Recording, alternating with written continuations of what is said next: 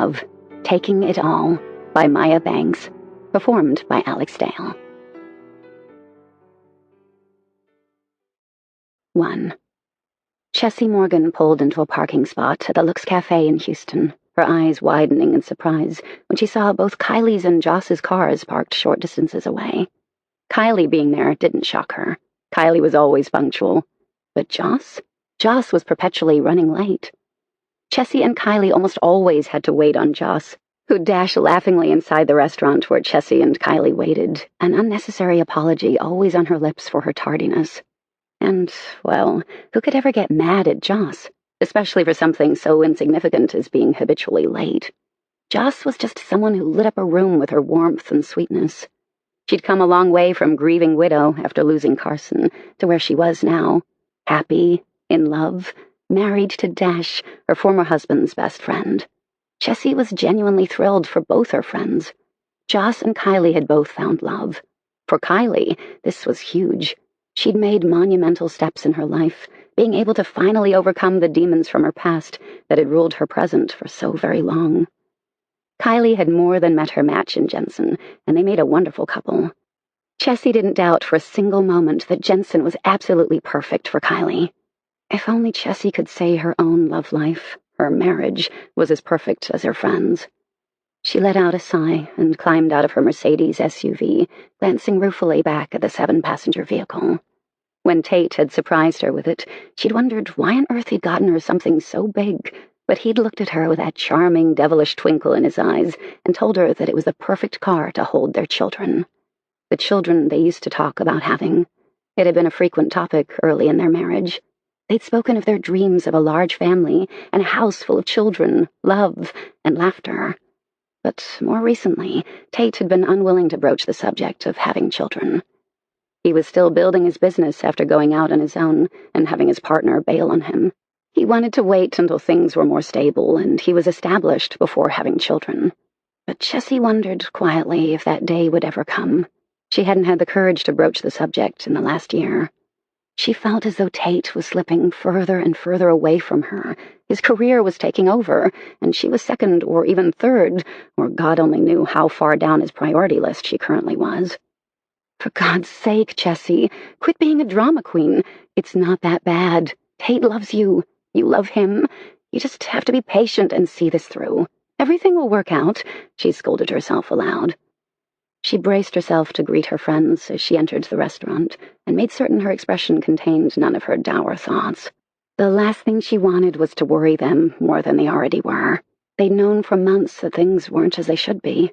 She saw the looks passed between them when they thought she wasn't aware, but she missed nothing. Not the worried looks, not the doubt in her friends' eyes. She knew they were deeply concerned about hers and Tate's relationship. But both women were happy, deliriously so. And Chessy didn't want to drag them down into the mire of her own unhappiness.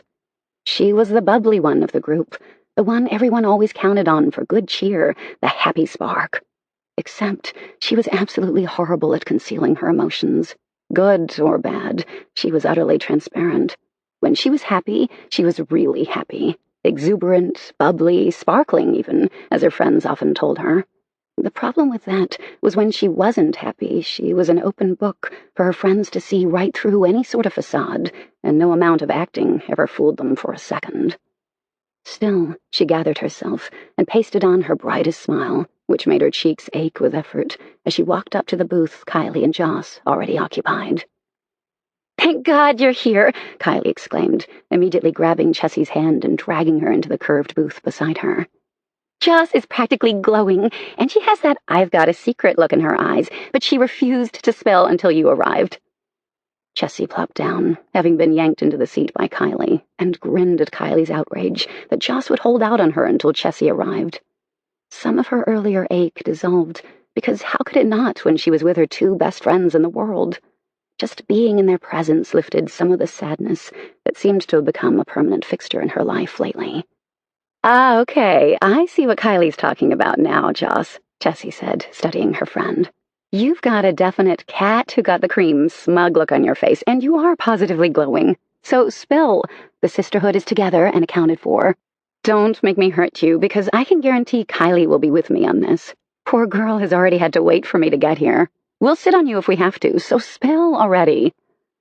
Kylie nodded fervently, and all eyes were glued to Joss's radiant smile that spread over her face, lighting up every delicate feature. It was a sucker punch to Chessy's stomach. Joss did look radiant, and so happy that it almost hurt Chessy to look at her. But there was no freaking way she'd ruin her friend's moment in the sun by allowing even a hint of her own unhappiness to cloud the gathering of best friends. "Dash and I are pregnant," Joss said with unconcealed joy. "I'm pregnant," she amended, her face softening, eyes glowing with love and happiness. "We're having a baby." Kylie squealed and immediately threw her arms around Joss, hugging her tightly, ignoring startled looks from other restaurant patrons seated in close proximity to the women's booth. Chessy immediately rose, though her stomach had plummeted, and rushed around since Kylie separated Joss and Chessy. She slid in on the other side of Joss and tugged her away from Kylie's fierce grasp. "I'm so happy for you," Chessy whispered, so she didn't have to choke the words out around the lump forming in her throat. Joss hugged her back and then pulled away, her gaze piercing as she studied Chessy. "Thank you," Joss said quietly. "Now perhaps you can tell us what's going on with you and why you look so unhappy. Is it Tate? Have things gotten worse?" Chessy's heart sank. She should have known of all people she couldn't fool her best friends.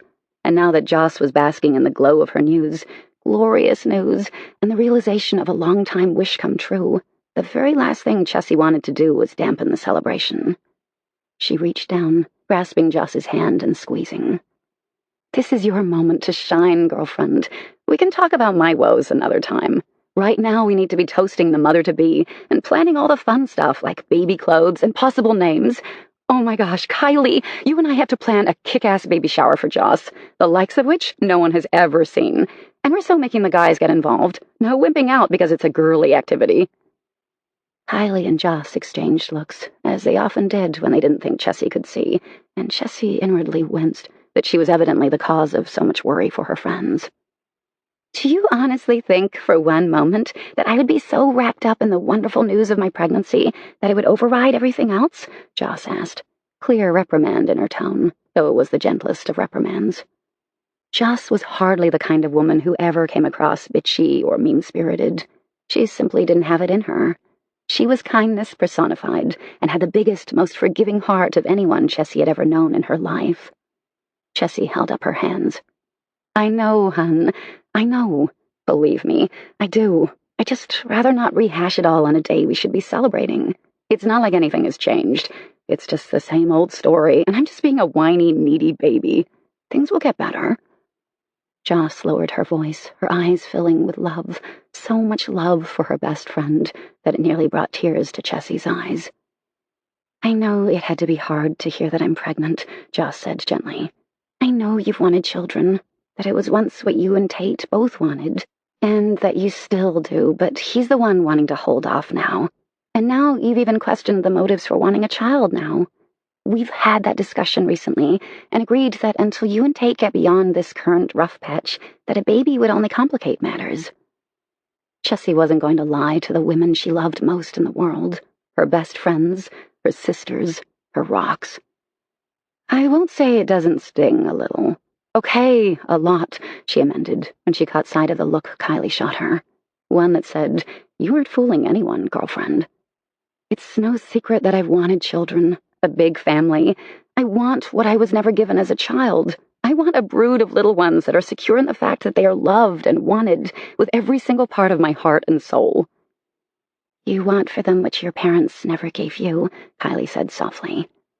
Chessy shot her a look of understanding. Chessy and Kylie had one thing in common as far as childhoods went.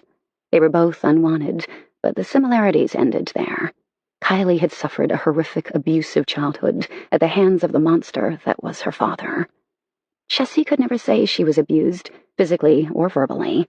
She simply didn't exist, not to her parents.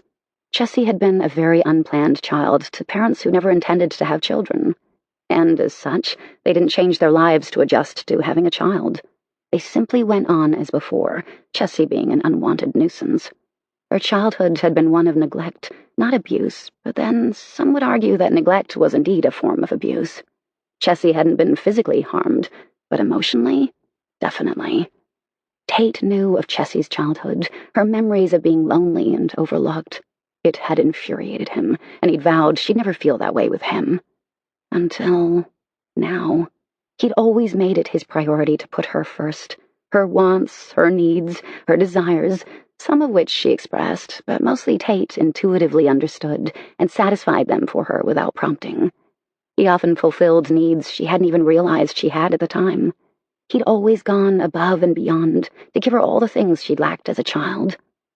God, she wanted that back. She wanted her husband back. Wanted for things to be the way they had been before he'd branched out on his own, forming his own financial planning company with a partner who'd then bailed, leaving him to meet the needs of all their clients. And in her heart, she knew that Tate was still acting on his desire to see to her every need. He never wanted her to lack for anything he could provide. Financially. She knew his heart was in the right place, but money wasn't what Chessy wanted most.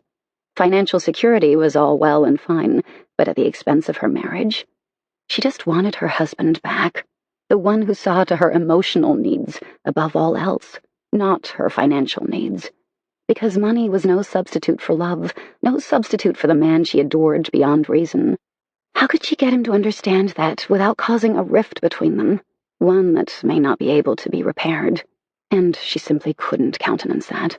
Nothing was worth losing Tate over. Certainly not her ridiculous insecurities and needy, clingy demands that seemed insignificant in the larger picture. Most women would be grateful for a husband who busted his ass every single day to provide for his wife. How to explain that material things meant nothing to her if they came at the expense of her marriage and the broadening gap forming between them? "Sweetie, what is going on with you and Tate?" Joss asked, concern creasing her forehead. "We've discussed this so many times, and yet I keep getting the feeling that you aren't telling us the whole truth, that you're holding back at least a part of what you're feeling and experiencing. Are you still worried he's cheating on you?" Chessy sucked in her breath. The very thought, however fleeting it may be, that Tate would ever cheat on her filled her with such agony that she couldn't dwell on it for the pain it caused her. She truly regretted that moment of weakness when she'd shared that fear with her best friends, no matter how little she truly believed it. "I know he loves me," Chessy said firmly. "I know he wouldn't cheat. He has too much honor. If he wanted another woman, I know he'd be forthright with me and just ask for a divorce." God, the word divorce sent waves of agony through her heart and soul, even though she knew it wouldn't come to that. But panic quaked through her at the very idea of her marriage truly ending. It wasn't a thought she could even linger over because of the devastation it cost her. "But love isn't about causing pain for the person you care about," Kylie quietly inserted. Lord knew Kylie recently had become very acquainted with pain and love, and her own brush with the end of a relationship. If she hadn't kicked Jensen's ass for ending things with Kylie for her own good, they'd probably still be apart and absolutely miserable without one another.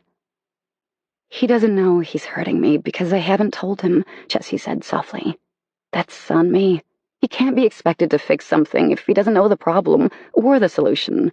I admit I'm being a coward. Part of me wants to just beg him to stop focusing on business, tell him that I don't care about having a lot of money in the bank, while the other part of me thinks that if I just suck it up and ride it out a little longer, things will resolve themselves, and I'll have my husband back, and everything will go back to the way it used to be." Joss and Kylie both sighed in resignation. It wasn't as if they hadn't discussed the subject a half a dozen times already. Chessy knew that neither agreed with her thinking or approach to the problem, but they loved her and supported her unconditionally. And for that, she loved them beyond reason. Part of her recognized that they had a right to be frustrated with her. They listened to her whine about a problem she herself wasn't willing to address, much less try to fix. Chessy knew she had her head firmly in the sand and was in denial over the state of her marriage, but to even contemplate any other alternative meant she had to admit that her marriage was in trouble, and she wasn't prepared to do that. Yet. "Our anniversary is this Friday," Chessy said, purposely brightening her tone in an effort to relieve the somber turn of the conversation. "Tate has promised me an intimate dinner at the restaurant, where we always have our anniversary dinner. No cell phones, no business. He plans to take off early, and he said the entire weekend is ours. And," she said, drawing out the word. He says he has very distinct plans for after dinner, so I can hardly wait. I think having this one weekend where it's just us will do wonders for my insecurities and silliness. I never should have let it get to this point. I recognize that I'm at fault for not communicating better with Tate, for not telling him of my unhappiness. But this weekend, when it's just the two of us and our focus is solely on us, I absolutely plan to talk to him about everything. Kylie and Joss both wore identical looks of relief. "That's wonderful, sweetie," Joss said. "I'm so glad you're taking this step," Kylie said. "I agree with you. A weekend with just the two of you is probably exactly what you need to feel better about everything. And talking to him and opening up about the way you've been feeling is a huge step in the right direction. I can't imagine Tate not moving heaven and earth to make you happy again. But as you said yourself, he has to know about the problem if he's going to be able to fix it." Chessy smiled, her heart lightening, and some of the ache slipping away as she soaked in the healing balm of her girlfriend's unfettered, unconditional love. God only knew Chessy was usually the one freely dispensing advice and threatening to kick Joss and Kylie's asses over certain matters when it came to their happiness. It made her a flaming hypocrite that she wasn't taking a dose of the same medicine she dished out to her friends, and that she was quick to tell them what they should do, but then shrugged off their advice. Sound advice, to boot. Ah, well, no more. She was resolving to have the best anniversary weekend ever. She and Tate would rediscover the love she knew they still shared. They'd spend a wonderful weekend together, loving and laughing, and she would talk to him about her growing unhappiness. It was time for her to stop being a spineless guppy and take a stand when it came to her own life and relationship with a man she loved with all her heart and soul. 2. That Friday, Chessy sat at the table Tate had reserved at the restaurant for their anniversary dinner, resisting the urge to look at her watch. There were a million reasons Tate could be late. Traffic, difficulty in breaking free from work. She didn't mind any of it as long as he showed up, and their weekend began, just as he'd promised her. In the beginning of their 5-year marriage, Tate had always gone the extra mile to make it a special day for her. One year they'd eaten here, and then he'd taken her home, told her to pack a bag, that they were going to Bora Bora for an entire week. She still smiled over the memory of that, her bubbly excitement over Tate arranging such a wonderful surprise for her. He'd taken her on a reenactment of their honeymoon. Same bungalow set out over the water, same honeymoon bed. They'd spent most of that entire week in bed, only venturing out to eat or to play in the water. But in the last 2 years, there'd been no time for such frivolities. They still ate at the same restaurant, but on Monday morning it had been off to work for him, as usual. She glanced at her watch again, breathing a small sigh of relief. He wasn't late. She was merely a few minutes early. Deciding she'd take a quick trip to the ladies' room to double-check her appearance, she rose and hurried to the bathroom. She'd paid extra attention to her makeup and hair, and had donned a sexy, slinky dress she knew would get a rise out of Tate. With any luck, he wouldn't be able to take his eyes off her during the entire meal, and his gaze would smolder with all the things he'd do to her once they arrived home. She shivered in delight as she retouched her lip gloss and patted her upswept hair. Little curly tendrils floated carelessly down her neck and against her cheek. She knew, without false modesty, that she looked her absolute best. Hoping that Tate would be at the table when she returned, she closed her clutch and rushed back, her heart sinking when she saw his chair still unoccupied. She slowly retook her seat, scanning the interior to see if he was arriving. She'd just let out a heavy sigh when her cell phone vibrated. Hoping it was Tate, she opened her clutch and lunged for it. As she glanced at the incoming name, she saw it was indeed Tate. "Tate, where are you?" she asked breathlessly, trying to keep an accusing note from her voice. "I'm sorry, my girl." His deep, timbred voice slid like silk over her ears, and she got a delicious thrill every time he called her my girl. "I just got caught up in a last-minute client call, but I'm on my way out the door. Give me 20, depending on traffic, and I'll meet you there. If you like, go ahead and order for us. You know my preference. By the time the food is served, I'll be there." Chessy couldn't help the frown that curved her lips downward. That wasn't the way things worked in their relationship. Not at all. Tate was her dominant. Not just her dominant, but her lover, her husband, the man she adored and trusted with all her heart.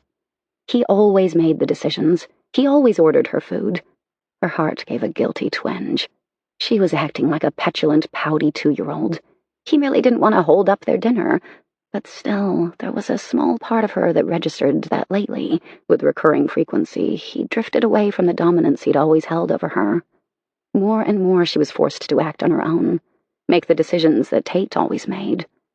It sounded silly to anyone looking in from the outside, like she wasn't capable of making her own decisions and was some helpless twit lost without her husband. But she willingly ceded power to Tate in their relationship.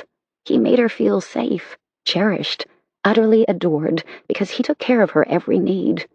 Or at least he used to. Their relationship, their lifestyle, was her choice. Perhaps the biggest choice of her life. She was an intelligent, smart woman. She had no reservations when it came to knowing what she was capable of. But she chose to give up power to her dominant, and submissiveness wasn't for the weak. Not at all. She knew she wielded every bit as much power in her marriage to Tate as he did, just in a different way. "I'll take care of it," she said softly. "Drive safe. I can't wait to see you so we can kick off our anniversary and have an entire weekend to ourselves. It's been so long, Tate. I can't tell you how much I need this, how much I need you."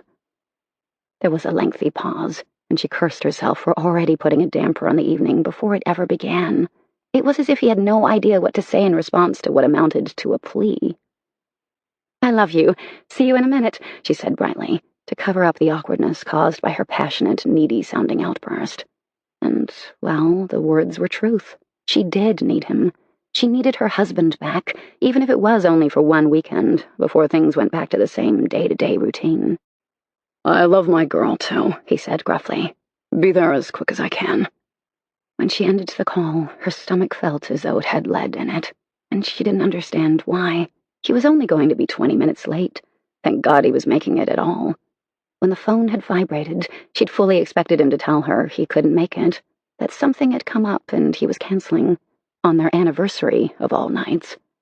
Was this what their marriage had come to? Her always expecting the worst? But, in her defense, that's precisely what she'd gotten over the last 2 years. Ever since his partner had bowed out and Tate had to take over the entire client load, Tate had been determined to step up and not lose a single client. To date, he'd only lost one, and he wanted to keep it that way, which meant being called out at all hours of the day. Clients wanting to meet with him, or calling him in panic after a bad day in the stock market. It seemed to never end. In the beginning, Tate had wanted Chessy to accompany him to his dinners with his clients, had wanted her to play the consummate hostess. They'd even had small dinner parties at their house that Chessy had arranged with Joss's help, since Joss was such an amazing cook. But lately, he hadn't asked her to accompany him for anything. He'd made an offhand remark that it was becoming too much for her, and that he didn't want his job to consume them both. At the time, Chessy had taken it as a sign of his caring, that he wanted to take care of her and not put her in high-pressure situations. But marriage was all about partnership, wasn't it? She didn't think she'd ever failed Tate or embarrassed him, but now that paranoid side of her wondered just that. If he was somehow ashamed of her, that she was too outgoing, too bubbly for the staid, moneyed clients he catered to. His not wanting her to be a part of him courting and whining and dining his clients had ended up being yet another rejection, one that at the time hadn't bothered her, but in retrospect made her heart clench. Was Tate growing tired of their marriage? Did she no longer satisfy him? Had she done something to cause him to lose faith in her? Their relationship? The not knowing was eating her up on the inside, and it was growing harder and harder to cover up her growing unhappiness with a bright smile and words of understanding. She was lying to her friends, even though she knew they saw right through her facade. But the simple fact that she was lying, keeping so much locked inside her, made her feel like the ultimate fraud. She swallowed the quick knot in her throat, determined she would not cry tonight and ruin her carefully applied makeup. Joss and Kylie had both come over to lend advice and help her prepare for her anniversary night. She needed their support because she was starting to doubt herself, and she hated that. Just because she chose to surrender her submission to Tate didn't make her a brainless twit, unable to perform the simplest task unless he was there to direct her.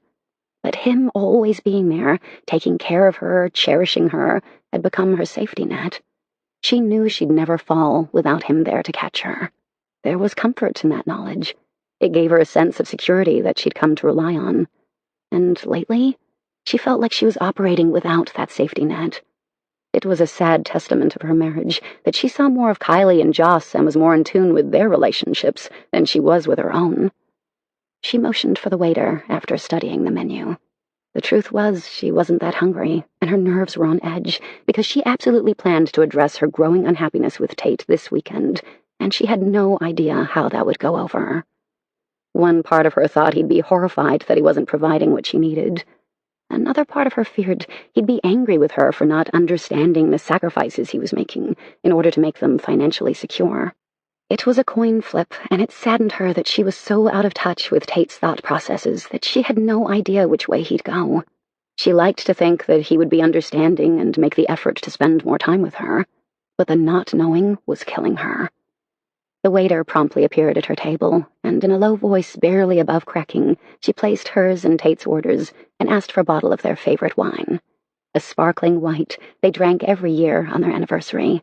They discovered it on their honeymoon, and had vowed to commemorate each year by toasting to an even better next year.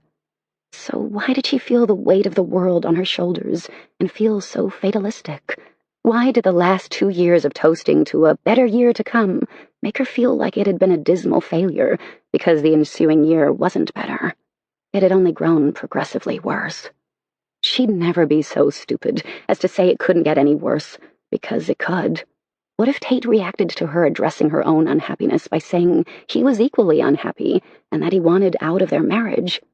That was the ultimate worst that could happen, so things could most certainly get worse, though at this point she wondered if they were even truly married in their hearts anymore. Married people didn't operate like they did, at least not the marriages she was acquainted with, or rather the relationships. Were Joss and Dash and Kylie and Jensen the exceptions to the rule? Or were they the norm? Because Chessy's marriage didn't even come close to resembling the adoring, tight-knit couples she was friends with. And she'd never really looked beyond them because, well, she was afraid to. Because she was afraid of what she might discover. So she'd adopted a head-in-the-sand approach, and that wasn't getting her anywhere at all. It was only making her more miserable. She refused to look at her watch. Instead, she drank in the occupants of the room and played her favorite people-watching game, trying to guess the status of the people enjoying their meals.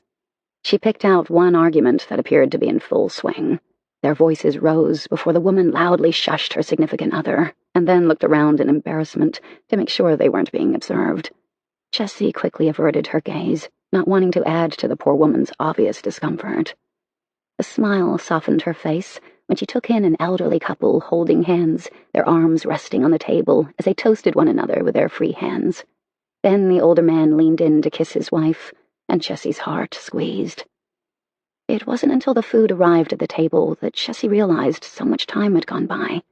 She hastily glanced at her watch to realize that over 30 minutes had passed.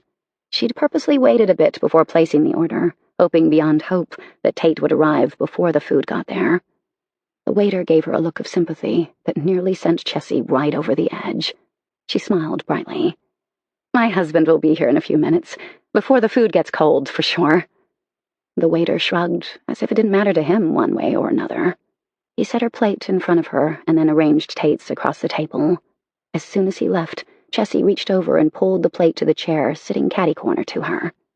She and Tate always sat next to one another, never across the table where they couldn't touch, couldn't speak intimately without fear of being overheard.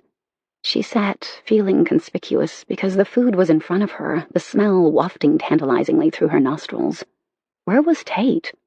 She pulled out her phone, checking for texts since she'd silenced it once she entered the restaurant. She could very well have missed the vibration signaling an incoming call or text. There was nothing. Taking a deep breath, she dialed his number and waited as it rang. She frowned when he didn't immediately pick up. Then her gut clenched when it went to voicemail. Had something horrible happened? Had he been in an accident? He never let her calls go to voicemail. Not that she called him much during the day. She knew how busy he was, and she didn't want to appear clingy or needy. Even if she was just that, needing. She needed her husband back. Her anxiety level reached epic proportions while she watched the food grow colder as more time passed.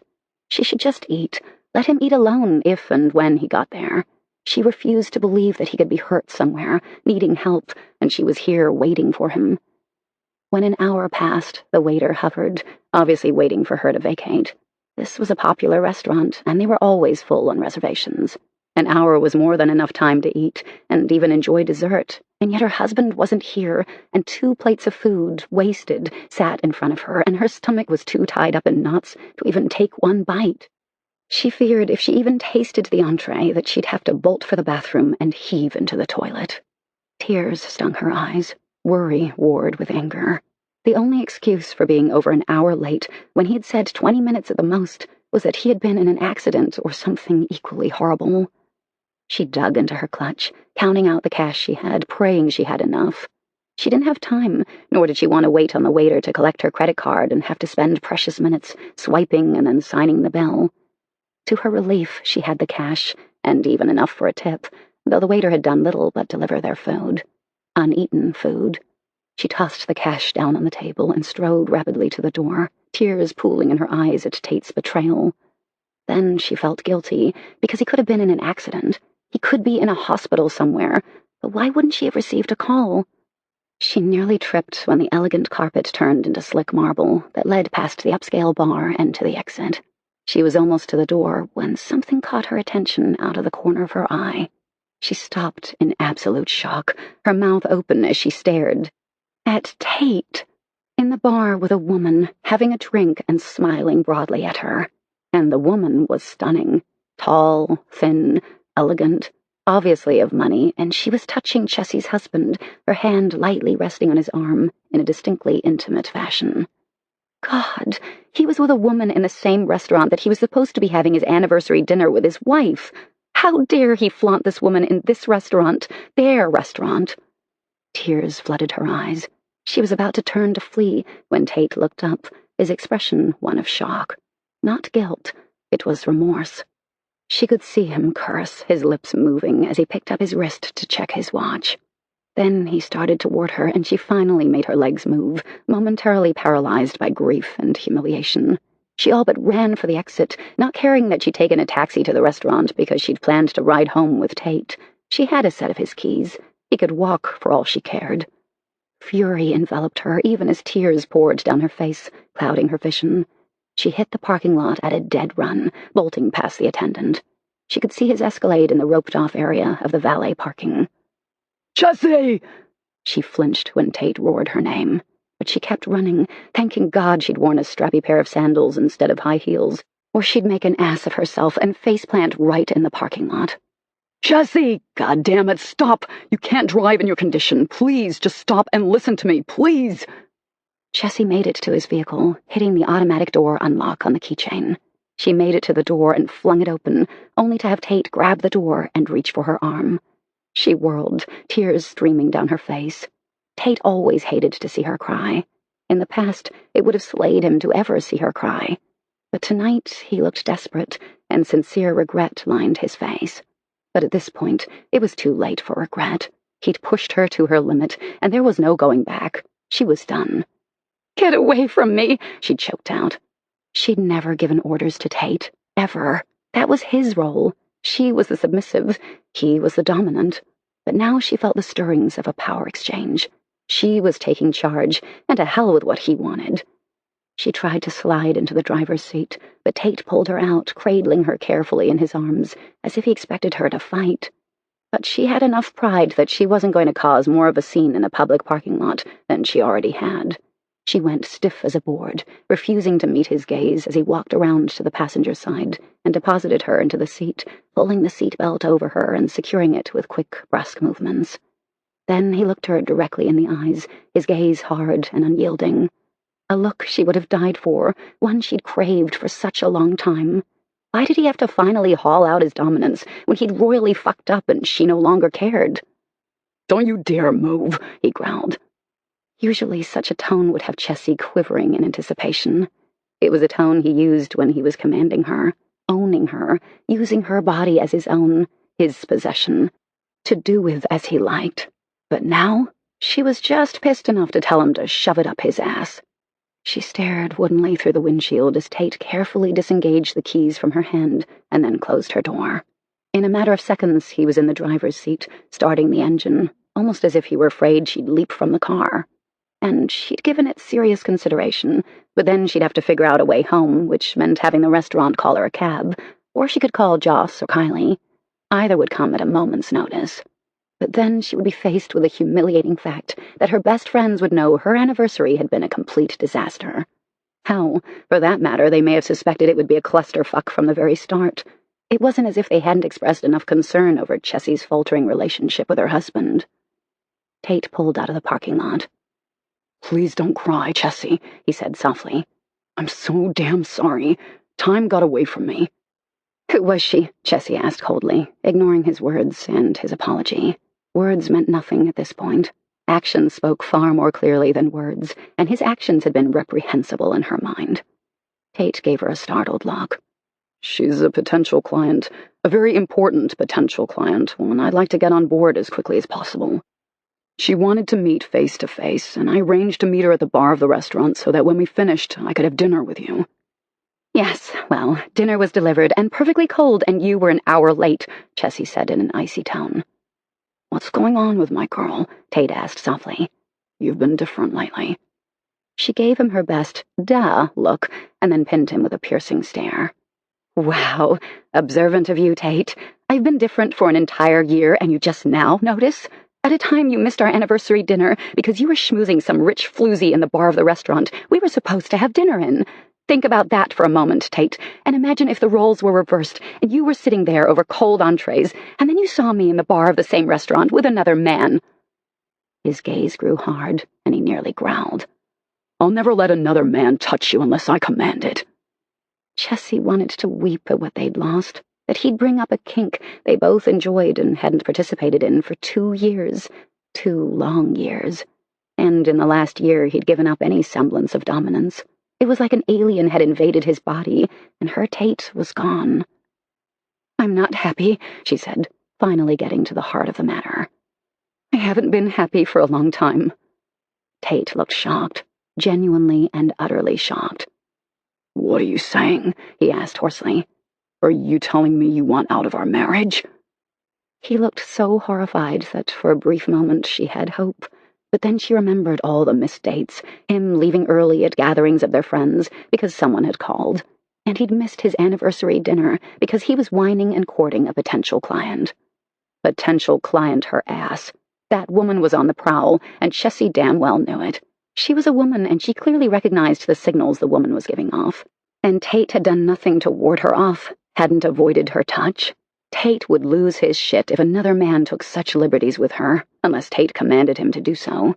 To pleasure her while he watched, always in control.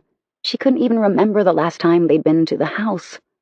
The house was a place where people could indulge in any hedonistic fantasy. No judgment, no condemnation. Damon Rush, a very wealthy businessman, owned the house, and he was very discerning when it came to membership. How, for all Chessy knew, their membership had expired, or they'd been taken off the guest list since they hadn't been in 2 years. She took in a deep breath. Damn it, this was not how she'd envisioned having this talk with Tate. She'd wanted to have a wonderful anniversary dinner, followed by a night of lovemaking. At this point, she wouldn't have even cared if it involved dominance. She just wanted that intimate connection to her husband back. And then, after a wonderful weekend with no cell phones, business shit, or anything else, she'd wanted to very carefully broach the subject of her growing unhappiness. Damn him for forcing her hand after the debacle that was their anniversary. "I don't want out of our marriage, Tate. I want our marriage to change," she said firmly, proud that she was able to lay it out without faltering or breaking down into tears. Tate gave her another look, filled with utter confusion, and then swore when he nearly veered into the other lane. He yanked the wheel, righting them and avoiding a collision, barely. "Just drive," she said wearily. "This isn't something we should be discussing in a damn car. We'll talk about it when we get home." She wanted to weep over the fact that she was giving all the commands. She was issuing the orders. This wasn't the way their relationship was supposed to work, and yet he was forcing her to take control. She could positively feel the power shift in their relationship, and it wasn't something that gave her any satisfaction. 3. Tate pulled into the driveway of their house that was in an exclusive gated community in a suburb of Houston. He glanced sideways at Chessy, something he'd done all the way home, despite her short directive to just drive and they'd talk later. The evidence of tears, more tears than just from the restaurant, which meant she'd been crying on the way home, ravaged her delicate features. It was like being sucker-punched and having no idea how to respond to the attack. He was absolutely useless when Chessy cried. He hated to see her unhappy, and he'd move heaven and earth to fix whatever was making her unhappy. But hell, apparently it was him who was making her unhappy. What the hell did he do about that? He was utterly baffled by Chessy's outburst. For one horrible moment, he'd thought she was telling him she wanted a divorce. He hadn't been able to breathe for the terror gripping him. The thought of being without Chessy, it didn't bear thinking about. "Come inside so we can talk, baby," he said, in a low voice that was almost pleading. Hell, it was pleading. He was damn near begging. She stared ahead, her gaze fixed on the windshield, never wavering. It was like looking at an ice sculpture. "Chessy," he prompted, "please come inside with me. There's a lot I don't understand right now. I need my girl to talk to me so I can fix this." Slowly she turned, her eyes swamped with so much hurt that an invisible hand clutched Tate by the throat and squeezed until he could barely breathe. Where had things gone wrong? How could he not have seen this coming? Yes, he'd noticed that she'd been different in the past year, but she'd never given him any hint that she was unhappy or that he wasn't satisfying her. She always had a bright smile, warm with love for him. She was always understanding when he was called away for business when they were together. Her difference had been a moment's puzzlement, quickly swept aside by her sunny smile and sweet disposition. Had it all been a lie? Or was he just completely blind to his wife's dissatisfaction? "Do you want to fix it?" she asked in a challenging tone. "Seriously, Tate, do you even care? Do you want to fix what's wrong, or do you just want things to continue on like normal? You leaving get-togethers with our friends, you receiving phone calls at all hours of the evening, after work, mind you. We can't even make love for that damn phone going off, and you're so tied to it that one would think if you actually let it go for an hour that the world would end." Tate sucked in his breath at the bitterness in her voice, the hurt crowding into her face and bleeding over into her impassioned statement, or rather her question. Did he want to fix it? Of course he did. But first he had to know what the hell he was supposed to fix. He reached across the seat to take her hand, half afraid, okay, a lot afraid, that she'd recoil, that she would refuse to let him touch her. She went rigid, but didn't yank her hand away. He gently pried her fingers apart with his thumb, and then laced their hands before lifting hers to his mouth as he leaned over. "Listen to me, baby. I love you. You mean the world to me. Always have. Do I want to fix things? Damn right I do. But first I have to know what I'm up against, and that means that we have to go inside and you have to talk to me. Will you do that, please?" His words felt all wrong. His entire demeanor since the night had ended in shambles had not been him, nor was it indicative of his relationship with Chessy. She was his, in every way that counted. She'd gifted him with her absolute submission, and as her dominant, and the man who loved her with all his heart, his responsibility was to cherish her, protect her gift, ensure her happiness. He felt like a complete failure. He hadn't been dominant tonight. Chessy had been in control, dishing out commands to him, when he was usually the one giving her instructions. It was the way their relationship worked, always had. And yet, tonight? Hell, thinking back, it went way beyond just tonight. When was the last time he truly exerted his dominance? He used to control every aspect of Chessy's life. It may seem extreme to someone on the outside looking in, but it was what worked for them. He wanted her submission, and she wanted his dominance. She never shied away from his control, never protested, never gave any sign she was anything but happy with their agreement. But when had he last demonstrated that dominance? It was a sad testament that he couldn't even remember. Couldn't point to a time or moment over the last year when he'd acted as her dominant. The pieces were coming together in his mind, and he didn't like what he was seeing. He hated the idea that he'd failed Chessy, miserably. She was unhappy, and his girl was always happy. She lit up a room like a million rays of sunshine. She had such a tender, loving heart, and she spread that love to everyone she encountered. People were always at ease with Chessy. It was why he'd made certain to bring her to dinners with prospective and current clients, because she made others relax, be more open. She was like a magnet, drawing people to her effervescent personality. Later, he'd worried that keeping up with his pace was too much for her, and he never wanted her to feel the pressures of his job. That was his to bear, never hers. So he'd told her he wanted her to back off, spend time with her friends, instead of always planning a social gathering.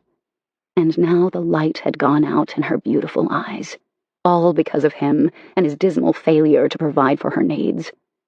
He tightened his grip on Chessy's hand, waiting for her response. She was taking way too long to respond, her brow wrinkled, as if she was waging some kind of internal war. God, whatever it was, let him come out the victor and let her acquiesce to his plea to talk this out. "I'll talk," Chessy finally said. But her tone was fatalistic, like she'd already decided the outcome after they discussed their relationship and why she was so unhappy. Had she lost that much faith in him? The idea devastated him. "But it has to be in neutral territory," she added. "We have no business having sex with this wall between us. I don't want our physical attraction to hinder our discussion." Her gaze swept downward, sorrow creasing her face and tugging her lips into a sad frown. "That's assuming you even still want me," she said in a tone tinged with grief. "It's been so long since you've instigated any sort of sex that the reasonable conclusion is you no longer desire me or find me attractive." Tate damn near swallowed his tongue as protests immediately formed on his lips. God damn it, but there was so much wrong with her statements that he didn't even know where to begin. They never used the word sex when it came to their lovemaking. Never. Sex was for people not emotionally involved to the degree Chessy and Tate were.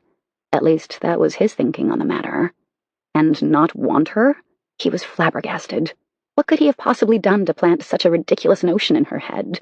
She was the most beautiful woman in the world to him. Other women simply didn't exist. How could he want for more when he had a gorgeous, loving, generous, tender-hearted, submissive wife he came home to every day? Okay, so maybe they hadn't made love in a while. A long while. He winced inwardly again as he pondered and tried to remember the last time they had truly made love.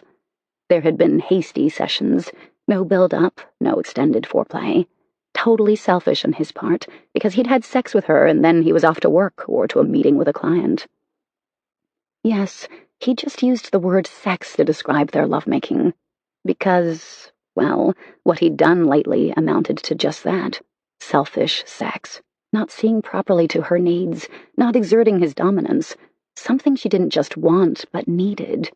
Yet another dismal example to mark on his growing list of failures. "We'll talk wherever you want," he said around the knot in his throat. He was ceding power to her, a complete reversal of roles. He didn't like it one bit, and by the look on Chessy's face, neither did she. But what was he supposed to do in this situation? It would make him a flaming asshole if he whipped out his dominance and forced her submission, and then used his dominance to manipulate her. The hell with that. He wanted her to have complete and utter control in this situation. He didn't want her to feel threatened by anything. He was laying himself open and putting himself at her feet, if that's what it took to pull out everything she needed to say. It was apparent their relationship was in real trouble, and that Chessy had been unhappy for quite some time. That gutted him. "Let's go in, then," he said in a neutral tone, even though his heart was flayed open, and fear, an alien sensation, gripped his entire body. He'd hit the panic button the moment his gaze had met Chessy's at the restaurant, and he'd seen the utter devastation in her eyes. He'd known then that he'd pushed her too far. And what woman could blame her? On a night when his attention should have been focused solely on her and celebrating another year of marriage, he'd bailed to court a prospective client. And he now realized just how that situation had to have looked to her. Him smiling and whining, a beautiful woman just yards away from where his wife waited for him to show for their anniversary dinner. Food cold, her giving up, all because time had slipped away from him and the urgency of sealing the deal with a client had taken over his priorities. Yeah, he'd fucked up, and now he had to work fast to pick up the pieces. Because it wasn't just tonight, though he realized it was likely the last straw for her. Her unhappiness extended for a lengthy period of time, and he'd been blind to it all. Or perhaps a small part of him had known, and he hadn't wanted to admit it, because to do so would be admitting he'd failed her. She didn't wait for him to come around and open her door. She simply pushed it open and quickly got out and started for the house, then hastily unlocked the door without looking back. But she wasn't fast enough that he didn't see the tears streaking down her cheeks. Fuck. He hurried after her, worried she'd give up on talking to him and shut him out completely. A part of him was terrified that she would go in and pack her stuff. Or his. She had to know he'd never let her move out. This was her house, her security. If anyone ever had to leave, it would be him. And God, he didn't even want to think about that happening. Whatever was wrong between him and Chessy, he would fix or die trying. She was his world. How could she not know that? Because you haven't proved that to her lately, dumbass. He shook off the self-chiding and walked into the sprawling living room with 20-foot ceilings, and to his relief he saw Chessy standing at the liquor cabinet, her stance rigid, as she poured a glass of... What the hell was she pouring? Chessy wasn't much of a drinker.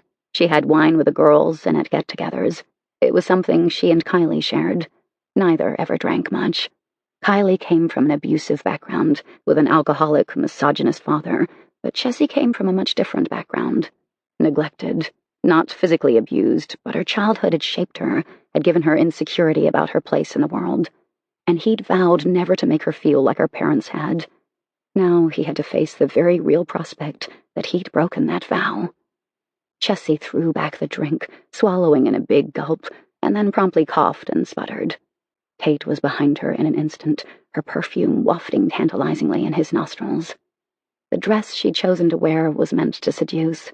She'd known, had he showed up for dinner, that he wouldn't have been able to keep his eyes off her, that he would have hurried them through their dinner so he could take her home and peel that delectable dress off her body and then take over as a dominant to his submissive.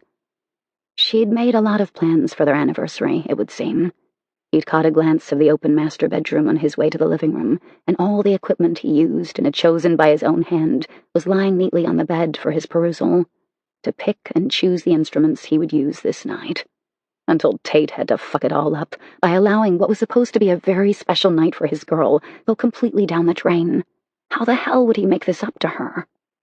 When she heaved and coughed again, her eyes, already watering, kept watering as she tried to correct which pipe her drink had gone down.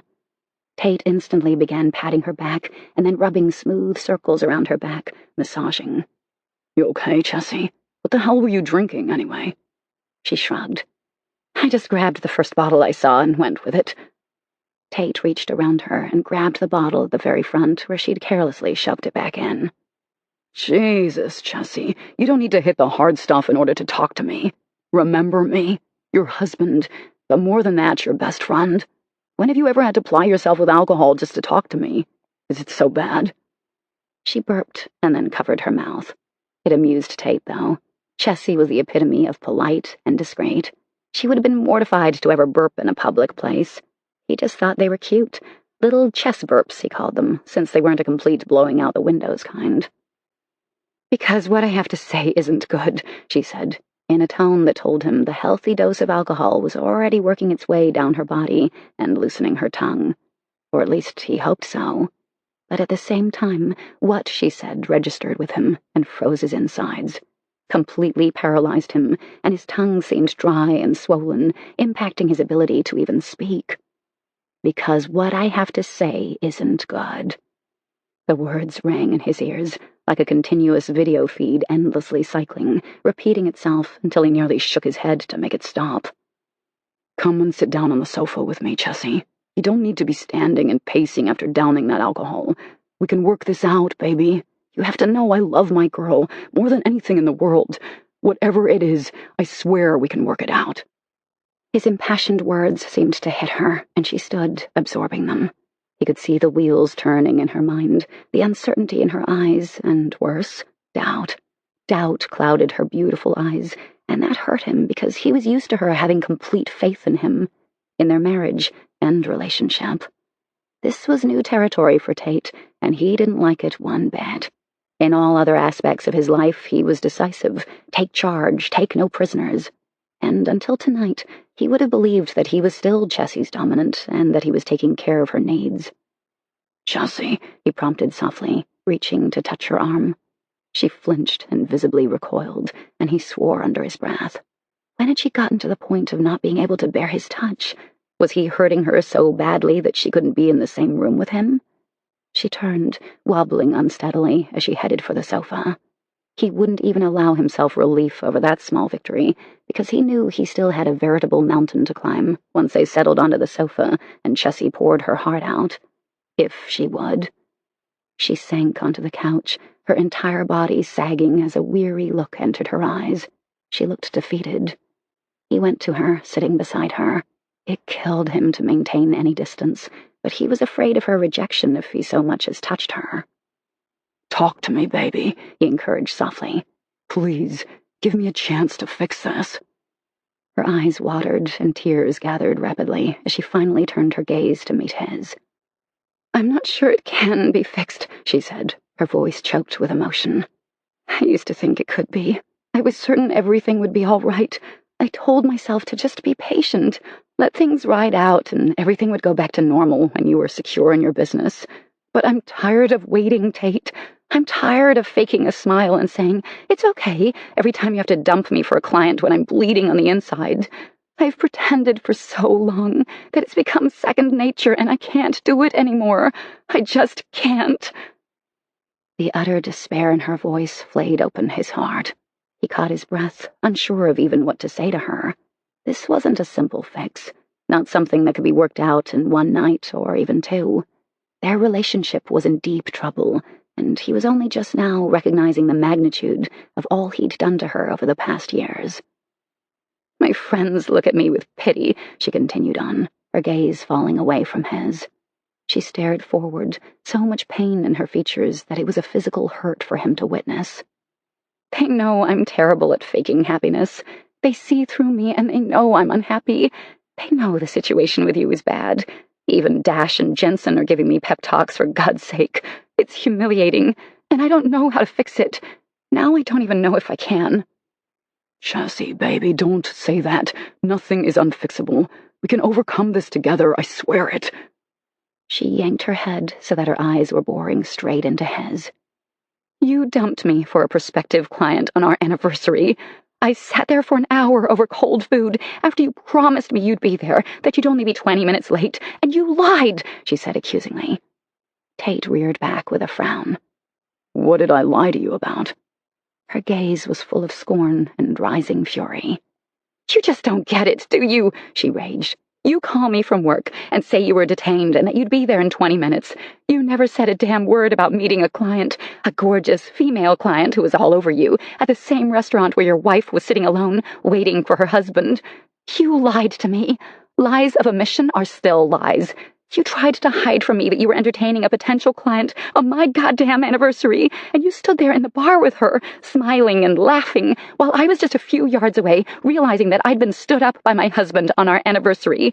A day that used to mean something to you. And now, I have no idea where I stand with you, Tate." "How long have you felt this way?" he asked softly, cutting to the heart of the matter. He had to back up before the debacle of tonight and figure out where he'd gone wrong. She sighed, a heavy sigh of weariness and defeat. "Forever, or at least it seems that way. I can remember the way it used to be, and I guess that's what upsets me the most. I know what we're capable of, but in the last 2 years you've drifted further and further away from me, and while I used to be at the top of your list of priorities, I doubt I even rate in the top 5 at this point. You certainly don't act as though I have any priority in your life." She turned to look at him, stark fear in her eyes. Dread, as though she were preparing herself for what she was going to say next. She huffed out her breath and squared her shoulders before lifting her gaze to lock with his. "Are you cheating on me, Tate? Is that what all the business calls have been about? Is that where you're spending your time instead of with me?" He was so flabbergasted by her question that momentarily all he was able to do was stare open-mouthed at her. Then he'd had enough. This could go on no longer. Sitting there while she tortured herself was killing him inch by inch. He was dying on the inside at her pain and agony. The hell he'd let her suffer under such misapprehensions any longer. And then her next words stopped him cold, panic hitting him like a freight train. She lifted her head, all the life gone from her eyes. They were dull, defeated, like she was through fighting a fight he hadn't realized she was waging. Tears burned hot and jagged at the corners of his eyes, his jaw locked like iron, her words tiny darts right through his heart. I want out, Tate.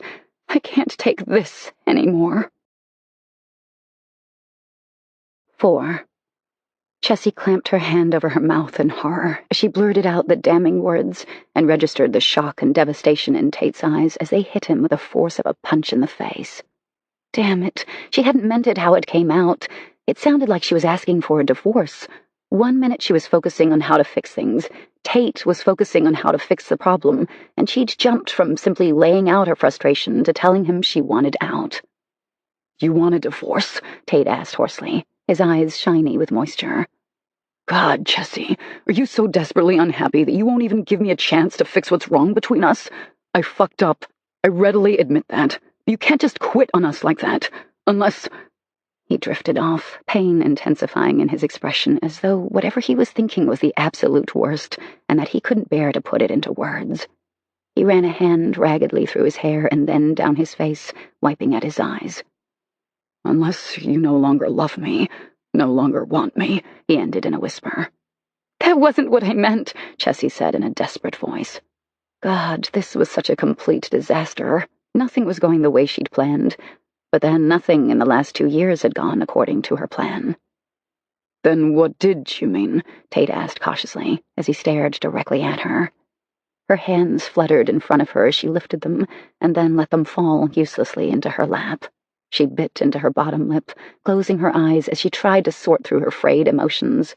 Her nerves were shot, the alcohol was making her fuzzy, and all she wanted to do was go to bed and bury her head underneath her pillow. She wanted to call a redo of the entire day. Hell, the entire last 2 years. Chessy. She opened her eyes, trying to hold back more tears. She refused to be accused of manipulating him with the one thing he hated most, her tears of upset. I just meant that I wanted out of our current situation. I hate it. Her hands trembled against her thighs, and she pressed her fingertips into her flesh, against the material of the sexy dress she'd worn for her husband tonight. A dress that had decidedly gone unnoticed. It had been a monumental waste of money.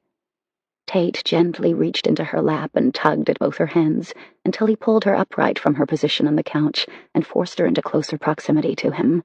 His gaze was serious, his eyes grave and earnest as he stared at her. I love you, Chessy.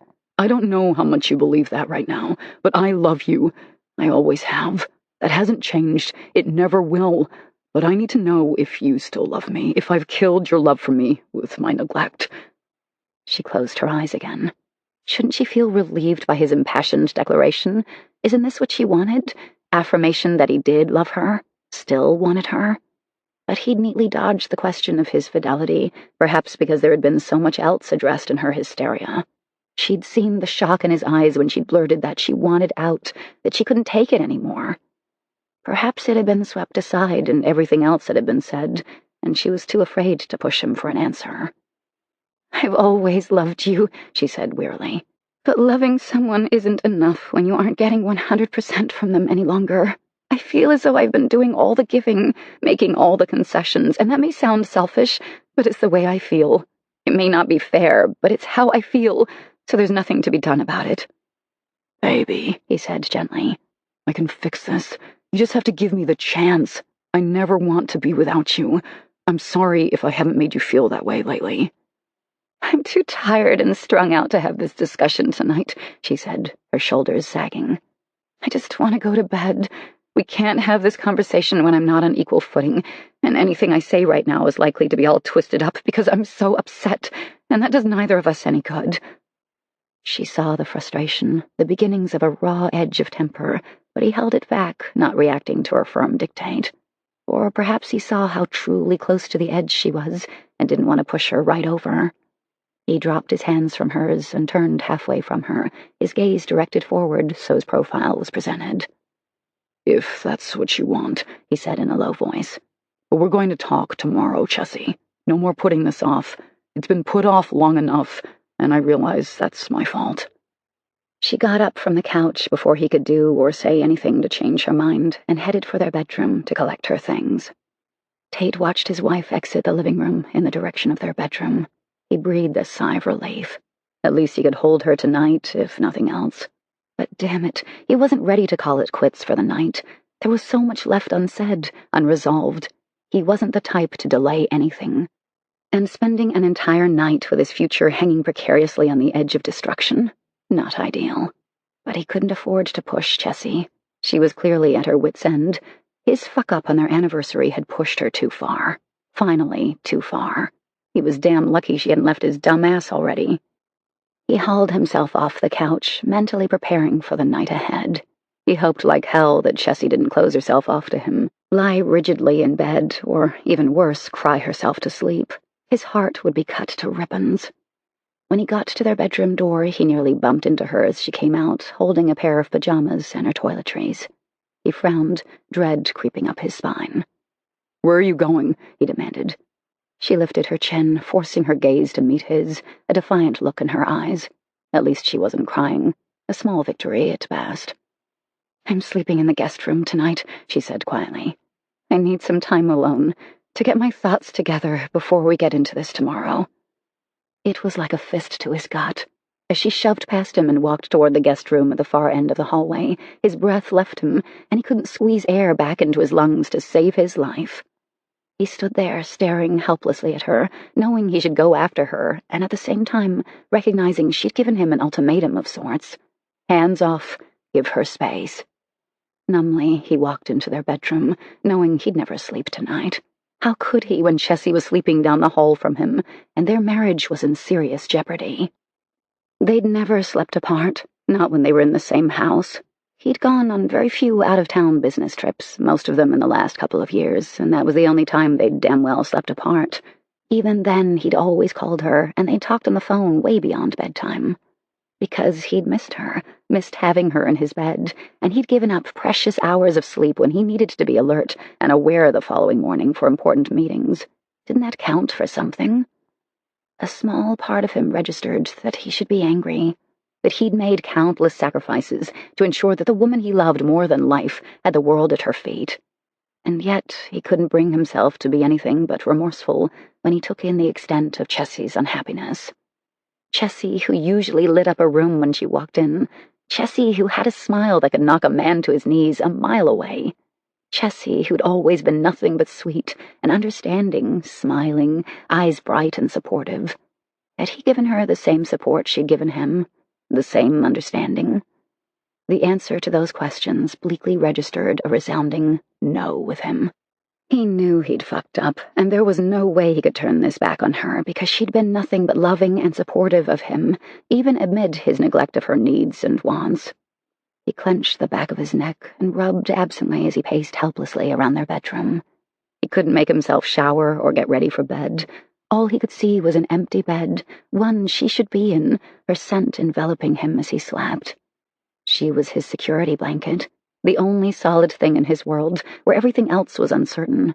He'd taken her for granted, had shit on her repeatedly over the last 2 years, and he'd never realized the extent of his neglect. Until now. He'd done what he'd vowed never to do, made her feel unwanted, invisible, just as her parents had done. Self-loathing aided him, digging a yawning chasm in his heart and soul. How could he possibly imagine a future without her? He was scared shitless. Fear, like he'd never experienced, gripped him by the balls and had a stranglehold on his throat. Never, never would he forget the look in her eyes when he glanced up from his potential client. Hell, what was her name, even? He couldn't remember. All he could see running in an endless cycle was Chessy's stricken, devastated look when she'd seen him in the bar with another woman. On their anniversary night, when Chessy had been forced to leave after cold food had gone wasted, and she'd withstood the humiliation of being stood up. On their anniversary. God, she'd asked if he was cheating on her, and he'd never even given her an answer. And even he had to admit how bad it looked for him. To have been with another woman in the same restaurant where his wife waited. What kind of flaming bastard did it make him to have pulled a stunt like that? At the time, he'd thought it was the best way to have his cake and eat it too. Court a prospective client over drinks for 15 minutes, and then walk a few yards farther into the restaurant where his beautiful wife waited, and then they'd kick off their anniversary weekend and have 2 whole days to love and celebrate another year. Was she even now lying in bed in the guest room, worrying and dying a little with each breath? over the thought that he'd been unfaithful to her. He couldn't stand the idea of her thinking it a minute longer. He wanted to charge down there, confront her now, and get everything out of the way so they both slept easier tonight. But that was his selfish, inconsiderate side rearing its ugly head, and it was clear he'd been selfish for far too long in their relationship. She'd asked for time, and God damn it, no matter how it aided him, no matter that he wouldn't sleep a single minute, he'd give her the time she asked for. But in the morning, things were going to be sorted out. Then again, he knew this wasn't something to be resolved with one simple conversation or a few hours of heart-to-heart communication. It would take time and effort on his part to win back her trust and her love. The two went hand in hand in his book. All solid marriages enjoyed both, love and trust. One couldn't exist without the other. She hadn't really answered his question as to whether she still loved him. All she'd said was that she'd always loved him, past tense. That scared the holy hell out of him. He couldn't imagine his life without Chessy. He loved her with his heart and soul, but he hadn't shown her his love in a very long time, and actions spoke far louder than words, a token "I love you" from time to time. He'd taken advantage of her love, and he'd put her second, maybe even third or fourth on his priorities, a fact that shamed him to his soul, and a mistake that would likely haunt him for the rest of his life. 5. Dawn filtered through the window treatments of Chessy and Tate's bedroom, and Tate sat in the sitting area, all decorated with Chessy's loving hand and eye for detail. She'd made their house more than just a residence, a place to exist. She'd made it a comfortable home that immediately made him feel at ease the minute he walked through the door after a long day at work, because it had her stamped all over it. Every piece of furniture, every decoration, picture, all of it represented her. Just being in one of the rooms she decorated was like having her presence there, even when she herself wasn't in the room, and it had always comforted Tate. More than that, just coming home to her was the best part of his day. And yet, he hadn't let her know that in a long time. He'd assumed she knew, and assumptions had gotten him into huge trouble. He left their bedroom with purpose, having been up all night thinking of the best line of attack. It was the wrong word, but this was most certainly going to be a battle. He'd be a fool not to think it would be the biggest battle of his life, and so he'd planned accordingly. He tiptoed down the hall and silently cracked the door of the guest room to peek in on Chessy. He saw her in bed, the covers kicked off and tangled at her feet, as if she'd slept restlessly. He let his gaze travel up her body to her face, which was turned his way, and winced at her tear-ravaged face.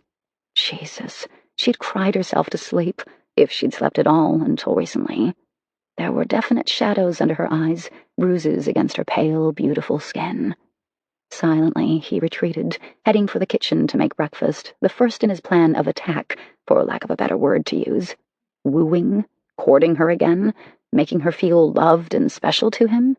Yeah, all of that.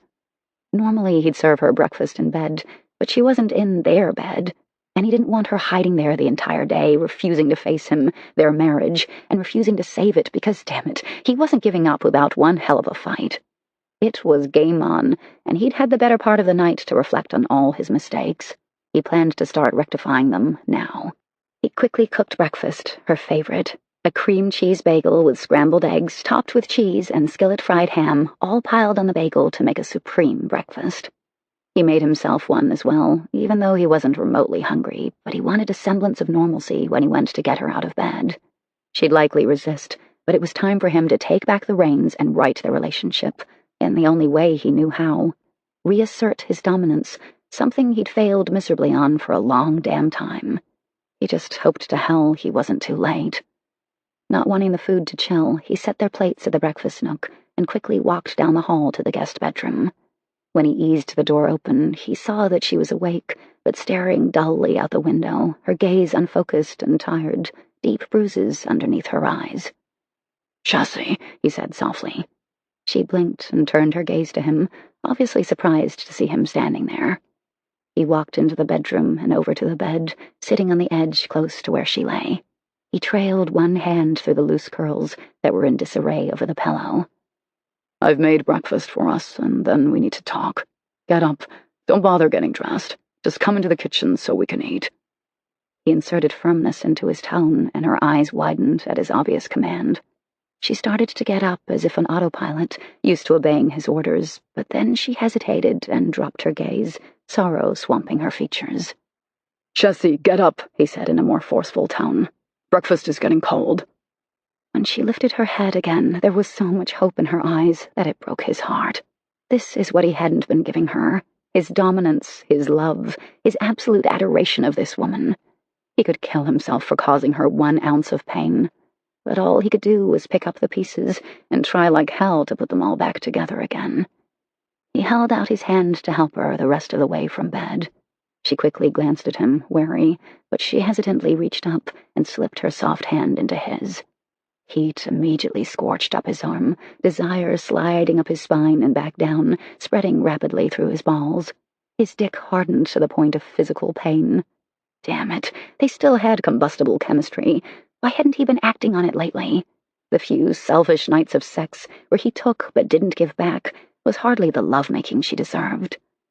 He watched her closely, observing her body language as she rose from the bed, her hand held tightly in his, as though he were afraid of losing her, wanting to hold on to something tangible and not let her escape. A strong surge of triumph slammed into his chest when he saw her nipples tighten through her thin pajama top, and her cheeks were flushed with the same answering desire. He had hope. She hadn't lost her desire for him. It was a start. Wordlessly, he led her out of the bedroom and into the kitchen. The words he wanted so badly to say would have to wait. He had a distinct plan. Have breakfast together, regain a sense of normalcy, and then he'd lay it out to her. Put himself at her feet and bare his very soul to her. A small smile escaped her when she saw the plates on the table and realized he'd cooked her favorite. But she didn't utter a sound as she sat down, her shoulders hunched, her gaze firmly plastered downward, avoiding his, as if she couldn't bear to face him yet. "Eat, baby," he said quietly as he took his own seat. Though his words were said softly, there was authority behind them, a command, one of a dominant to his submissive. She sent a shy look in his direction, one of uncertainty, and yet hope registered once again on her features. Was she battling with herself over whether to accept his gestures? He hadn't even begun his line of attack. If she thought he believed that all could be solved by merely a breakfast, her favorite, and a few commanding words here and there, she was mistaken. He well knew the seriousness and the direness of this situation, and he was well prepared for all he wanted to say. Finally, she cut into her bagel, taking a forkful and putting it to her mouth. With so much on top, it required a knife and fork to eat. He dug into his own, swallowing it with difficulty. It was tasteless, stuck in his throat, and he wanted to leave it uneaten, but he could hardly sit there while she ate and not eat himself. He wanted these quiet moments while they were eating to put her more at ease for the ensuing conversation they would have. She fiddled with her fork and then cut small pieces with her knife, but he could tell her heart wasn't any more into it than he was. "Can't eat, baby?" he asked gently. She lifted her gaze to his for the first time since they'd begun eating. There was an almost pleading look in her eyes as she shook her head. "I can't," she said in a low voice. "It sits in my stomach like lead." "Mine too, my girl. What do you say we toss breakfast and then go into the living room and talk? There's a hell of a lot I want to say, and the waiting is agony." She sent him a startled look at that, her lips parting in surprise. Hell? Did she honestly think this wasn't hell for him? That she was the only one suffering? He rose from the table, pushing back the plate he'd clean up later. He held out his hand as he'd done in the bedroom, waiting for her to take it so they could go into the living room and talk. Finally talk this out. He had a hell of a lot to say, and the words were burning his lips, dying to burst free. When they entered the living room, she started to break free of his hold and head for the fluffy armchair that was her favorite. He tightened his hold on her hand and steered her toward the couch instead. He firmly sat her down at the end so the arm of the couch would support her and she'd be comfortable, and then he sat right next to her, their thighs touching, and he turned himself sideways, pulling up one leg onto the couch so he sat facing her profile. "Look at me, Chessy." She turned slowly, her face pale, fear in her beautiful eyes. He swallowed back the knot in his throat, because this was not the time to hesitate or stand down. He had to pull a full court press. First thing I want to say to you, because it was never addressed last night." She sent him a faintly puzzled look, but at least he had her full attention now. "I have never been unfaithful to you, Chessy," he said in a clear, distinct, and earnest voice. "I have never even entertained the thought. I love you. You are the only woman I ever want to be with." Chessy's breath intake was swift and sharp. She stared at him for a long moment, searching his face as if for the truth in his words. "Then who was that woman last night?" she choked out. "On our anniversary, who was the woman who was all over you in the bar of the restaurant we were supposed to eat at?"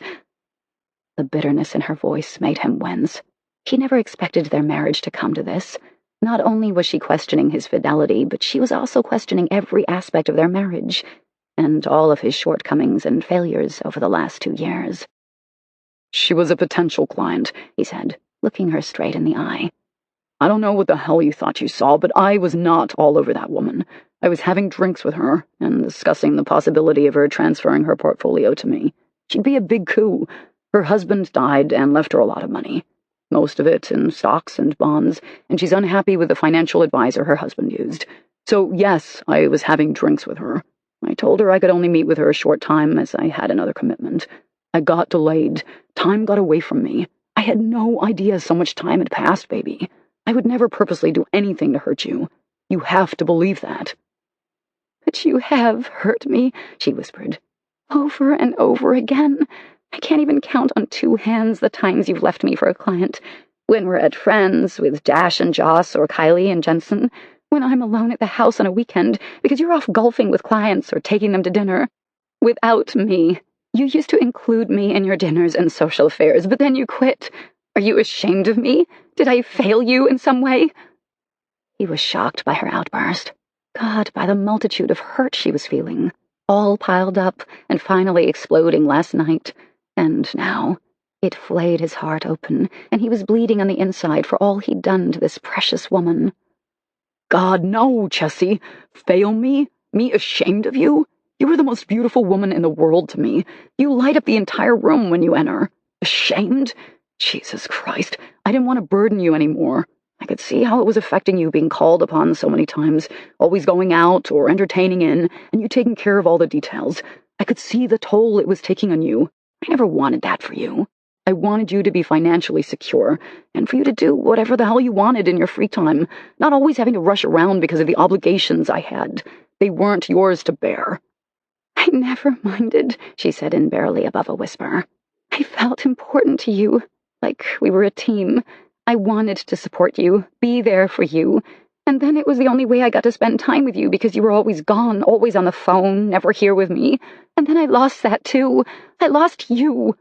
"You haven't lost me, damn it. Chessy, I love you. I can't say that enough. Nor can I say I'm sorry enough. I wish to hell I could say that I saw when everything went all wrong, but it just happened gradually, and I took for granted that you'd always be here. My wife, the woman I loved." "Don't you turn this around on me," she said, fire sparking in the eyes that had been dull and filled with sorrow just minutes ago. "Don't you dare insinuate that I haven't been here. I've been here every damn day, waiting for my husband to come home, to be here, to fulfill my needs. You're supposed to be my dominant, Tate, and even my friends and their significant others can see you aren't living up to your promise to me when I gave you my submission." Tate's lips thinned into a tight line. "What the hell do you mean about Dash and Jensen seeing anything?" Chessy gave him a tired look. "They're both dominant, and they treat Joss and Kylie like queens. I've heard from them time and time again that in return for the gift of my submission, you're supposed to put my needs above all others, that you're to cherish me and my gift, absolutely, respect it, recognize how precious such a gift is. And they said you're failing miserably. Now, how do you think that makes me feel, to have my marriage picked apart and judged by my best friends and their husbands, or rather husband and lover in Kylie's case?" Tate let out a low growl. "They have no right to judge anything. What we do is our business and our business alone. Our marriage is not up for public speculation, ever." Chessy's accusing eyes found his.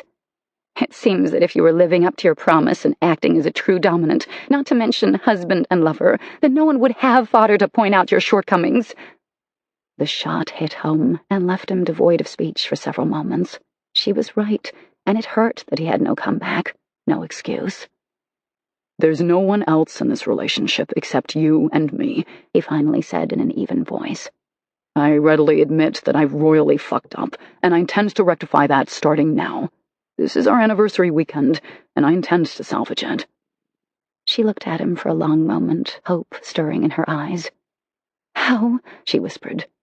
It goes beyond a simple weekend, he continued, briefly ignoring her question.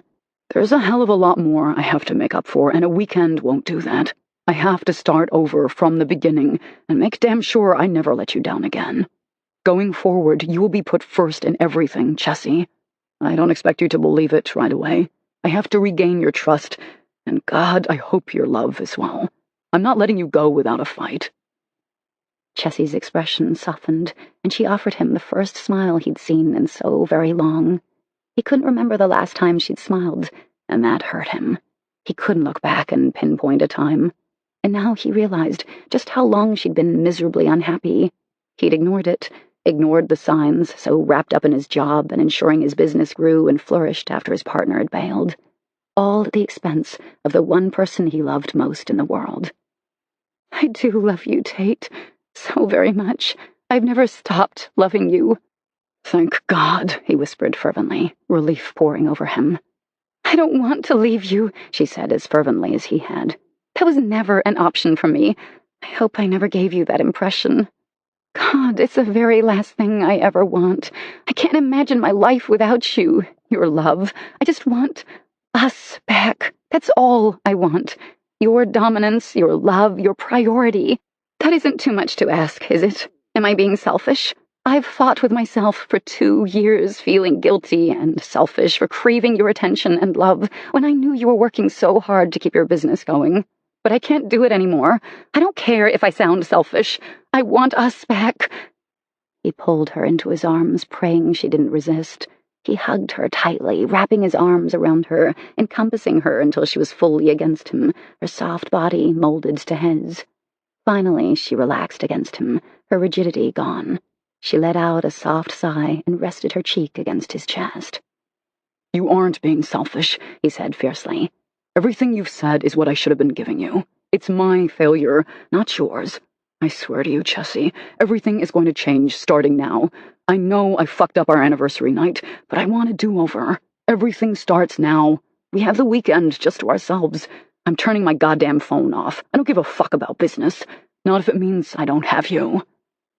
He pulled her gently away so he could look into her eyes, judge her decision. They were full of hope and relief. Baby, I know a weekend can't fix what's between us. I know I have to regain your trust and faith in me, and that's going to take longer than a few days. But I swear to you that if you give me the chance, I'll get us back. That's what you said you wanted, wasn't it? Slowly, she nodded. Then that's what I'm going to work on, he vowed. It and you will be my foremost priority. I know you'll have to wait and see to judge my sincerity, but I will not give you any reason to doubt where you are in my priorities from this point forward. Then she smiled, and he couldn't breathe. It was so radiant, lighting up the room. His old Chessy, the one who sparkled and shone, just by being, was back, even if just for a moment. The light that he'd effectively stomped out repeatedly over the last while. God, all he wanted to do was take her to bed and make love to her. That's all I want, Tate, she whispered. Just you, nothing else. I don't care about money and financial security if I don't get to enjoy it with the man who holds my heart. The man who holds my heart. The sheer magnitude of that statement was humbling. He very nearly went to his knees in front of her to beg her forgiveness all over again. Kiss me, he whispered, so choked up he could barely get the words out. He gently cupped her face, framing it in his hands, and he lowered his mouth to hers, drinking in her sweetness and the sweet little sigh she breathed into his mouth. He stroked her cheeks, caressing, unable to get enough of simply touching her, tangling his hands in her wayward curls. Will you make love with me, Chessy? Right here and now. Let me seal my promise to you. Her intake of breath was swift, and her gaze lifted to his, hazy with desire, her pupils dilated in familiar fashion. Thank God she still wanted him, that her heart was big enough for forgiveness. He didn't suffer any illusion that another woman would have walked away a long time ago. but his girl had a heart the size of the state they lived in. "I want that," she whispered, leaning her cheek into his palm as if seeking his touch. "So much, Tate." He slid one arm underneath the bend of her legs and then anchored his other around her waist, effortlessly lifting her to cradle her in his arms. For a long moment, all he did was stare into her eyes, absorbing her acceptance like a parched desert, soaking in its first rain in months. And then he slowly walked toward their bedroom. 6. Chessy relaxed her body against Tate's, absorbing his strength, his solid, muscled frame as he walked them through the doorway of their bedroom. She rested her head on his shoulder and splayed her fingers out across his chest, just below the hollow of his throat. How many weeks, months had she yearned for this? To be made love to, with or without all the accoutrements of dominance, by her husband. Her entire heart, body, and soul ached for him. To reconnect in the most intimate of ways, to say with their bodies all they couldn't say with mere words. She was almost afraid of his phone ringing. It was only with the fiercest of restraints that she didn't search for it, looking to see if it was attached to his hip, as it always was. She forced herself not to think about it and to savor his promise that finally he was focusing on just the two of them. No business associates, no clients, potential or otherwise. Just her and him, and trying to rebuild all that they had lost. He gently laid her down on the bed, standing over her, a fierce gleam in his eyes. His gaze was predatory as it raked over her, undressing her before he even touched her rumpled pajamas. A delicate shiver worked its way over her body. Delicious anticipation. So much wanting and desire pent up inside her that she felt near to bursting. Then he reached down and hooked his thumbs in the waistband of her pajama bottoms and slid them slowly and reverently down her legs. He tossed them aside and then carefully unbuttoned her top from the bottom up, parting the material so her breasts were bared. He lifted her, just enough that he could pull the top free, and it went the way of her bottoms, disappearing from view. All that was left was the lacy, sheer panties that she'd purposely worn the evening before, in anticipation of their anniversary. Tate stared down at her, his eyes glowing in appreciation, taking in her near-naked body lying on the bed below him. "You're so beautiful," he whispered. "The most beautiful girl in the world to me." She was sure she glowed as she smiled up at him, absorbing his words into her heart. She held up her arms for him, inviting him to lower himself onto her body. He took only long enough to strip out of his clothing before complying with her silent request. His cock pressed against the V of her legs as his body blanketed hers. He nuzzled his lips against her neck and then kissed and sucked a line down to her breasts, shifting his body downward so he could feast on her. He circled her nipple with his tongue, coaxing it to a rigid bud before sucking it firmly between his teeth. He flicked his tongue over the tip, his teeth grazing the tender flesh. She squirmed beneath him, breathless with pleasure. She caressed his shoulders, enjoying the ridges of his muscles, tracing with her fingertips, the flesh solid and firm beneath her touch. Then he went lower still. After giving each breast equal treatment, his mouth trailed down her belly in a damp line. He nuzzled into the soft tuft of hair between her legs, and then he ran his thumb down the seam of her pussy. He parted the delicate folds and licked from her opening up to her clit. Her hips arched, a soft moan escaping her. Tate knew so well how to please her. Every touch, every kiss, every caress. He knew her body better than she knew it herself. He always sensed what she needed, even before she did, and immediately gave her what it was she wanted. She never had to ask. His tongue slid inside her, lapping gently against the walls of her vagina. He sucked as his tongue withdrew, causing her to clench in protest, wanting that delicious sensation not to end. His hands slid underneath her ass, cupping the globes firmly as he lifted her higher, so he could devour her with his mouth. Already she could feel the fluttering in her womb that signaled the rise of her orgasm. "My girl is close," Tate said against her clit, his breath blowing over the quivering bud. "Do you want to come now, or do you want me inside you?" As if he needed an answer to that question. She always wanted him inside her, wanted them both to fall over the edge together. "Inside me," she said breathily. "I need you, Tate." Still, he teased and tormented her, bringing her right to the brink, and then retreating, allowing her to ease back from the edge. Just when she thought she'd scream in frustration, he slid up her body, opening her legs wide as he settled between them. He nuzzled her breasts, teasing them to rigidity, before finally sliding inside her. Her breath caught, unable to escape her chest as he pushed inside her. He was met with slight resistance as she stretched to accommodate him. "Take me," he growled. It was a command he often gave her, one that sent delicious chills over her body. It was a game they played, as though she were reluctant to take him whole, and he was determined to get there. He withdrew and then thrust hard, seating himself fully, her gasp echoing through the room. "All of me," he commanded. "You'll take all of me." "Yes," she whispered. "Take me, Tate. You own me." He withdrew again and hammered forward, his hips pressed against her behind as he strained to reach maximum depth. "How much can you take, Chessy?" The silky words slid over her ears, sending an uncontrollable shiver over her body. "No mercy. I'm going hard. I want you to come for me. Let go." Then he began thrusting hard and fast. The slap of flesh against flesh filled her senses. Her entire body tightened as her orgasm swelled and built, an inferno erupting all around her. She sobbed his name as the room blurred around her. But through it all, she could see his face, his eyes intently boring into hers, demanding her submission. She gave it freely. For this man, she'd give anything at all. His body came down on hers, his forearms propped against the mattress on either side of her body. His hips undulated, rising and falling. Their breaths mingled, and his mouth found hers in a heated rush that left her breathless.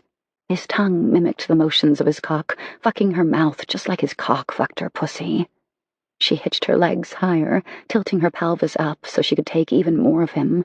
She wrapped her legs around his waist, anchoring herself to him, and then lifted to meet every thrust, matching his motions so they moved in perfect unison. "I love you," Tate said into her mouth. "I'll always love you, Chessy. I need you to believe that." "I love you too," she breathed. Then she closed her eyes, her body so taut she felt near to breaking. His words, mixed with a deep thrust, unraveled her at the speed of sound. She reached for his shoulders, digging her fingers into his solid flesh. "That's it, baby. Give it to me," Tate said in a soothing tone. And then she simply burst. Pleasure bloomed and exploded around her. Her body seemed to fly in 100 different directions, all at once. She was panting, trying desperately to draw air into her starved lungs. And then Tate tensed above her, his brow creased into an expression that bordered on pain. He thrust hard, and then again, and then he stilled, his hips pumping spasmodically against her body. His release flooded her, hot and silky. He moaned as his hips twitched, each surge of cum causing another spasm. Then he finally lowered his head to hers, so their foreheads touched and their noses bumped. "God, I've missed you, baby," Tate said in a voice full of regret. "I'm so sorry. So damn sorry." "Shh," she whispered.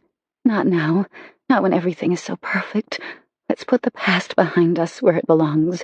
We have so much to look forward to." He kissed her lingeringly, their tongues dancing and teasing. "I'll always put you first from now on," he vowed. "You'll never question your place in my heart or soul." 7. Kylie Breckenridge stared at her cell phone, her brow creased with indecision as she fixated on Chessy's contact number. She vacillated between calling Chessy directly or calling Joss to see if Chessy had been in touch, but she knew if Joss had heard anything at all, she would have called Kylie by now. And, well, Kylie didn't want to risk interrupting Chessy if things had gone really, really well, and the two were even now in anniversary bliss. Even though her gut told her that months of accumulated unhappiness wouldn't be fixed in a single night's time. She sighed and resisted the urge to hit send to call Chessy. Warm hands slid over her shoulders, and an instant shiver that never failed to comfort her skated over her skin. Heated lips followed the hands, sliding deliciously down her neck until she moaned softly, arching into Jensen's mouth. "What has you worried, baby?" She turned her head to look back at Jensen as he sat up in bed next to her. She was angled toward her nightstand, where the phone had rested until a few moments ago, one leg pulled up on the edge of the bed, while the other dangled to the floor. Biting her lip in consternation, she lowered her gaze back to the phone before allowing it to slide from her hands onto the mattress. "I'm worried about Chessy," she admitted. "She was so excited about her anniversary last night, and I really expected to hear from her this morning, but nothing, not a word. I thought about calling Joss, but surely if Joss had heard something, she would have let me know. We're both worried about her, and not hearing from her? Well, it concerns me." Jensen's smile was sweet and full of understanding. He leaned in and rested his forehead to hers, the corners of his mouth tilted upward in amusement. "If it were my anniversary, I'd still be in bed with my wife, either making love to her or just having finished. You worry too much, baby. If I had to guess, they're making up for a lot of lost time. And if Chessy laid out her concerns like you told me she planned to, I can't imagine Tate not having a serious come-to-Jesus meeting with himself and reprioritizing his life to make Chessy front and center. You not hearing from her is a good thing. Think about it. If things had gone bad, you'd have heard from her by now. Her silence likely means that they're focusing on each other as they should, as Tate should." Kylie sighed again, but relaxed, some of her tension and worry easing under the matter-of-factness of Jensen's reasoning. "You're right. I know you're right. I just can't help but worry. Chessy has been so miserable lately," she said quietly. "And I hate that. Chessy just shines, except when she's not happy. Joss and I have worried ourselves sick because we can see how unhappy she is, and it has to be hard for her. I mean, look at Joss. So gloriously happy, pregnant with her first child, the love of Dash's life. And then there's us."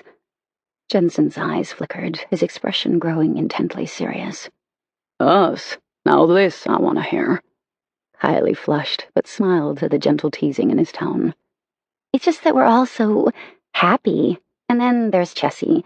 It has to be so hard for her seeing all of us and being so unhappy herself." His gaze grew even more gentle.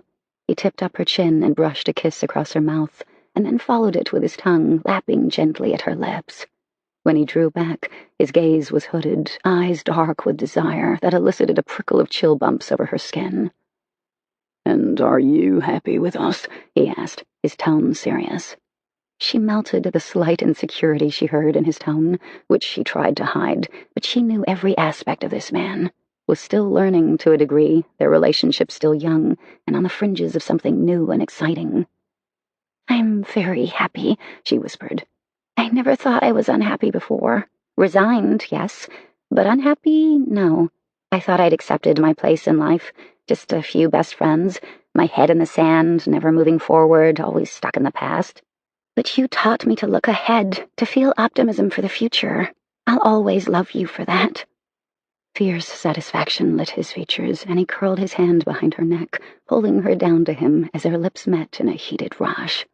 She went down on top of him, her hands splayed over his muscled chest, fingertips pressing deep into his flesh. He kissed her hungrily, his mouth feeding ravenously from hers. His free hand slid up her side and around to cup her breast until her nipples were taut and rigid, tingling, wanting his touch, his mouth. "You have no idea what your happiness means to me," he said as he pulled his mouth from hers.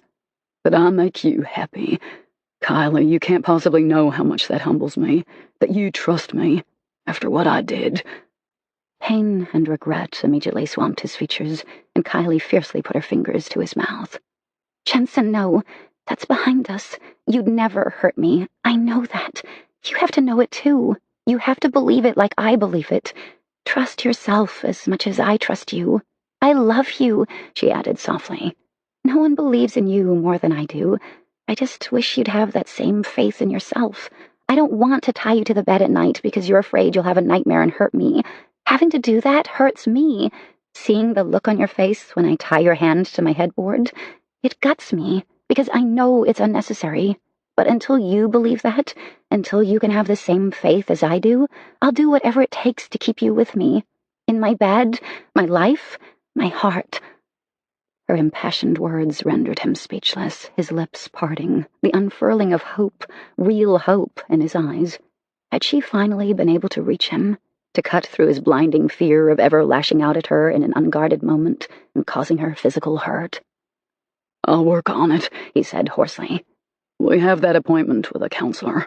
I know how hard that was for you, what a monumental step it was for you to be willing to bare your soul to someone other than me or your best friends. I can only be willing to do the same, Kylie. If you can do so much, if you can work up the courage to seek help, then I'm going to be right there beside you every step of the way. I swear it." She curled into his side and threw one arm over his body as he gathered her closely against him with his arm. She turned her lips into his chest and pressed a kiss right above his heart. "I'm still worried about Chessy, but I'll give it another day before I call her. If I know Joss, she's every bit as worried about Chessy as I am. But maybe you're right. Maybe they're working it out and having a glorious anniversary weekend. I'll get all the juicy details later," she added with a smile. Jensen groaned. "Just don't venture into the TMI stage. There's only so much I want to hear about another woman and her husband. I'd much rather focus on what I have in my arms." "Good," Kylie said smugly, with confidence she'd never possessed until recently. Not until this man. "Because I'll kick your ass if you ever start visualizing another woman." Laughter rumbled through his chest. "You're more than enough woman for me, baby. You keep me on my toes, and swear to God you were made for me. There was never a more perfect match than us." Contentment spread through Kylie's heart as she snuggled further into Jensen's embrace. Yes, the future looked bright indeed, despite her concern for her best friend and her marriage. But Jensen was probably right. Chessy and Tate were likely even now enjoying their weekend and reconnecting as Chessy had hoped they would. Joss Corbin dug her toes deeper into the bottom of the sheets and lay as still as possible so her already churning stomach would hopefully quiet. She glanced at her phone, which was lying to the side of her just underneath the pillow, and frowned. It was late afternoon, and she'd expected to hear from Chessy by now, with a full report on her anniversary evening out with Tate. She and Kylie had both exchanged a flurry of texts the evening before, worrying that Chessy's night would not go as well as she planned. The silence was killing her. Silence could be good, or it could be bad, and she hated to think of the worst-case scenario, which was Chessy at home, miserable, and unwilling to seek support from her two best friends because of embarrassment or shame. God only knew Chessy had suffered enough of both lately. Dash entered the bedroom, carrying a tray of dry toast and a glass of apple juice, though the thought of the sweet juice turned her stomach even more. Even now, watching as he closed the distance between the doorway and the bed, her stomach twisted into knots, and she had to breathe through her nose to stifle the urge to make a run for the toilet. Dash sat down on the edge of the bed and positioned the tray over her lap as she scooted up on the fluffy pillows arranged against the headboard. His eyes were shadowed with worry and concern as he took one of her hands and pressed a kiss to her open palm. "Are you feeling any better yet, honey? Is your stomach settled at all?" Even as he spoke, he slid his free hand underneath the tray and rested his palm over her still flat abdomen. Warmth from his touch seeped into her skin, doing wonders for the turmoil caused by morning sickness, an ailment she hadn't suffered until her pregnancy had been confirmed. After a call to one of the nurses at her obstetrician's office, the nurse had laughingly told her that it wasn't uncommon not to suffer the symptoms of pregnancy until the pregnancy was confirmed.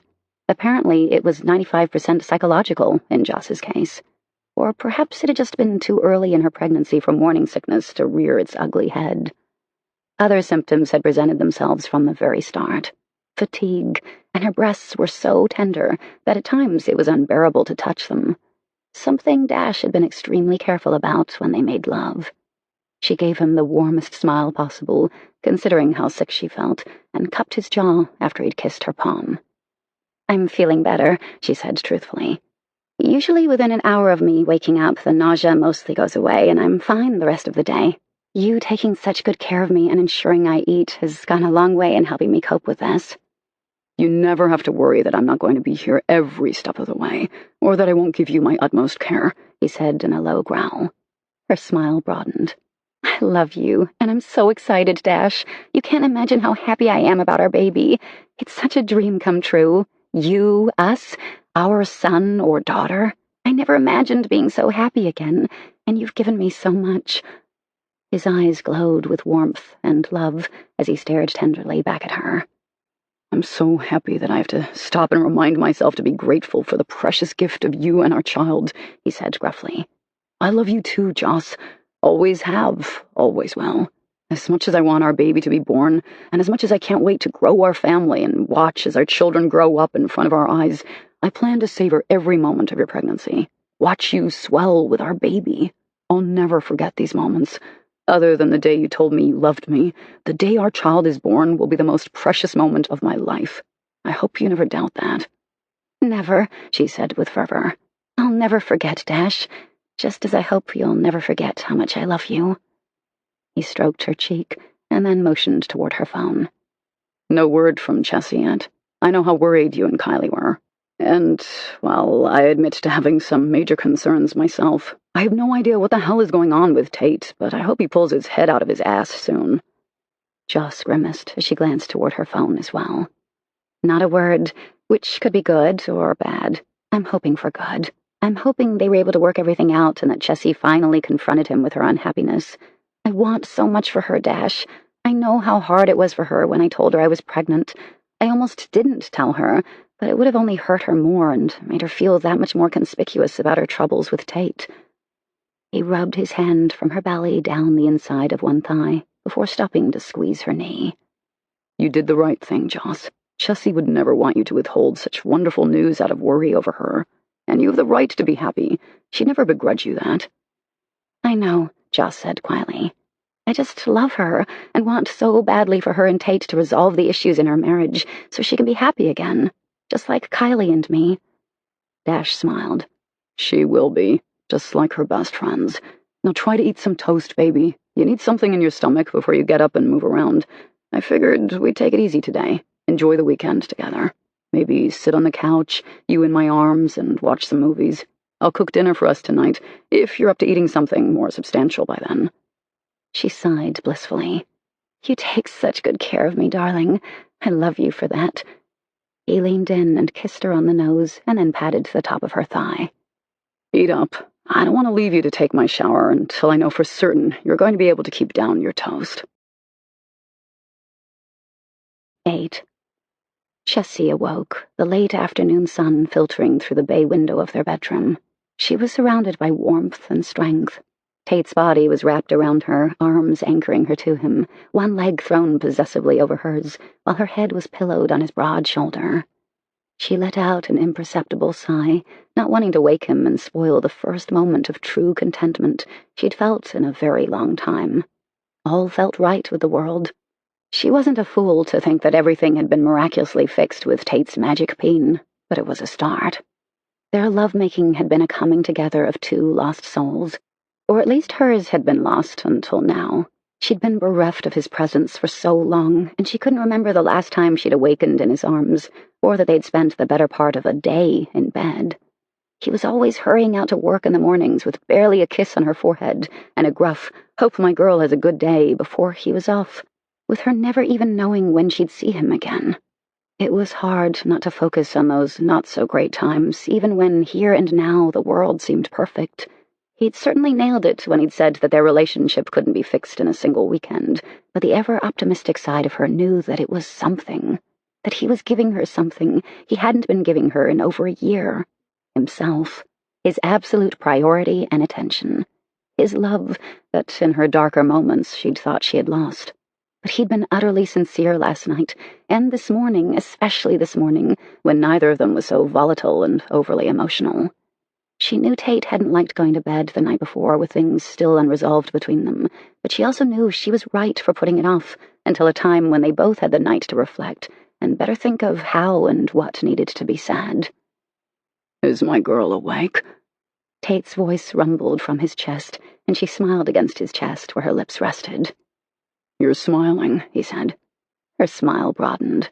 This was the old Tate, always so in tune with her every movement, her every thought.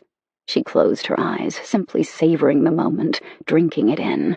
It very nearly brought tears to her eyes, but she refused to allow them because she feared he'd take it the wrong way and they'd be right back at square one.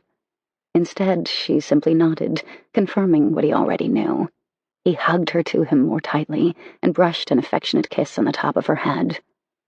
Not that I'm not loving exactly where I am and having you naked and in my arms, but I promised you a do-over of our anniversary dinner out, and if we're going to make it, we need to get up and moving.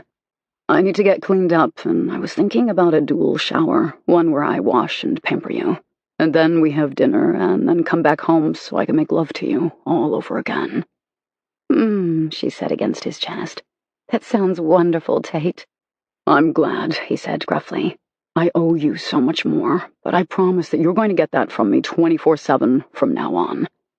She pushed up to her elbow so that she looked down at his contented, sleepy eyes as they gleamed back at her. I believe you, she said quietly. Relief brightened his eyes, fire quickly replacing any signs of sleepiness. Thank you for that, Chess. You have no idea what your forgiveness means, and your willingness to give me another chance. She reached down and lovingly cupped a hand to his face, stroking the chiseled line of his cheekbone with her thumb. Then she leaned down and kissed him. For once she was in a position of control, her over him, taking the initiative. His hand immediately went to the back of her head, tangling in her hair, but he was careful to allow her to direct the kiss. It was almost as if he were still treading in very careful waters, and if he only knew that wasn't what she wanted from him at all. She wanted him to assert his control, his dominance over her again. She craved it, with everything she had in her heart and soul.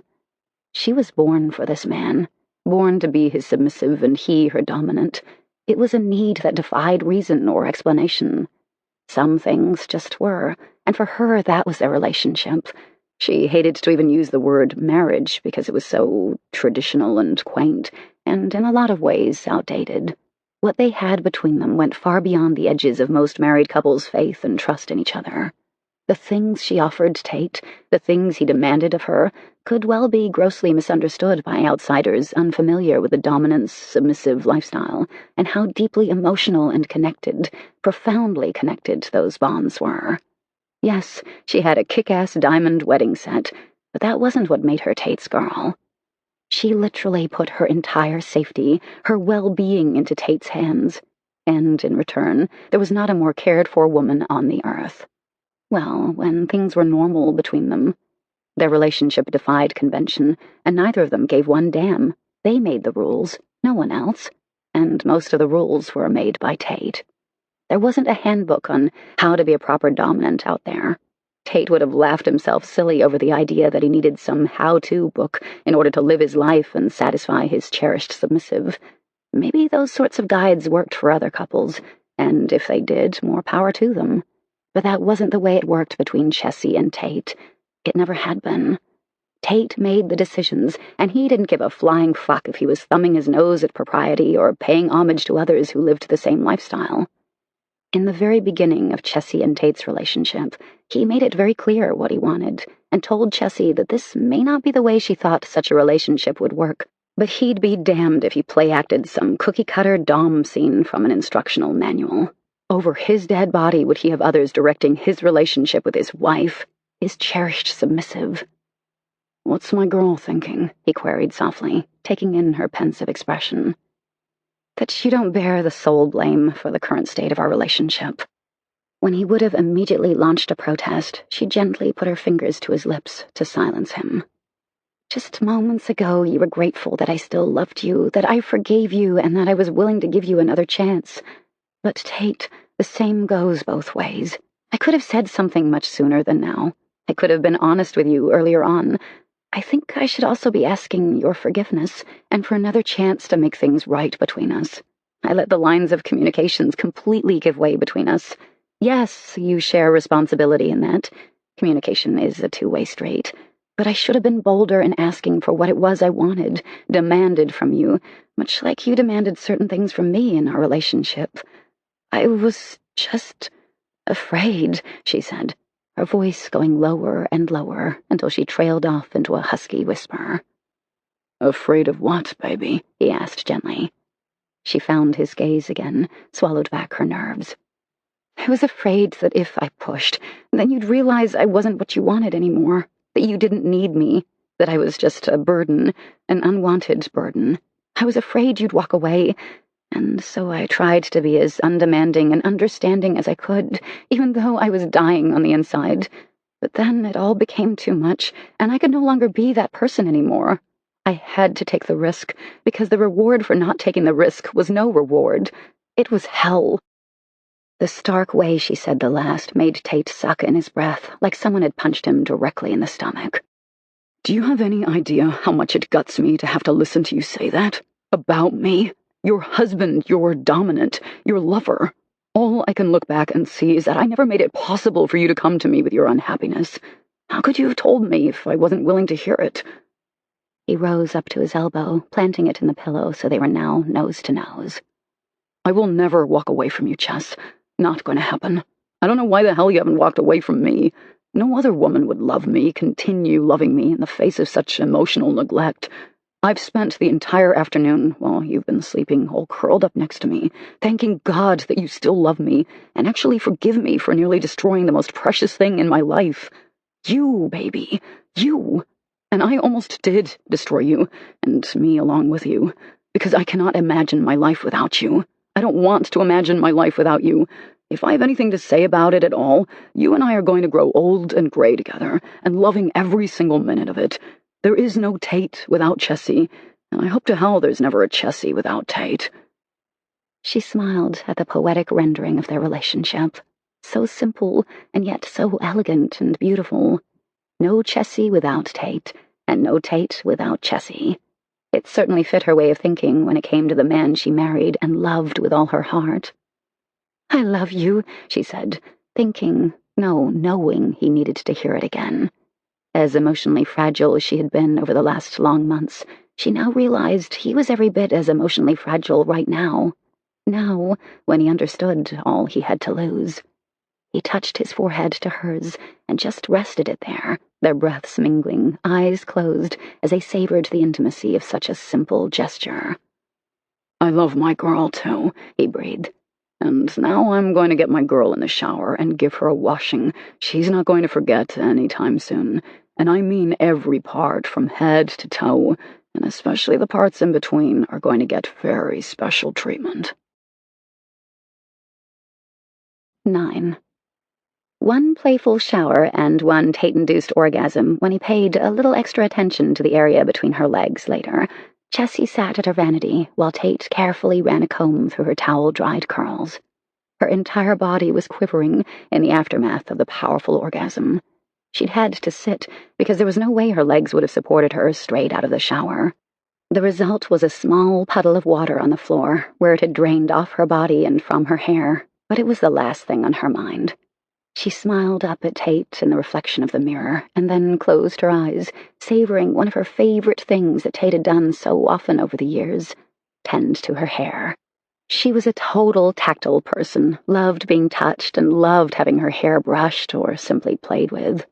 She couldn't count the times in earlier years when she and Tate would simply lie on the couch, her head in his lap as he idly ran his fingers through her strands as they watched a movie. It would always count as one of her best memories. Her eyelids fluttered open, and her smile disappeared for a brief moment. Before she could recover, Tate was already frowning back at her in the mirror, a questioning look in his eyes. What's wrong, baby? Did I hurt you? Am I not being gentle enough with your hair? She laughed. As if. You're a master at combing a woman's hair. If you ever get tired of financial advising, you can always start up a salon. You'd have women coming in droves just for those hands of yours, which, by the way, are totally mine. I'll chop them off before allowing another woman access. He looked befuddled for the briefest of seconds, and then threw back his head and laughed. But then he sobered and focused his stare back on her. What were you frowning about, then? She fidgeted uneasily on her vanity bench, not wanting to bring up a bad subject. But Tate wasn't going to allow her to dodge his question. Quietly, he rotated her, picking up her legs and swiveling her body until she faced him. Then he got down on one knee and cupped his hand to her face. Tell me. She sighed. I know I shouldn't ask. I mean, that's not the way our relationship works, and I don't want you to get the idea that I want our relationship to change, that I don't want your dominance and for you to make the decisions. But... Ask, baby, he prompted gently. I think we both know we're at a fragile point in our relationship where the rules are temporarily changing. They have to, because I need to know what your needs and wants are. I'd want to know that regardless of whether it's now or 2 years ago. I've always wanted you to communicate your needs to me. How else can I fulfill them? Yes, it's my job as your dominant to often know your wants and needs before you do even, and it's my job to provide those for you. But I've been a complete dumbass, and as a result, and it's painful for me to admit, but I'm man enough to own up to my failures. I am out of touch with your desires. I hate even saying that, but you're going to have to help me until we're back on track. That open line of communication we were just discussing in bed a while ago, that has to be in place going forward. She nodded her understanding, breathing out her relief. They would be okay. She could feel it. Tate was going to extraordinary lengths for a man so used to being in control of every aspect of his life. But he was right. They were in anything but control right now, and it would take them both to right the ship and get back to smooth waters. "I just wanted to know where you planned for us to have dinner tonight," she said in a low voice. I don't want to go back to where we were supposed to have dinner last night. I don't think I could handle it. There was a lot of humiliation in last night for me. I don't want to even remember it. I'd rather just go somewhere else and truly start over again." The look of love, understanding, and self-recrimination, all crowding into his eyes, made her emotional, and she had to swallow hard at the knot forming in her throat.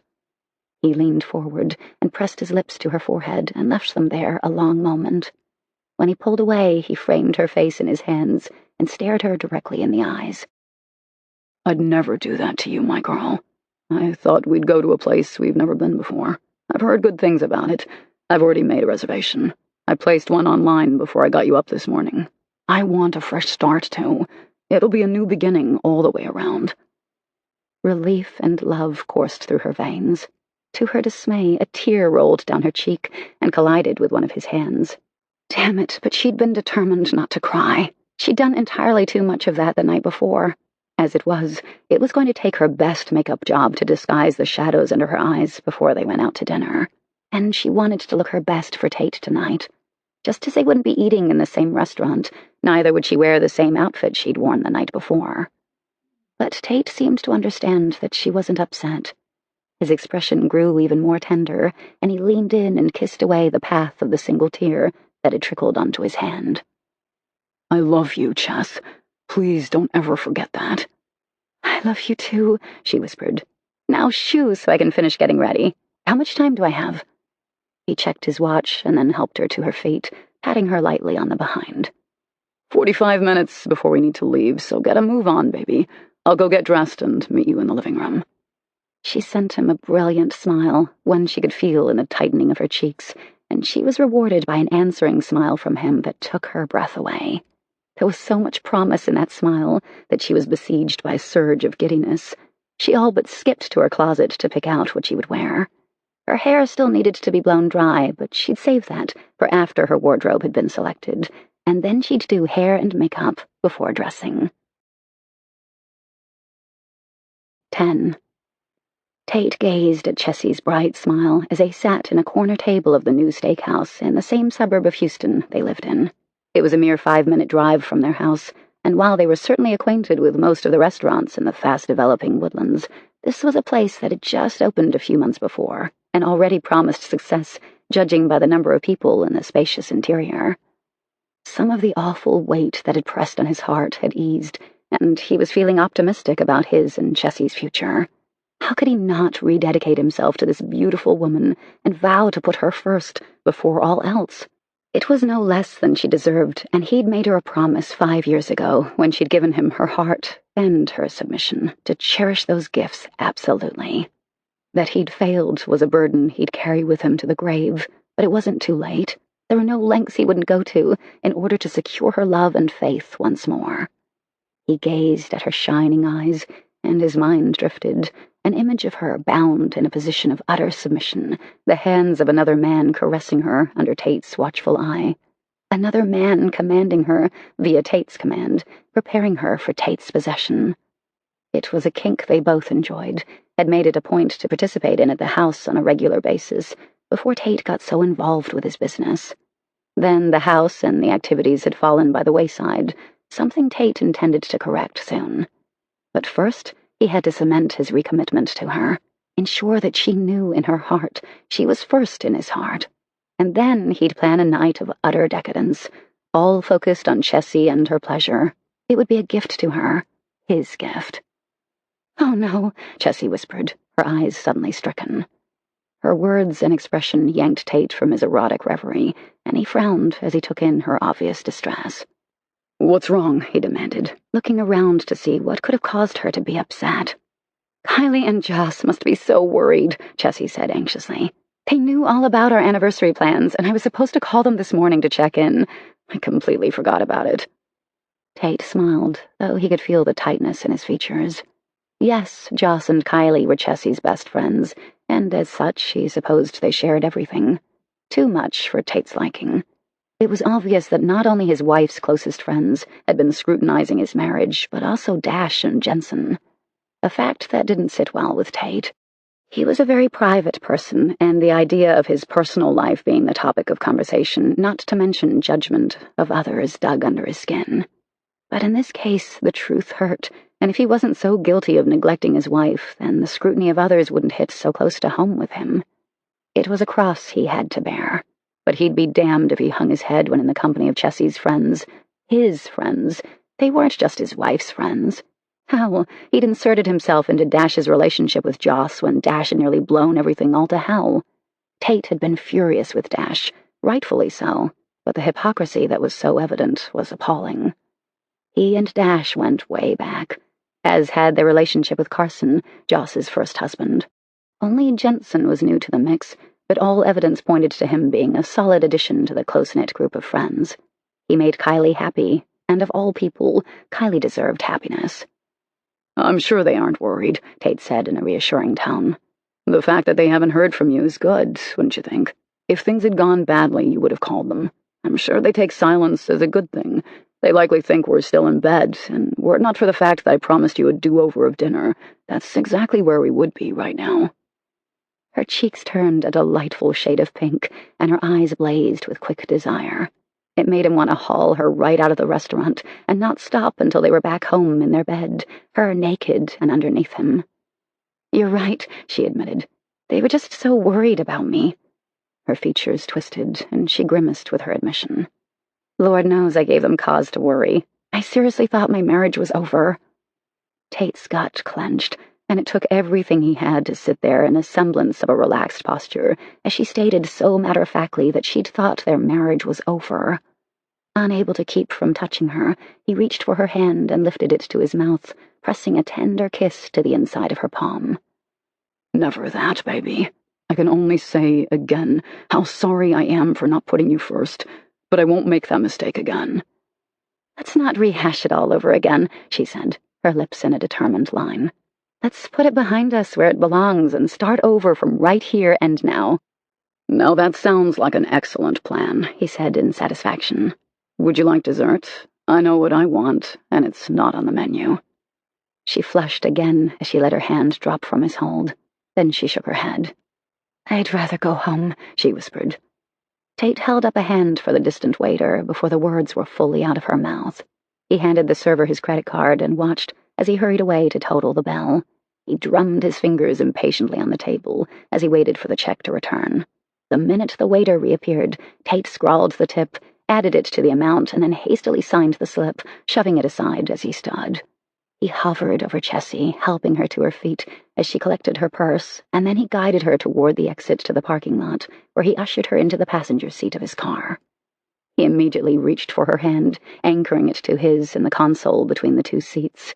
Something so small and seemingly insignificant as her touch was something he'd missed. Not until now had he realized just how much he'd missed seeing her, talking to her, touching her. No amount of money or financial security was worth the loss of her love. "I love you," he said, glancing briefly in her direction. Her warm smile of complete happiness took his breath away. Already he was planning their evening at home. Reasserting his dominance was something he knew she wanted, but was difficult for him. Because, for all practical purposes, it should be him on his knees, in supplication before her, begging her forgiveness all over again, not her kneeling in submission before him. But his dominance was not something she just wanted. It was a need, for both of them. and getting back to the roots of their relationship was essential for peace of mind for both of them. It was important that Chessy felt safe and secure in their marriage once more. Tate would do whatever necessary to ensure her happiness. When they pulled into the concrete drive, Tate came to a stop outside the garage where Chessy's Mercedes SUV was parked, and he cut the engine. When she would have opened her door to get out, he squeezed her hand to hold her in place. Go inside to the bedroom, undress, and kneel on the carpet in front of the fireplace, and wait for me, he said, injecting a note of authority into his tone. Her eyes widened, hope spreading like wildfire through her expression, and then her eyes became half-lidded as smoldering desire replaced her momentary surprise. She expelled a soft sigh, one of relief, as though she'd waited for just this event, the moment when he retook the reins in their relationship. Shame crawled up his neck and spread over his chest, tightening until he could barely draw a breath. No wife, regardless of whether she was in a position of submissiveness or not, should ever be faced with a failure of a husband. When he loosened his grip on her hand, giving her silent permission to go, she fumbled with her seatbelt and hurriedly got out of her seat. He followed her up the short sidewalk to their front door and unlocked it before pushing it open for her to precede him. He purposely delayed, giving her time to go into the bedroom and ready herself. And, well, he had to mentally prepare himself for what lay ahead, because it was difficult for him to be commanding and authoritative when all he wanted was to cherish her, wrap her in his tenderness, and make up for all the pain he'd caused her. While he could bring himself to command her and to delight in her submissiveness, there was no way in hell he'd touch her precious skin with a crop or his hand. Even the beauty of pleasurable pain had lost its luster, and for the time being he couldn't swallow the thought of indulging in something that had before always brought them immeasurable satisfaction. There would be no blurring the line between pleasure and pain tonight. He wanted only to bring her pleasure, to re-establish their emotional connection by reforging the physical bonds between them. When enough time had passed that he could be assured she would be prepared for him, he walked slowly to the bedroom, holding his breath in anticipation of his first glimpse of her. Beautiful, naked, kneeling in magnificent submission as she waited for him and his command. His pulse accelerated as he pushed open the already ajar door, and then he saw her. His breath left in one long exhalation, and he was suddenly unsteady on his feet. He gripped the frame of the door until his knuckles were white as his gaze slowly traversed her beautiful body. She was the picture-perfect image of complete submission. Kneeling on the soft rug in front of the fireplace, her body silhouetted by the light shining from the bathroom, his wife rested, awaiting him, his command. But speech escaped him. He could barely form a coherent thought, much less put to words a description that did her any justice. Long, flowing hair fell down her back, a section artfully arranged over one shoulder and playing an erotic game of peekaboo with one dusky pink nipple. His mouth watered as he imagined tasting the Twin Peaks, running his tongue over the puckered ridges and sucking them until they were hard and aching. He could almost hear her low moan of pleasure. It only brought home to him just how long he'd gone without hearing the sounds of her satisfaction, how remiss he'd been in providing the pleasure she deserved. "Forgive me, Chessy," he whispered in a voice he knew she wouldn't hear.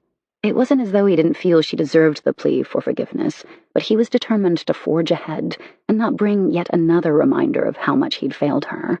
Not tonight, when so much promised to be right, finally right again. As though sensing his quiet perusal, her chin tilted up, her gaze finding his. Their eyes locked, hers simmering with need and desire. He was sure his were a perfect match to hers.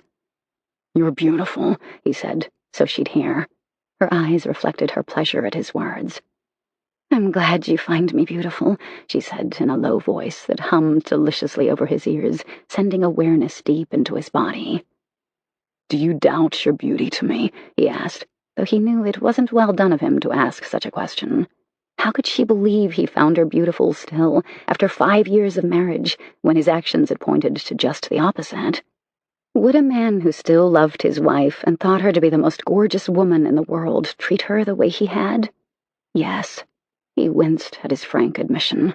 But yes, he did still love his wife, and yes, he thought she was the most beautiful woman on earth, and yes, he treated her as though neither were true. "No," she said without hesitation. "You've removed all the worry I had that you no longer desired me or found me beautiful. When you look at me like you're doing right now, I feel beautiful." He crossed the distance between them and gently threaded his fingers through her hair, stroking and allowing the strands to spill over his hands like the finest silk. "I'm very glad you feel beautiful, Chessy, because you are. And in no way should the way I look at you be the measure by which you consider your beauty. You're beautiful inside and out. A more loving, giving woman I've never known, and you're mine," he said with ultimate satisfaction. "I'm never letting you go. Never doubt how beautiful you are to me. To others, you shine, baby. When you walk into a room, everyone stops to look at you. You're a joy to watch. Your kindness and compassion glow from the depths of your soul. I don't deserve you. I never have. But thank God you're mine anyway." She angled her head, nuzzling her cheek into his palm as he gently stroked the satiny soft skin with his fingertips, simply enjoying the way she reacted to his touch. So responsive, so honest. There was no holding back for her. It was one of the many things he loved so much about her. She had no inhibitions. She didn't just live life, she attacked it. What she enjoyed wholeheartedly with zest and fervor that attracted people to her. Others just flocked to Chessy, her personality a magnet that held people in her thrall. It was one of the main reasons he'd taken her to so many business functions in the beginning. Before, he felt guilty for using her to further his career. It sounded worse than it was. The word used wasn't a pleasant one. But he'd benefited from her ability to have people, especially men, eating out of her hand. Not that women weren't similarly drawn to Chessy's warmth and genuine sweetness. But he wasn't an idiot. He knew his wife's effect on the opposite sex, just as he knew she'd never in a million years even entertain the thought of straying. Not his girl.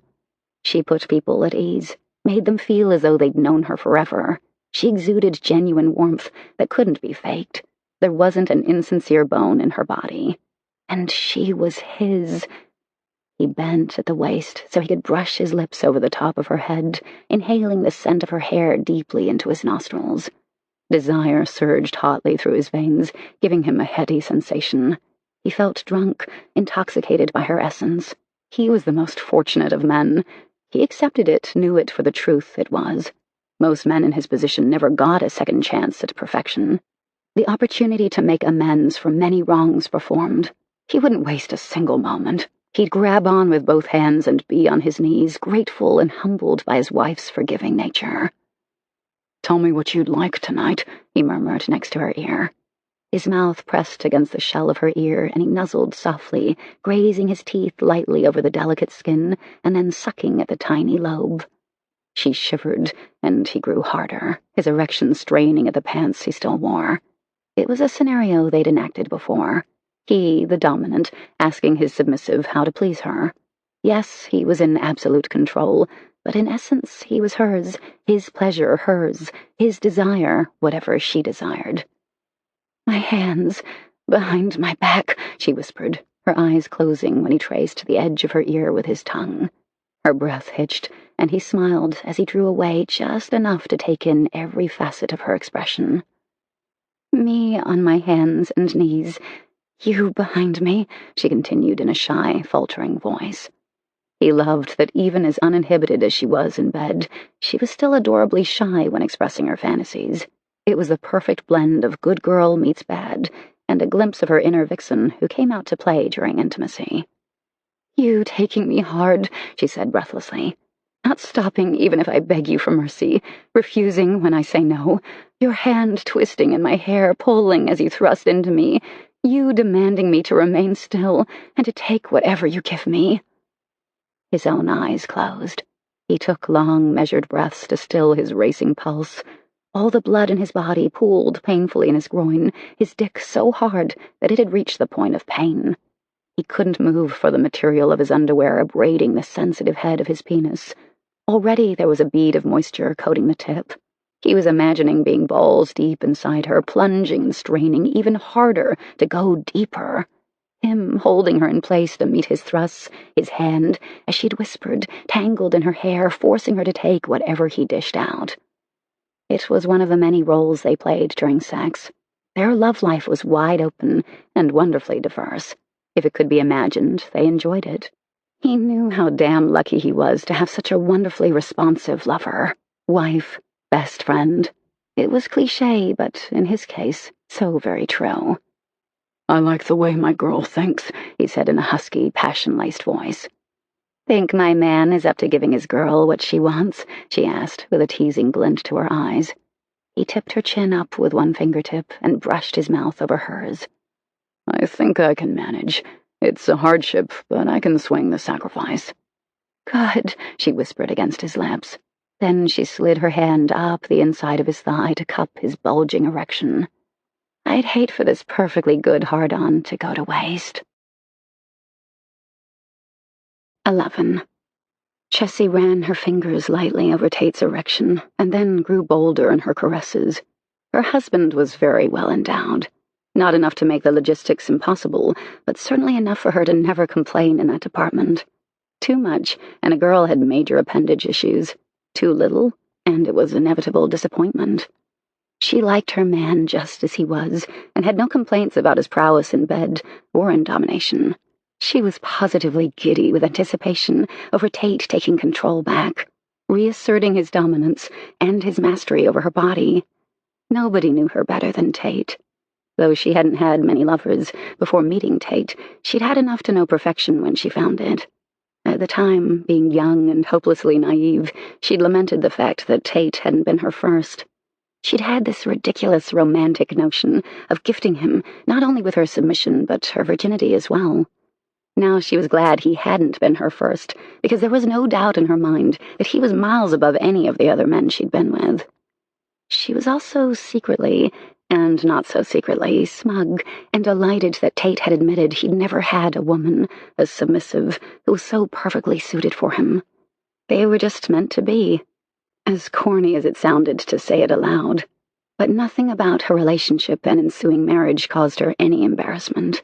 She was proud of who and what she was with him.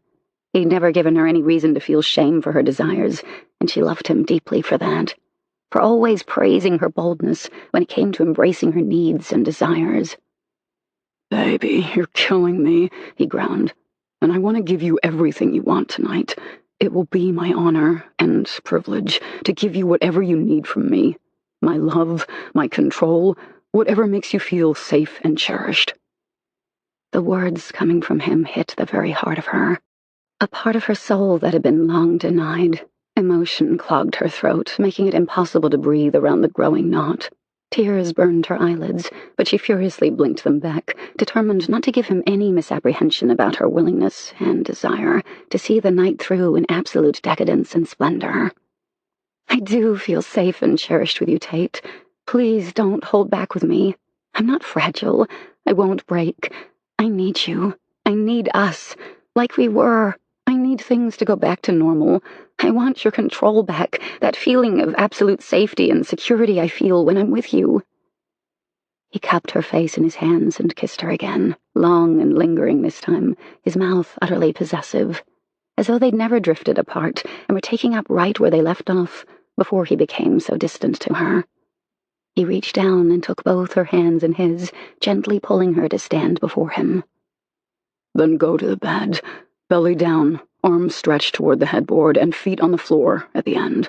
Get as comfortable as possible while I get the rope to bind you." Another shiver, almost violent in its intensity, quaked through her body, leaving desperate need in its wake. She stumbled precariously, like she was drunk on alcohol, as she weaved her way toward the bed. Tate was with her the entire way, helping to position her to his liking on the bed. She eased down onto her belly, resting her cheek against a soft mattress.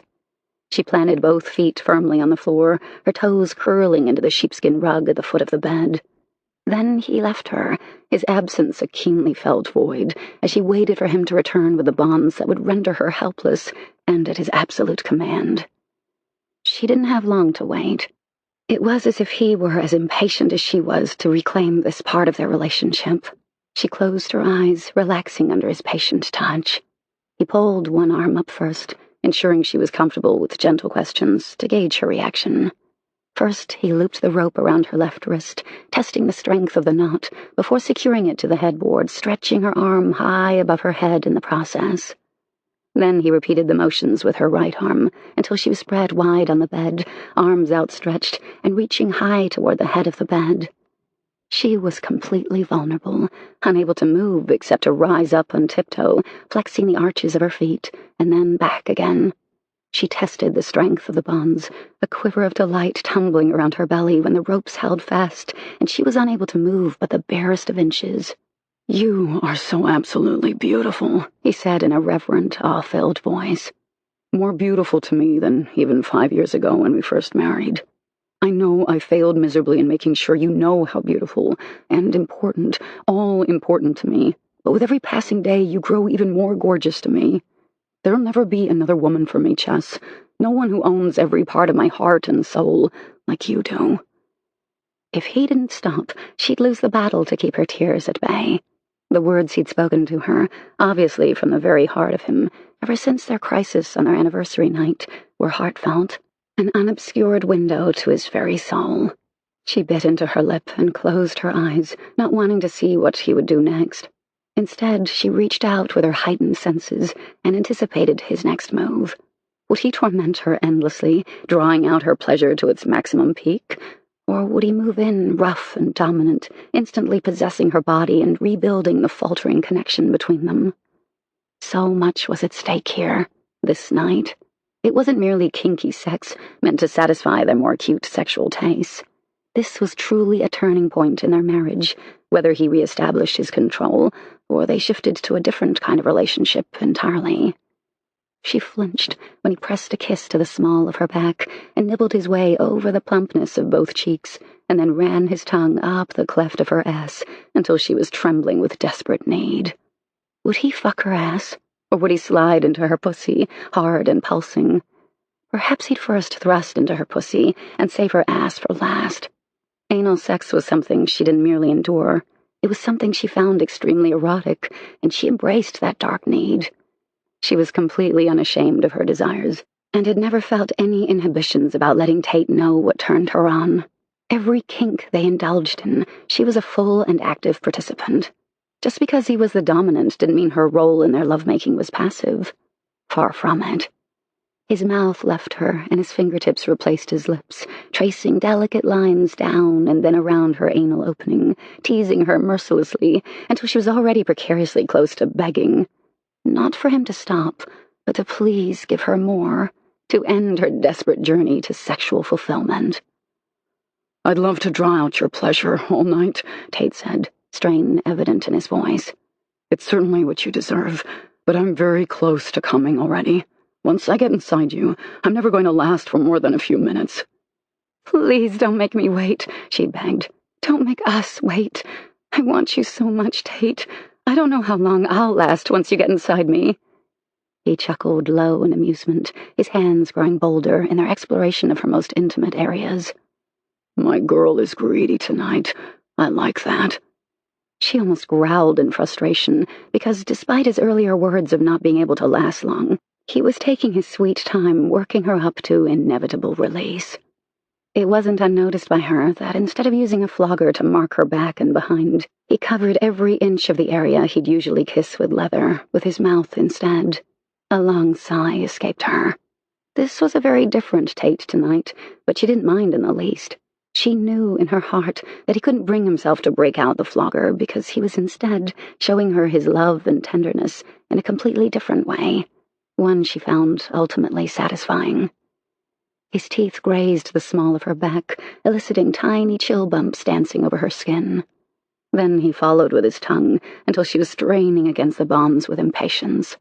And then, finally, just when she was prepared to beg him to put an end to it, he spread her buttocks, pushing upward so he had access to her pussy, and positioned himself just at her opening. She could feel his broad head pushing inward, inch by delicious inch. Then he stopped, and a strangled sound of need erupted from her throat. "Does my girl want this?" he asked in a teasing voice. He withdrew partially, and she moaned her protest.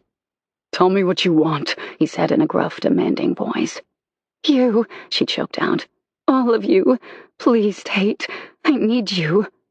He rewarded her with a forceful thrust that seated him to the very hilt. His hips pressed against the insides of her thighs, and he held himself there a long moment as his groan of pleasure mingled with her sigh. God, Chessy, he said in a strangled voice. You feel so damn good. She made a humming sound deep in her throat. It was all she could muster. Words escaped her as indescribable pleasure rocked over her body. Her fingers curled into tight fists, held firmly by the rope securing her to the bedpost. Slowly he withdrew, the walls of her vagina protesting, trying to suck him back in like a greedy fist. Then he slammed forward again, forcing her feet from the floor where they were planted. She gasped at the fullness of his possession. So deep. He was hard as stone, stretching her pussy to its maximum width. His fingers curled around her hips, lifting her to meet his thrusts. She closed her eyes, completely giving herself over to the ecstasy shuddering through her body. He knew exactly how to please her, how to torment her with delicious, edgy pleasure. Knew just how close to bring her to the edge before pulling her back, only for her orgasm to rebuild, bigger and more cataclysmic. How he managed to last as long as he did was a mystery to her. She could feel just how close he was to hurtling over the cliff. His fingers tightened in her flesh, his thrusts became more frantic, but yet he'd slow, pulling them both back. Her need had become desperate. She was nearly sobbing at the overwhelming pressure, the promise of something utterly beautiful and all-consuming. Say my name, he said hoarsely. Tate, she cried. Who owns you, Chessy? Who do you belong to? You, she sobbed. Only you, Tate. Then come for me. He thrust hard, forcefully, harder than before, purposely driving her to the brink of insanity. She was mindless, writhing against the bonds that held her tight. She turned her face into the mattress, screaming as her orgasm welled and burst like a cascade of fireworks. He began coming, flooding her with his release. His semen made his thrusts smoother and easier. Impossibly, he drove even deeper, her body opening and welcoming him like a long-lost lover. And in essence, he was. This was their renewal, a reunion of souls. He strained against her, his hips pumping hard and fast, while the rest of his body remained solidly glued to hers. His hands left her hips and slid up her spine, soothing her in the aftermath of her explosive orgasm. And then he lowered his body, his cock pulsing deeply in her vagina. He blanketed her with his warmth and strength. She could feel his heartbeat, fast and furious, against the small of her back. And then his cheek lowered, lying against her skin. Trapped between him and the mattress, her own heart raced. Turning his face, brushing against her hypersensitive flesh, he pressed his lips to her spine. You're my girl, Chessy. Never doubt that, he whispered, the words wrapping around her heart, squeezing with love and renewed hope. They were back. Give me the words, baby. I'm your girl, she said dutifully. And who does my girl love? You, she said. Only you. Who owns you? He growled. He pushed further into her, his cock still turgid inside her even after his release. Her body shuddered, chill bumps prickling across her skin. You do, she whispered. Who loves you? He asked in a softer voice. Her heart surged to overflowing. Tears pricked her eyelids, and she closed her eyes briefly to hold them at bay. You do. Who knows you're his world, the one who's gifted with your submission? You, Tate. Only you. He kissed her skin again, a soft benediction, as his words whispered over her flesh. I love you, Chessy. Only you. Remember, you're my girl. I love you too, Tate. She had to stop because tears were running freely down her face, wetting the mattress her cheek rested on. Chess. The concern in his voice made her scrub her tear-stained face into the mattress. She didn't want to fall apart now, of all times. He withdrew carefully, mindful not to hurt her. Then he immediately untied her hands, tossing aside the rope. Chessy, he asked again as he climbed onto the bed beside her. Talk to me, baby. What's wrong? Did I hurt you? He pulled her into his arms, positioning her on her side, and used his arm to pillow her head. Then he slid his hand over her damp cheek, wiping away the tears. He leaned over, kissing away every bit of moisture from her face, before cupping her jaw and tilting her chin upward so she met his gaze. "What's wrong, baby?" The concern in his eyes was nearly her undoing, and damn it, but the tears started all over again. She gave a quiet hiccup, the strain of trying to keep her emotions at bay, making her chest ache. It was as if a dam had suddenly burst, and tears ran like a river as she stared back at her husband. They were back.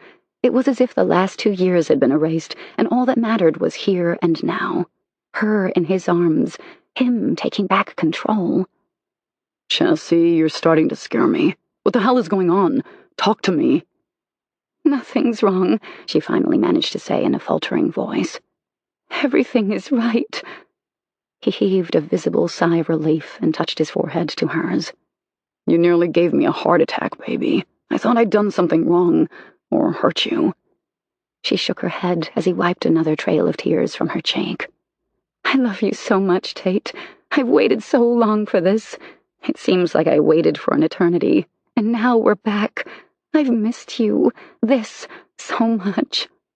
He gathered her more closely in his arms and kissed her tenderly. "You've always had me, Chess. I know it doesn't seem like it. I haven't acted like it. I haven't given you what you need, what you deserve. But I swear all of that is going to change starting now. I don't want to lose you. I can't envision a future without you." She snuggled into his arms, tucking her head underneath his chin. "You'll never lose me, Tate.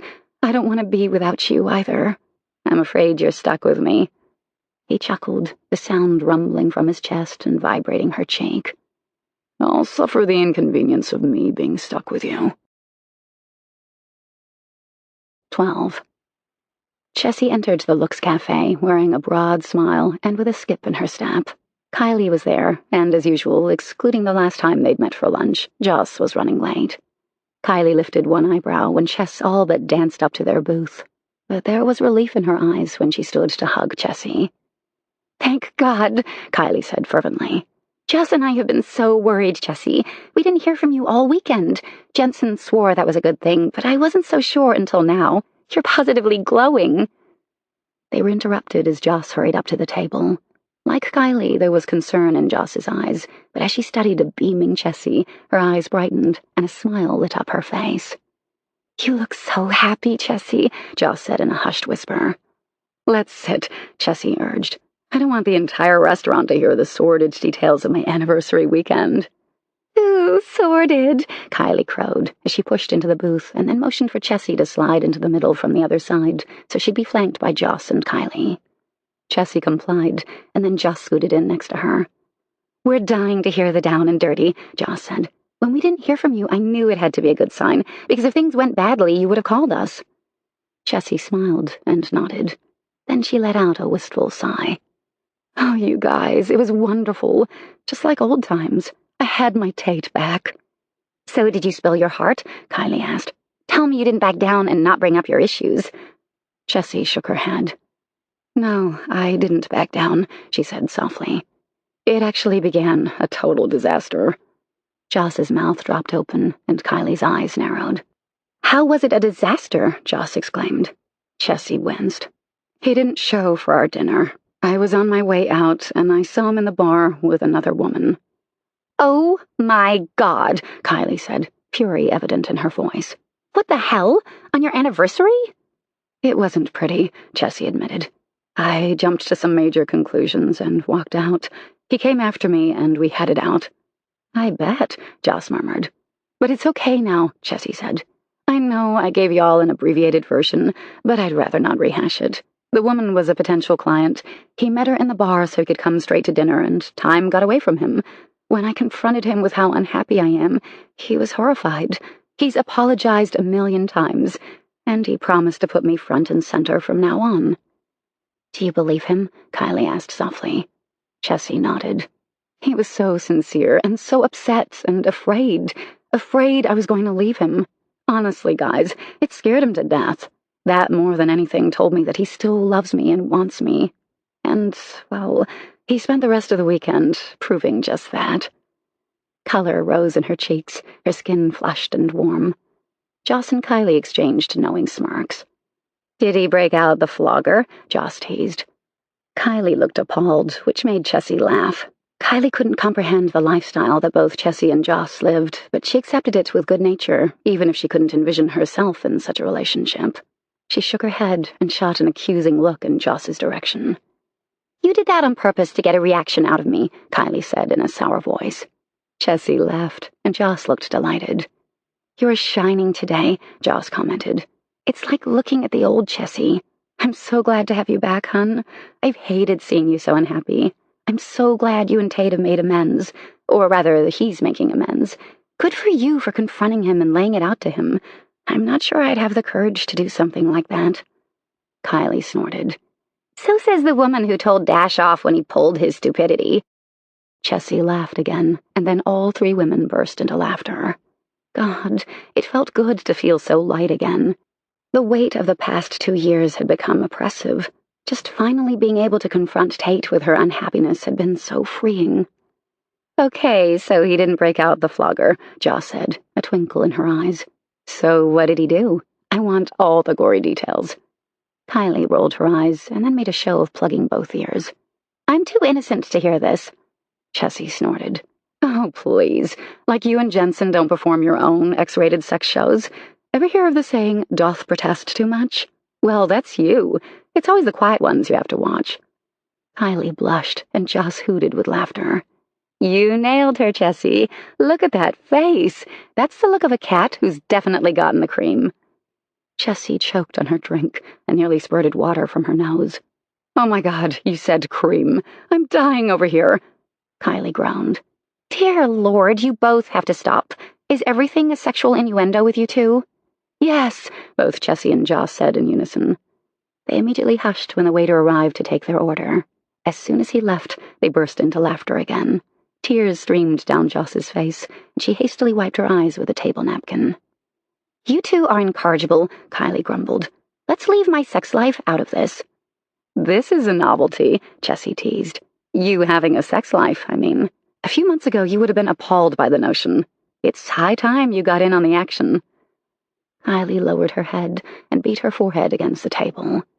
What did I do to deserve this? I'd say Jensen is very rewarding, Joss said, a dreamy look on her face. Kylie's smile was rueful. I can't argue with you there, but can we please move on to a different topic? Chessy still hasn't filled us in with all the juicy details. Chessy grinned. Let's just say that Tate and I are well on our way back to the way things used to be. At first, he held back his dominance. I think he was too focused on making sure I wasn't going anywhere. After the hardness of our anniversary night, he kicked it into high gear. He made love to me like, whoa! No dominance, just tenderness that was so sweet it made my heart ache. But at the same time, I wanted his dominance. I didn't want our relationship to change. I just wanted us back, you know? Yeah, I know, Joss said softly. I get it, Kylie admitted. Jensen is dominant in all aspects except our sex life. There, he gives up complete control to me. But one day I'd like to be able to give him control there too. We're both going to therapy. I'm hoping it will help me trust him more. That sounds so awful. I do trust him. In my heart, I know he'd never hurt me. But it's hard. And more than me knowing he'd never hurt me, he has to believe that too. Chessy reached for Kylie's hand and squeezed. I understand completely, sweetie. And you'll get there. Rome wasn't built in a day, you know. Jensen is so perfect for you, so patient and understanding. The fact that he's willing to give up control in the bedroom is amazing. It proves just how much he loves you to deny that part of himself. Kylie's eyes became watery. But I don't want him to have to deny any part of himself, and that's what bothers me. I want him to have control, but I'm not there yet. You'll get there, Joss repeated. Give it time. You've only been together a short time. So Tate didn't dominate you? Kylie asked. The words came out strangled, as if she didn't know what label to put on Chessy's relationship with Tate. Chessy's smile was gentle. She let go of Kylie's hand as the waiter delivered their entrees. Only when he was gone did she address Kylie's question. At first, no. I think he didn't think it was appropriate. In fact, he very much humbled himself.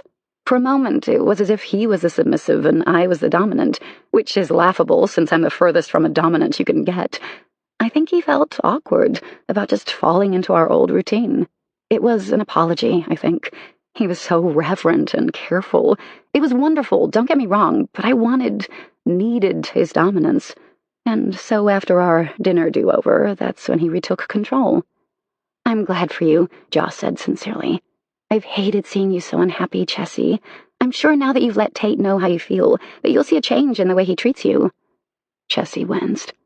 That sounds so bad when you say it like that, like he was abusing me or something. Neglect is akin to abuse, Kylie said softly. You should know that better than anyone. Chessy's heart clenched at a subtle reminder of her childhood. Not abused, but unwanted. She wasn't sure which was worse. Both were unforgivable for a parent to subject a child to. She'd spent her entire childhood ignored, dismissed, unloved, and a nuisance to parents who'd never wanted a child. Tate was well aware of the circumstances of her childhood. He'd been the first person she'd ever confided in. As soon as she turned 18, she'd left her home and worked her way through college. Her parents hadn't even bothered to show up for her high school graduation, much less her graduation from college. Her phone chimed, signaling a text message. Grateful for the interruption, so the conversation didn't dissolve into a dissection of her childhood, she dug into her purse and clicked on the text. It was from Tate. Have an important client meeting at 4:30. I'll be home no later than 6. I promise. I'll bring supper. Love, my girl. Chessy's heart sank, dread tightening her chest. When she looked up, her friends had worry in their eyes. Chessy forced a bright smile. After all, how long had it been since he just texted her with his plans, much less to say he loved her and that he'd bring home dinner? She'd revel in that aspect and set aside her paranoia. The last thing she wanted to do was ruin a perfectly good day, and things had gone so well the past 2 days. Oh, that was just Tate, telling me he was bringing supper home. She left out the rest because she didn't want to see knowing looks in their eyes. 13. At 5 minutes after 6, Chessy was pacing the living room, checking her watch. A worried frown tugged at her lips. Surely he wouldn't be late, the very first day back at work after their come-to-Jesus anniversary weekend. She sucked in a deep breath and tried to talk herself down. He had a client meeting at 4:30. Then there was rush hour traffic, not to mention he was picking up takeout. There were plenty of perfectly normal reasons he could be a few minutes late. She checked her watch again. He was only 7 minutes late, not the end of the world. Damn her for being so paranoid. She could be flexible. He didn't have to be at her beck and call every waking moment, nor did he have to be accountable to her for doing his job. But it worried her. What if this weekend had been him hitting the panic button and saying and doing whatever it took to appease her? What if he had no intention of changing his routine? Guilt crushed through her chest when she heard the sound of his car pulling up. How could she have doubted him? She forced herself not to rush to the door to greet him. There was no way she wanted him to know how worried and paranoid she'd been, with no reason. A moment later, the front door opened, and Tate appeared holding a plastic bag with the takeout containers inside. He was juggling his briefcase and his suit coat as he kicked the door shut with his foot. Chessy hurried over to him to take the bag, and then leaned up on tiptoe to kiss him on the cheek. Sorry I'm late, baby, he said, regret lining his brow. The restaurant messed up my phone order, and I had to wait for them to remake it. I got your favorite. Her heart melted at the very real worry in his eyes. She felt so guilty for doubting him, for worrying that he wouldn't keep his word. She carried the bag containing the takeout order to the breakfast nook, where she'd already set out plates and silverware, while Tate tossed his suit coat over the back of the sofa. You want wine? She asked. I put a bottle out a little while ago, but if you'd prefer something different, I'll get it. He snagged her waist and pressed a kiss to her lips. Whatever you picked out is fine. Have I told you lately how beautiful you are? A giddy thrill assailed her. Her heart turned over in her chest as she smiled broadly up at him. She wrapped both arms around him and leaned into his embrace. Her smile became dreamy, love surging through her heart. I'll never get tired of you saying so. What about I love you and you're my girl? She sighed. Even better. Sit down while I pour you a glass of wine. Tell me about your day and your client meeting. Did it go well? A brief look of discomfort crossed his face before he turned swiftly to pull out his chair. When he was settled, he met her gaze again, no hint of the previous discomfort evident, leaving her to wonder if she'd imagined it. "Oh, the usual," Tate said in a casual tone. "The meeting was with a potential client who's considering transferring a large portfolio to my firm. It would be quite a coup if it comes to pass." She set his glass of wine in front of him and then slid into the seat next to him. "That's wonderful, Tate. You've worked so hard. It doesn't surprise me that you're landing bigger and bigger clients." He caught her hand and pulled her over to sit on his lap. He thrust a hand into her hair, cupping the side of her head as he tugged her down to meet his lips. "Your confidence in me and support of me means everything.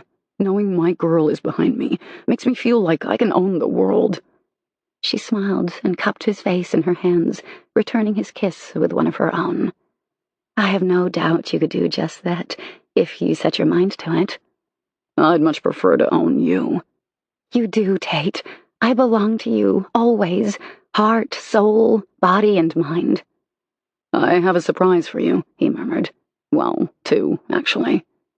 She couldn't control the surge of delight that made a broad smile curve her lips. She adored surprises, and Tate well knew it. It didn't matter how simple or elaborate. Anything Tate gave her was treasured and met with utter delight.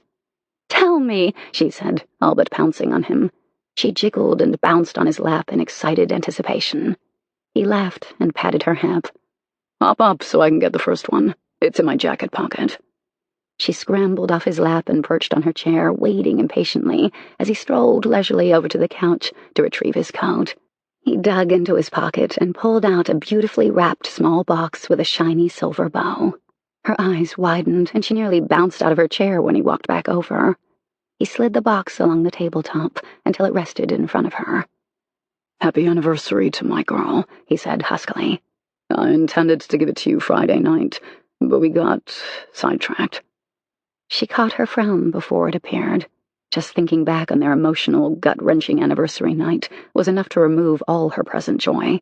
So she focused instead on here and now, and the fact that her husband was back. She reverently opened the wrapping, taking her time so she didn't tear it. He chuckled as he watched her, shaking his head. "I've never understood why you don't just rip into it. It's just paper, Chess." "But it's beautiful paper," she protested. "I hate to tear something so pretty." He laughed again, but fell silent until she got to the box underneath. With shaking fingers, she opened the lid and shook out the velvet jewelry case inside. She sucked in her breath when she finally managed to reveal the contents. Inside was a radiant, sparkling diamond bracelet that caught the light and twinkled brilliantly.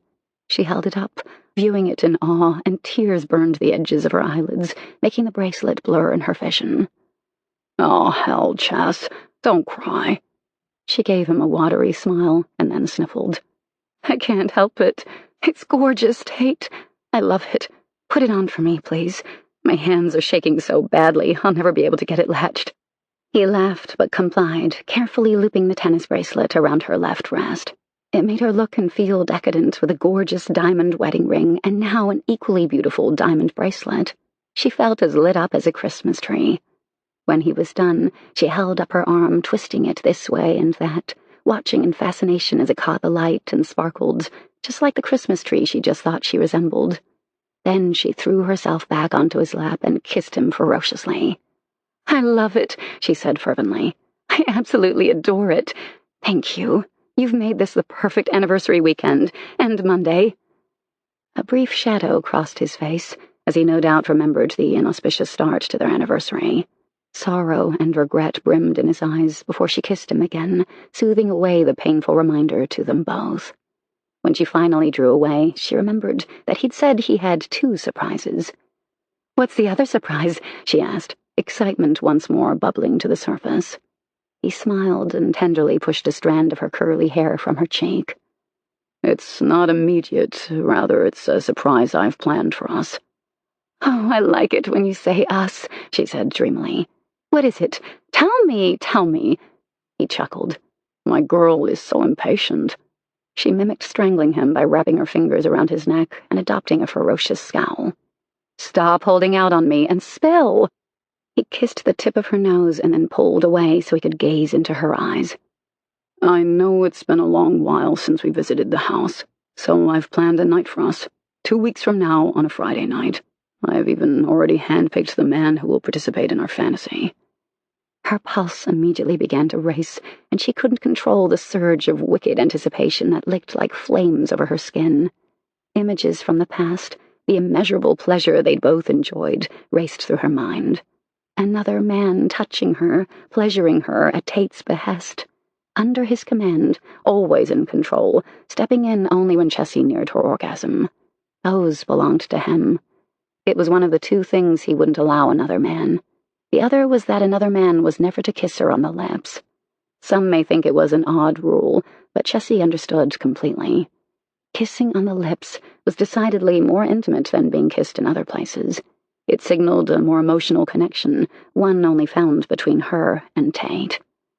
Is it someone I know? She asked in a low voice. I mean, is it someone you've chosen before? He stroked her cheek. Is my girl worried? We don't have to do this, Chess. I wanted to do something special for you. For us.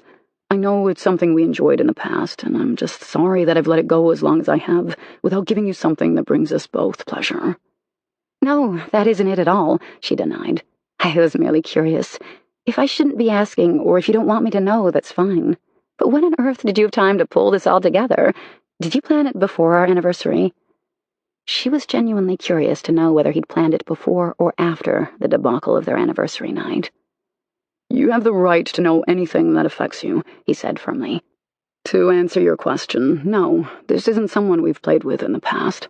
I spoke to Damon, and he gave me a few names of men who didn't mind playing the dominant, when in actuality I would be in total command of every aspect. I arranged to meet them this morning. It's why my client meeting was so late in the day. I wish I could say that I'd planned this prior to our anniversary. It's something I should have been more aware of, and I'm sorry for that. But I picked a man I thought would give you the most pleasure, while allowing me to dictate what he does and doesn't do. When I showed him your picture, I thought he was damn near going to swallow his tongue. He laughed as he said the last, and Chessy smiled. So he liked what he saw? She asked innocently. Oh, yeah, he liked. A thought occurred to her, one that had her blushing to the roots of her hair. Her entire face was literally on fire. Tate, tell me you didn't show him one of those pictures, she whispered.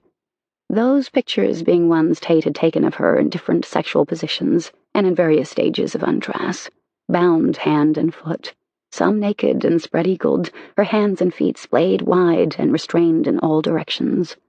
They were beautifully erotic, but only intended for Tate. They made her sound like the ultimate hypocrite, being willing to allow another man to touch her, to flog her, mark her, give her pleasure. So why object to Tate ever showing such pictures to another man? Except that to her those pictures were personal and were meant to be shared only between her and her husband. It didn't have to make sense to anyone but her. Tate's expression grew serious. He cupped her chin, rubbing his thumb gently down her jawline. I would never betray your trust, he said gravely. Those pictures are from me and only me. I showed the man, James, one of my favorite pictures of you from our vacation in the Caribbean. The one of you in that sexy sundress, smiling brightly enough to outshine the sun. There isn't a man alive who wouldn't be on his knees to have a woman like you. And that certainly includes me. You're mine, he said in a thoroughly satisfied voice. She smiled then, feeling awful for having questioned him in the first place. It was baffling to her, this new turn in their relationship, where she seemed to question him with growing frequency. She'd never questioned him in the past. She always, without fail, abided by his decisions, accepted without reservation whatever he chose. So why now?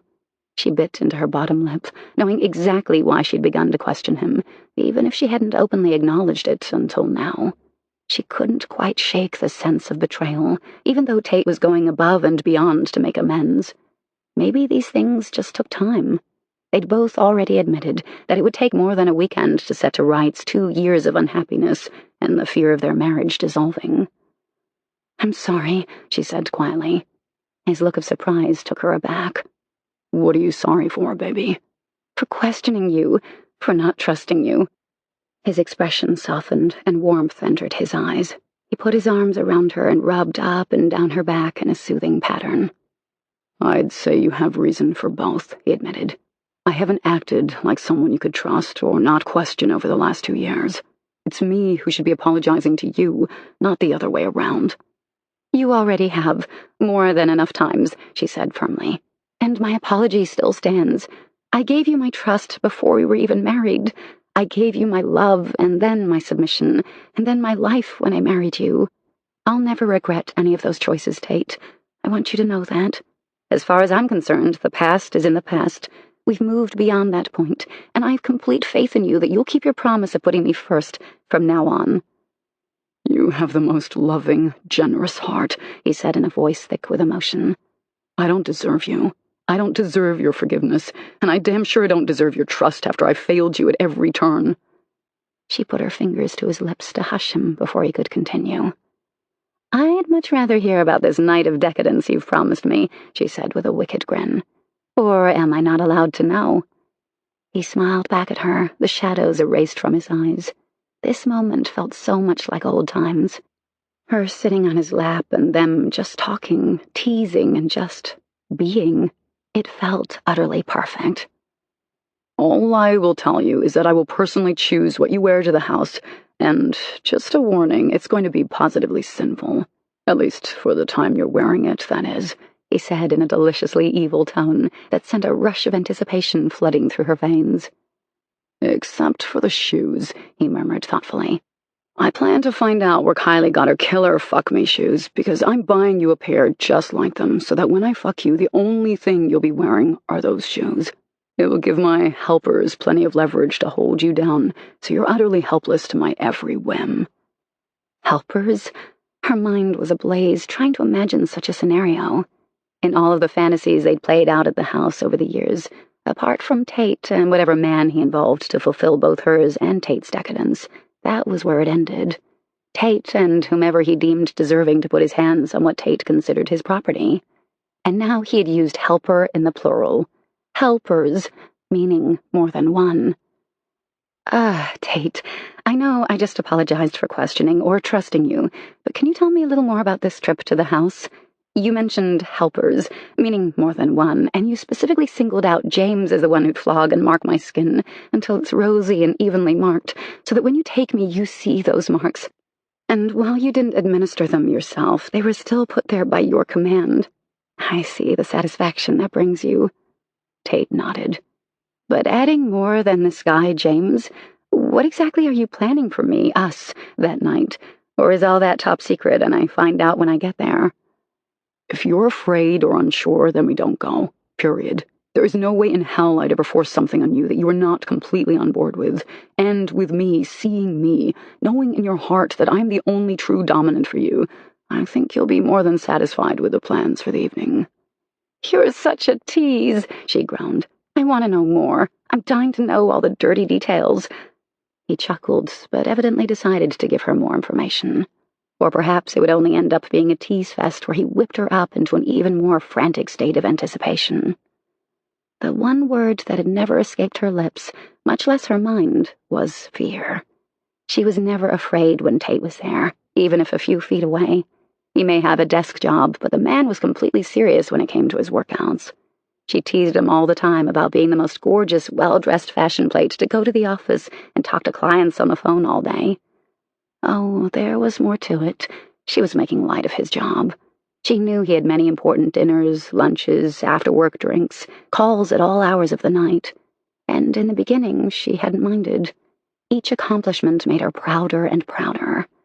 But somehow along the way, his job, his struggle after his partner bailed, had faltered at first, and so Tate had thrown all of his time and energy into making it a solid success. Endless and countless lunches, dinners, golfing, meetings for drinks. It had become all-consuming. I will lead you into the common room by your collar. Her hand automatically went to her throat, where the delicate jeweled collar rested. I'm having another especially made just for that night, and it will be ready this week. I'll pick it up when I also go pick up what you'll be wearing to the event. And those killer fuck-me shoes. Those are at the top of the list. But every man in the house that night will know you belong to me. The leash is also being fashioned, yet another thing to do on my shopping trip. Well, and there's the lingerie I had to get my girl, because just imagining you with that outfit the damn mannequin was wearing gave me a hard-on that lasted 30 fucking minutes. Chessy could hold back her laughter no longer. She shook against him, her giggles muffled by his shirt. But Tate was still being serious. I have the perfect earrings and necklace. It is my intention to drape you in jewels and nothing else. Every eye in the common room will be on you. You'll wear your hair down. I love your curls, and you may as well just forgo makeup, because I guarantee, before the night is over, there will be none left. He said the last with a smirk that told her he'd be getting as much pleasure from their role-playing as she would. One of his favorite scenarios was to have another man fuck her ass while Tate fucked her mouth. And yeah, that would definitely ruin a makeup job, and if such hedonistic pleasure awaited her, she was more than happy to forgo being fully made up for the evening. Her thoughts turned dreamy again. So far she'd remembered all the pleasure Tate had received, as if she were a plaything, brought out for boys' enjoyment and then put away with no regard for her whatsoever. And it certainly wasn't true. Tate, even though he was a forceful dom, was also exceedingly gentle and tender, often interpreting her body signals before she even knew what her body was telling her. He always seemed to know exactly what she wanted more of, or less of, or what made her wild with want and need. He was so in tune with her body. Hell, he was in tune with her damn thoughts most of the time. But then her friends had always told her she was as transparent as glass. When she was happy, she shone, brought light and warmth into any room. But when she was unhappy, it was equally evident. All the light that surrounded her on a seemingly endless basis just burned out. Deep shadows had formed underneath her eyes, and she was already getting lines across her brow from worrying and stressing. "I don't need to know any more," she said warmly. "I do trust you, Tate. My curiosity always gets the better of me. You know that. I'm more than happy to wait. I don't want to ruin the surprise for you, since it's obvious you've spent most of the day today preparing for this outing." "And how do you feel about going, Chess? Be straight with me. Does it make you scared or nervous?" She immediately shook her head. "As long as you're there with me the entire time, that the commands come from you, as long as I know you're in complete control, then yes, absolutely. I want to go. I'm not scared or nervous, not when I have you." "God, I love you," he breathed into her mouth. "And I promise that our night at the house will be a night you'll never forget." 14. Chessy's impending night out at the house was met with completely opposite reactions from Joss and Kylie. Kylie tried very hard to hide her confusion and the fact that she didn't understand the lifestyle her two best friends had chosen. And while Joss was, in reality, a newcomer to the submissive lifestyle, it had been a want, a desperate need that went years back. It was the one thing her husband hadn't ever been able to give to her, and Joss loved him too much to ever pressure him. So her need had gone unrequited. Until Dash, her dead husband's best friend. Now, Joss understood completely Chessy's excitement over a night at the house. It was a place Joss and Dash had frequented before Joss learned of her pregnancy. Dash would never do anything that could cause possible harm to their child. Not that he'd ever caused Joss to come to any harm either, but he guarded her with a fiercely protective dominance. Something Tate and Dash had shared in theory, but not in practice over the last 2 years. But Chessy and Tate were picking up the pieces, and both were deeply committed to repairing their fragile relationship. It was all she could ask for, just for Tate to reevaluate and recommit himself to her. Even her own commitment was being renewed, stronger, more everlasting this time, so that nothing would ever come between them again. The women were enjoying a later-than-usual lunch the day before Chessy and Tate's upcoming evening at the house, and Chessy was brimming with hope and optimism. Not that she'd ever look to another man to somehow fill a gap in her marriage to Tate, just the opposite.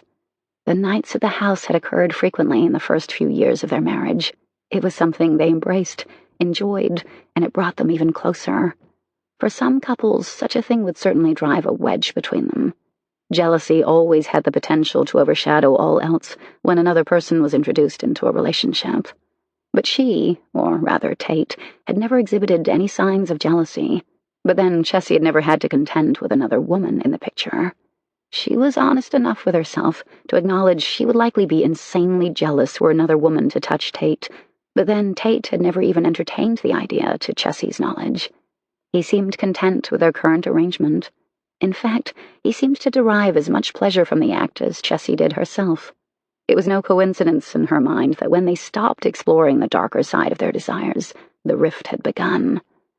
Any time a marriage lost both an emotional and a physical connection, it was no longer about a kink they both enjoyed. It had become a matter of survival. The survival of their love and their marriage.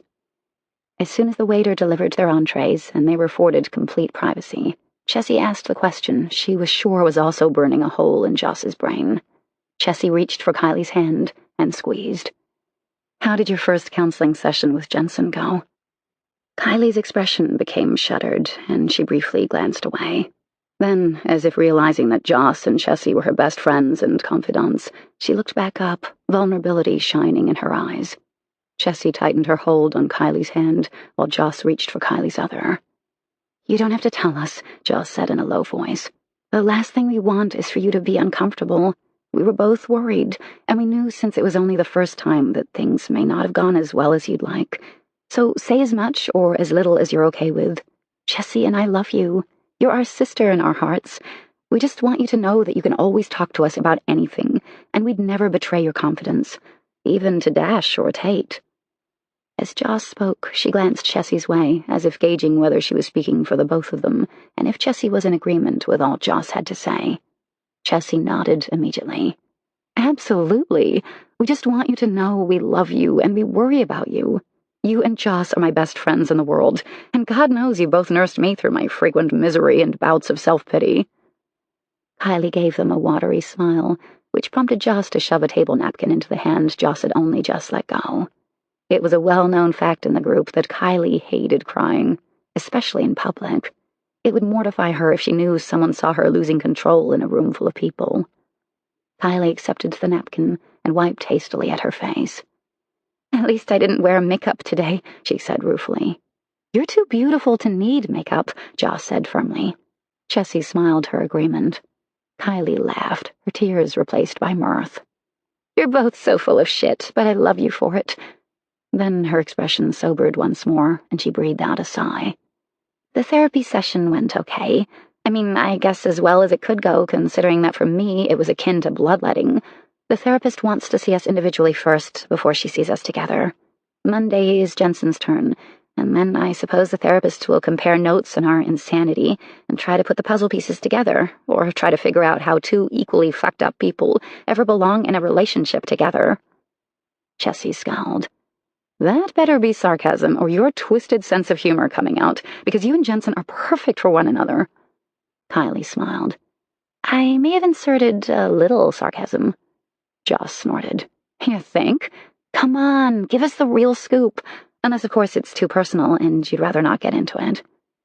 Kylie rolled her eyes and shook her head. "I think we've established that I seem to have no personal boundaries when it comes to the two of you. Just recently, as I recall, we were shit-faced drunk in Joss's living room, and I was blurting out what a stupid-head Jensen was, and then I revealed my grand seduction plan of making love to him, and then tying him to the bed. If I survived telling you guys all of that, I think a visit to my therapist pales in comparison." Chessy and Joss both dissolved into laughter. "She does have a point," Chessy admitted. "Even Dash was privy to that particular outburst, but it was a brilliant plan. I have to give you that." Kylie groaned and briefly covered her face with her hands. "Did you have to remind me that Dash was there to witness my drunken humiliation?" "Hey, it worked, did it not?" Joss demanded. "I'd say you pulled that plan off spectacularly." A satisfied smile curved Kylie's lips upward, effectively erasing all the earlier conflicting emotions that had shone in her eyes. "Yeah, it worked," Kylie said in a faraway tone that told both the other women she was taking an X-rated trip down memory lane. Then she shook her head, as if coming down from the clouds, her expression growing somber once more. "We discussed my childhood and my inability, or rather my inability until I met Jensen, to form relationships with men, and the fact that in particular I feared dominant, strong men. She made me feel normal." The last was said in a bewildered tone, as if Kylie had never until now considered herself remotely normal. "Sweetie, of course you're normal," Chessy defended. After what you endured at your father's hands, I'd say you wouldn't be normal if that didn't affect you well into your adult life. Think about it. The one man in a little girl's life she's supposed to be able to trust above all others, the one who is supposed to protect her at all costs, betrayed you horribly. He abused you horribly. No woman, I don't care if she's Superwoman, could escape that kind of horror unscathed. Besides, you've merely been discerning when it comes to men, Joss said with conviction. That doesn't make you abnormal. That makes you picky, and all women should be picky when it comes to choosing the man they'll trust and give their hearts to. Can you imagine your life without Jensen now? What if you'd hooked up with some other guy? You wouldn't have what you have now, so fuck normal. Chessy's and Kylie's mouths both dropped open in unison. Then Chessy burst into laughter until tears streaked down her cheeks. She coughed and wheezed into her napkin, while Joss gave them both looks of bewilderment. Well, that's one way to put it, Kylie said ruefully. And it mirrors what Jensen himself has said. I believe his exact words were, fuck normal. I always knew he was a smart man, Joss said in a smug tone that matched her expression. It's just so funny to hear you dropping F-bombs, Chessy said, still laughing. Not that you haven't before. It's just not your normal M.O. Joss rolled her eyes. I swear, you two seem to think I'm some Miss Goody-Two-Shoes. Oh, no, we became well aware that you're the closet bad girl of this group, Kylie said dryly. I might have considered you Little Miss Sunshine at one time, but that was before you told us at lunch that you were going to the house and wanted to hook up with a dominant man. I think it's safe to say that we certainly reevaluated any assumptions we made about you in the past. Joss's cheeks turned a delightful shade of pink, and Kylie and Chessy both burst into laughter. Busted, Chessy crowed. Kylie turned her gaze in Chessy's direction in a swift change in topic, once more putting the focus on Chessy, and likely relieved to have it off herself. But that was just Kylie. She'd certainly come a long way, but it didn't mean she liked being thrust into the spotlight, even by her best friends. So, you've sort of said in the past what it is you and Tate do at the house, but I'll be honest, I mostly tuned you out. I know that sounds horrible, but my virgin ears could only take so much. Oh, for the love of God, Joss muttered. So says a woman who tied her boyfriend to her bed. The only difference here is that our husbands tie us to the bed. Chessy smothered her laughter with her hand. Busted again, sweetie. No response to that one, huh? So are you going to spill or not? Kylie persisted, purposely ignoring their needling. I guess today is a day for morbid curiosity, because I confess, I can't wrap my brain around Tate actually sharing you with another man. No matter what your past difficulties may have been, he is and always has been forbiddingly possessive of you. Chessy was determined not to show any self-consciousness in this discussion. No, it wasn't a conversation she'd have with just anyone, but Kylie and Joss weren't just anyone. They were her best friends, her sisters, as Joss had so eloquently put it, and she wasn't in the least ashamed of her and Tate's sexual preferences. It sounds more complicated than it is, Chessy said ruefully. Basically, Tate chooses a man to dominate me, but who is dominated by Tate. Even Joss blinked over that explanation, and then Chessy realized how it had come across. She groaned. Okay, that is not what I meant. This I gotta hear, Kylie said in a dry tone. Tate chooses a man who would ordinarily act as a dominant and not take instruction, especially from another dominant. The man's task is to please me. Tate tells him what to do and how to do it. Tate watches from the sidelines. That's a figurative expression, by the way. Tate is always right there, overseeing every aspect of what goes on. But he directs the action. Kylie's expression grew thoughtful, but she didn't interrupt Chessy's explanation. The other man takes me through the paces. Chessy glanced around uneasily to ensure no one was sitting close enough to their booth to potentially overhear, and lowered her voice for the remainder of her explanation.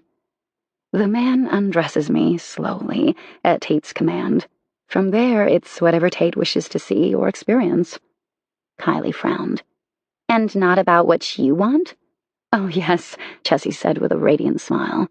Tate is very aware of what I like, what gives me pleasure, but he likes to surprise me. He never tells me beforehand what to expect. Me not knowing heightens the anticipation. Sometimes the man will bind me to crossbars, arms and legs spread wide. He'll flog me or use leather. Other times he'll secure me over a spanking bench, and after the man has sufficiently prepared me, Tate will take over and fuck me while my skin is still heated from the kiss of the whip. She could feel the blush working its way up her neck at the blunt way she'd described the scene. Kylie sent a suspicious glance Joss's way. You don't seem the least bit shocked or appalled. Just what have you and Dash been up to, anyway? Oh, much the same, Joss said cheerfully. Only without the other guy and, well, not since we learned I was pregnant. Kylie shook her head. Clearly I'm the boring one in this group. Chessy smiled mischievously. Oh, I don't know. Tying a guy to your bed can't exactly be considered boring. Y'all are never going to let go of that, are you? Kylie asked with an exasperated sigh. Nope, Joss said, a huge grin on her face. I think y'all are the ones who need therapy, Kylie grumbled. I'm looking more normal all the time. Joss checked her watch and then glanced up at the others in chagrin. Sorry to eat and run, but I have to leave if I'm going to make my OB appointment. Chessy made a shooing motion with her hand. You go on. Lunch is on me today. Joss paused on her way up from the table and pinned Chessy with a pointed stare. Kylie and I will expect all the juicy details Saturday, and if we don't hear from you, we're totally coming over. 15. Chessy's phone rang, Tate's ringtone, and she answered quickly. It was around the time Tate usually got off of work, and she hoped he wasn't calling to say he would be late. Hello? Tate's voice was gruff and laced with thick desire. I want you naked and kneeling in the living room when I get home. Her pulse fluttered and sped up, leaving her breathless and nearly unable to respond. I'll be waiting, she whispered. Love, my girl. I love you too. See you in 10 minutes, he said. Chessy ended the call and then ran for the bathroom, knowing she didn't have much time. She brushed out her hair as much as she was able. The humidity was particularly high today, and the result was her hair being much curlier and less manageable than usual. But then Tate loved her curls. She checked her appearance with a critical eye, wanting to look her best.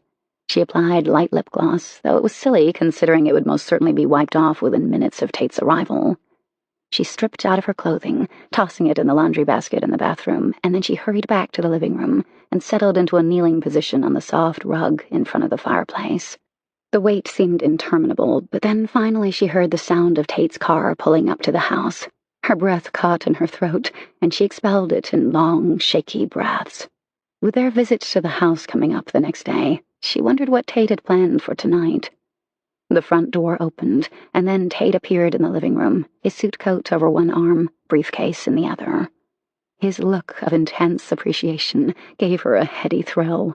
His eyes glowed with open lust. The fact that after so many years of marriage, he still looked at her with the same desire he had when they first married, gave her fierce satisfaction. But Tate wanting her had never been the issue. He slowly laid his things down on the couch and immediately loosened his tie, but held on to it instead of discarding it with the other stuff. His walk toward her was slow and leisurely, as if he were taking in every bit of the moment. When he finally got within touching distance, his hand gently threaded through her hair, and then he roughly pulled her head back, and his mouth crashed down over hers, feeding hungrily from her lips. Consider tonight a preview of what's to come at the house, he murmured. Her blood surged, and her nipples beaded into tight knots. Just be warned, I plan to work you hard, he said. Remember your safe word. I remember, she whispered. He pulled her arms behind her back, her still in a kneeling position, and he tied her wrists together with his tie. Then he walked around to the front of her and hastily unzipped his pants, pulling his cock free without removing his clothing. Open, he commanded. He shoved his hand into her hair and angled her head back as he grasped his cock with his free hand. She instantly obeyed, opening her lips just as he thrust fully into her mouth. He was rough, and she reveled in it. She wanted to sigh her satisfaction that they were returning to the roots of their relationship. Finally. Let's see how much you can take, he said gruffly. He began to thrust hard, hitting the back of her throat with the broad head of his cock. Her cheeks puffed outward, and she inhaled sharply through her nose to keep up. But she was determined she would endure whatever he chose to do. Very nice, he complimented as he continued to push himself as far as he could go. Pre-cum wet her tongue and made his thrusts easier to take. His taste filled her mouth, and she sucked greedily, wanting more, wanting him to come down her throat and bathe her face with his release. But evidently he had other plans. Just when she was sure he would ejaculate into her throat, he pulled out abruptly and released his hold on her hair. "I'll be back for you," he said in a low voice. "Do not move." She nodded her obedience, and he left the room, leaving her to wonder just what he was cooking up. The fact that he'd said it was a preview of their night at the house had her nearly lightheaded with anticipation. It was several minutes before he reappeared, and he was completely nude, his erection straining upward so it was flat against his abdomen. Whatever he had planned, he was as excited as she was. He reached down to untie her hands, and then, to her surprise, he secured the tie around her eyes so she was blindfolded. He took her hands, easing her to her feet. When he was certain she was steady, he curved his arm around her waist and led her toward the bedroom. A moment after they entered, he pushed her against what she realized was a special spanking apparatus that was normally stored in the spare bedroom. He pushed until she was completely bent over the inwardly curved leather indentation of the piece. Then he looped rope around one wrist and pulled until she was at full stretch and tied it to the bottom of the leg that supported the equipment. He repeated the process with her other wrist before moving to her ankles. He tied both to the legs so she was completely immobile and powerless. Only then did he remove her blindfold so she could see, limited as her sight was. "I'll give you only the choice of what you will be flogged with," he said in a rough voice that never failed to excite her. This was her Tate, her dominant, what she'd missed most in the past, his dominance, her utter submission, and the fact that, as careful as he was with her in all aspects, now he would be rough and unyielding, pushing her to her very limits. "Leather," she whispered. "The leather belt." She wanted that sharp edge of pain tonight. She didn't want a gentle work-up to something more. She wanted it all. "My girl is feeling very adventurous tonight," he murmured. "Leather it will be." Soon she felt the sensuous caress of the leather as he trailed it down her spine and then over her buttocks. He teased her, not giving her what she wanted right away. He continued to torment her, sliding the leather up and down her legs and over the crack of her ass. When the blow came, it was a shock to her system. She'd been so lulled by the gentle kiss that the first lash took her breath away. Fire spread over her ass, and she nearly cried out. But she wasn't that undisciplined. She sucked in, holding in any verbal response to the strike, and then waited for the inevitable wave of pleasure that always followed. Her eyes closed as the burn faded and became intense pleasure. The next blow she was better prepared for, and it only increased the warm haze around her, pulling her into its embrace. He was, as he'd warned, giving her all she could take. The leather kissed her skin over and over until her entire back and ass were on fire. But she'd long since entered subspace, and only a dreamy cloud surrounded her. She was desperate for his possession, for the moment when he'd toss the belt aside and fuck her hard and fast. But he seemed determined to make her wait and drive her to the very edge of her limits. When the blows did end, she didn't even realize it. It wasn't until he reached down and yanked her head up by her hair that she somewhat fell out of the delicious haze surrounding her. "Who owns you, Chessy?" His voice was rough, even cruel-sounding, and she delighted in every word. "You do, Tate." She was surprised she was even capable of speech at this moment. "Who's going to fuck your sweet little ass?" Oh, God, she was verging on orgasm just imagining what was to come. "You are," she croaked. "Damn right," he said, satisfaction lacing his voice. His fingers slid between her cheeks, smoothing lubricant over and around her opening. He pushed a finger in, spreading more lubricant. Then another finger was added, driving her insane. He fucked her with his fingers for several long seconds before he seemed to be satisfied she was adequately prepared. But just when she thought he would finally give her what she most wanted, the leather descended again, jolting her abruptly from her state of anticipation. He peppered her ass, fast and furious. She knew her behind was likely completely red, just the way he liked it before he fucked her ass. It was a test of her endurance, and that line between pleasure and true pain was certainly tested, but Tate knew her and her body, knew just how far he could push without going too far. Before she got to the point where she would have cried her safe word, the blows stopped, and he roughly parted the cheeks of her ass, and with one forceful thrust, he was inside her. Her body protested the invasion, and she went rigid around his cock, trying to expel it. He was having none of that. He gripped her hips, withdrew the tiniest of inches, and then thrust to the hilt, his abdomen pressed squarely against her ass. God, he was all the way in, and her body was screaming at his rough entry. Yet it was a delicious sensation, burning, stretching, so beautiful and pleasurable. His hands moved up her back, caressing and smoothing away the burn of the belt. Such a sharp contrast to the roughness he'd displayed until now. And then he began to fuck her mercilessly, riding her, plunging, thrusting. The slap of flesh against flesh filled her ears. Her body jerked, held in by the constriction of the bonds. The entire apparatus shook and swayed under the force of his possession. "Does my girl want 2 dicks?" Oh, God, she was going to come before he ever got to that point. Still, she uttered a desperate yes, knowing he'd do anything to please her.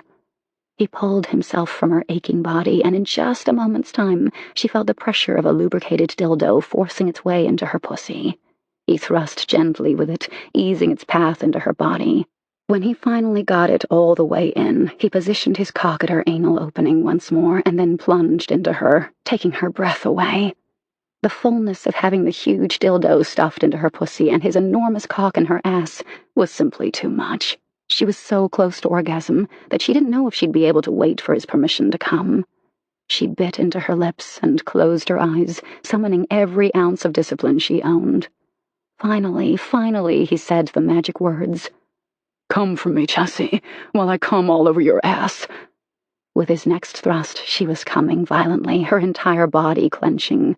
He yanked himself from her, and his cum splattered over her ass and back. Then he pushed himself back into her ass, thrusting as the last of his release was wrung from him.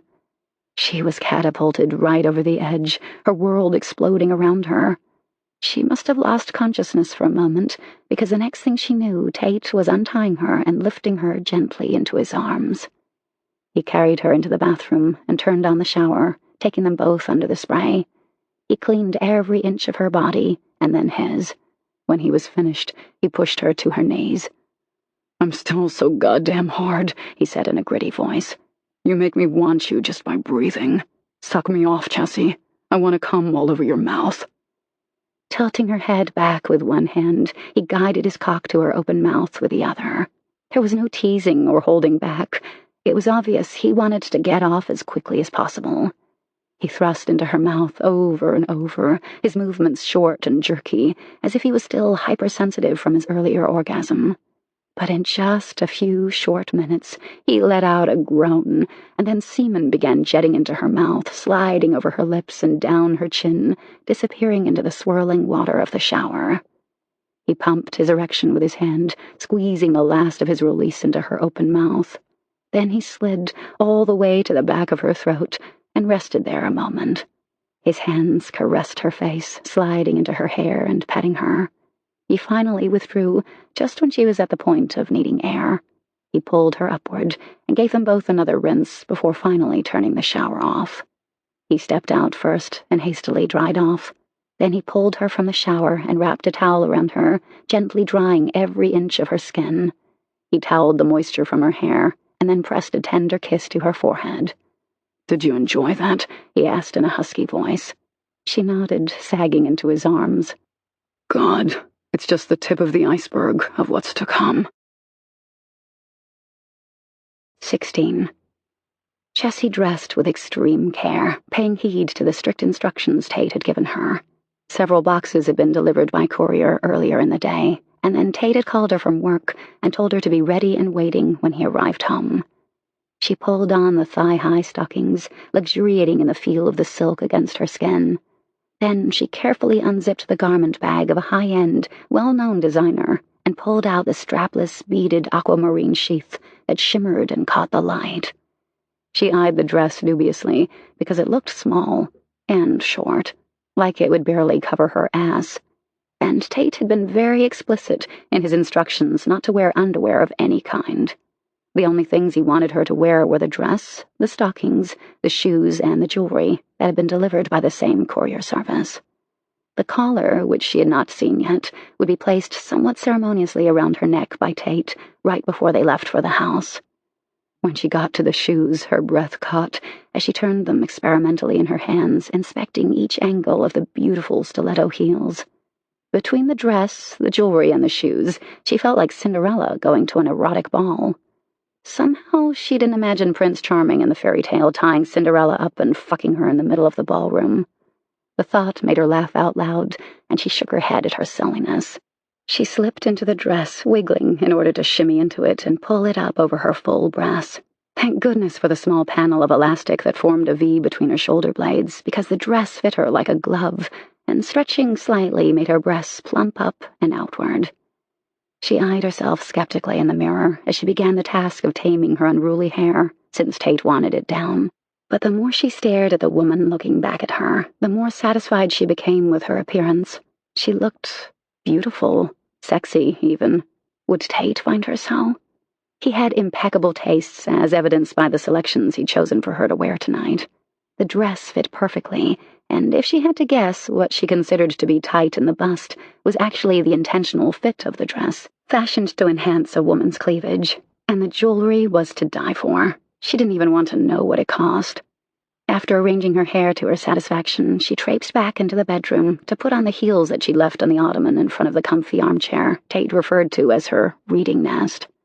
She only had 5 minutes until Tate was scheduled to be home, and he'd requested she be in the living room, waiting for him, so he could put the collar around her neck. She winced inwardly. She found the meaning behind a collar to be beautiful and symbolic of their relationship, but she much preferred the term choker, or even simply the mark of his possession. Collars were for pets, but she supposed that some dominants considered their submissives to be pets in the fondest of manners. She'd even heard a man at the house in the past call his submissive my pet, and it was obvious from his tone that it was an affectionate term of endearment, not derisive or degrading in the least. But for her personally, it didn't work.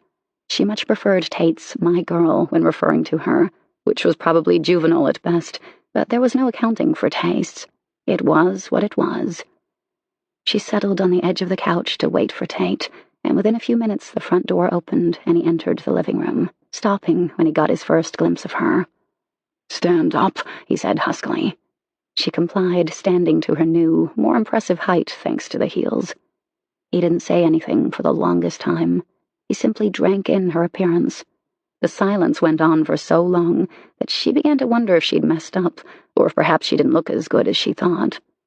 Then he crossed the room and tipped up her chin, which was now a lot closer to his with her added height, and he slanted his mouth over hers. He kissed her hungrily, as if he were starving for her. All doubt fled when she felt the solid evidence of his arousal through his slacks. When he pulled away, his eyes were blazing with lust. "You look magnificent," he said in a hoarse voice. "Thank you," she whispered. "But you picked everything out, so I'd say your taste is pretty darn impressive." "Baby, that dress would not make every woman look as sensational as you. It's you, not the dress. 100% you." She smiled her pleasure at his sincere compliment. Then he reached into his pocket and pulled out a velvet drawstring bag with the name of a prominent jeweler monogrammed on the front. "Sit down," he said, a quiet command. She sank onto the couch, and he pulled out an intricately designed leather choker with aquamarine stones that matched her dress to perfection. She was awed by the obvious amount of time he devoted to pulling together her outfit for the evening, and even more impressed with the brief amount of time he'd had to work with in order to have it all ready on such short notice. Then he turned it over to the side that would lie against her throat and burned into the leather with the words, "My girl." Damn it, she would not cry. She'd shed far too many tears, both in sadness and joy lately.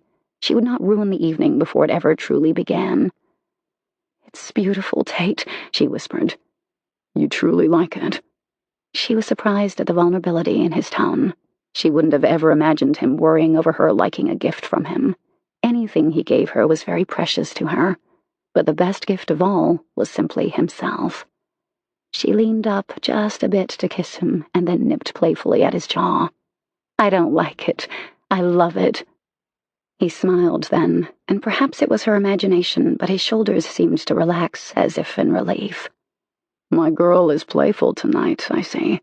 That's good, because I intend for us to play a lot. Let me change right quick and we'll go." "I'll be waiting," she said. An hour later, Tate pulled up the winding driveway of the house that sat atop a gentle hill and looked down at grassy, green, rolling landscapes. Everything about the house screamed wealth and privilege, even though membership didn't require either. However, Damon Rush, the owner of the house, was the epitome of wealth and class, and he was extremely discerning when it came to membership in his establishment. Members were carefully vetted, and background checks were required for all prospective members. In addition to the care Damon took in screening the members, there was careful attention to security. Even in the private rooms members could avail themselves of, if they didn't want to be in the public common room, security cameras were in place, and the safety of the participants was monitored at all times.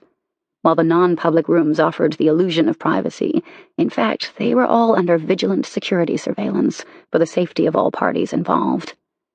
Tate stopped the engine after pulling into a parking spot and then turned to look at Chessy. "Is my girl ready for her night to begin?" "Oh, yes," she breathed. He squeezed her hand and then opened his door. She knew the drill. She waited for him to come around and open her door.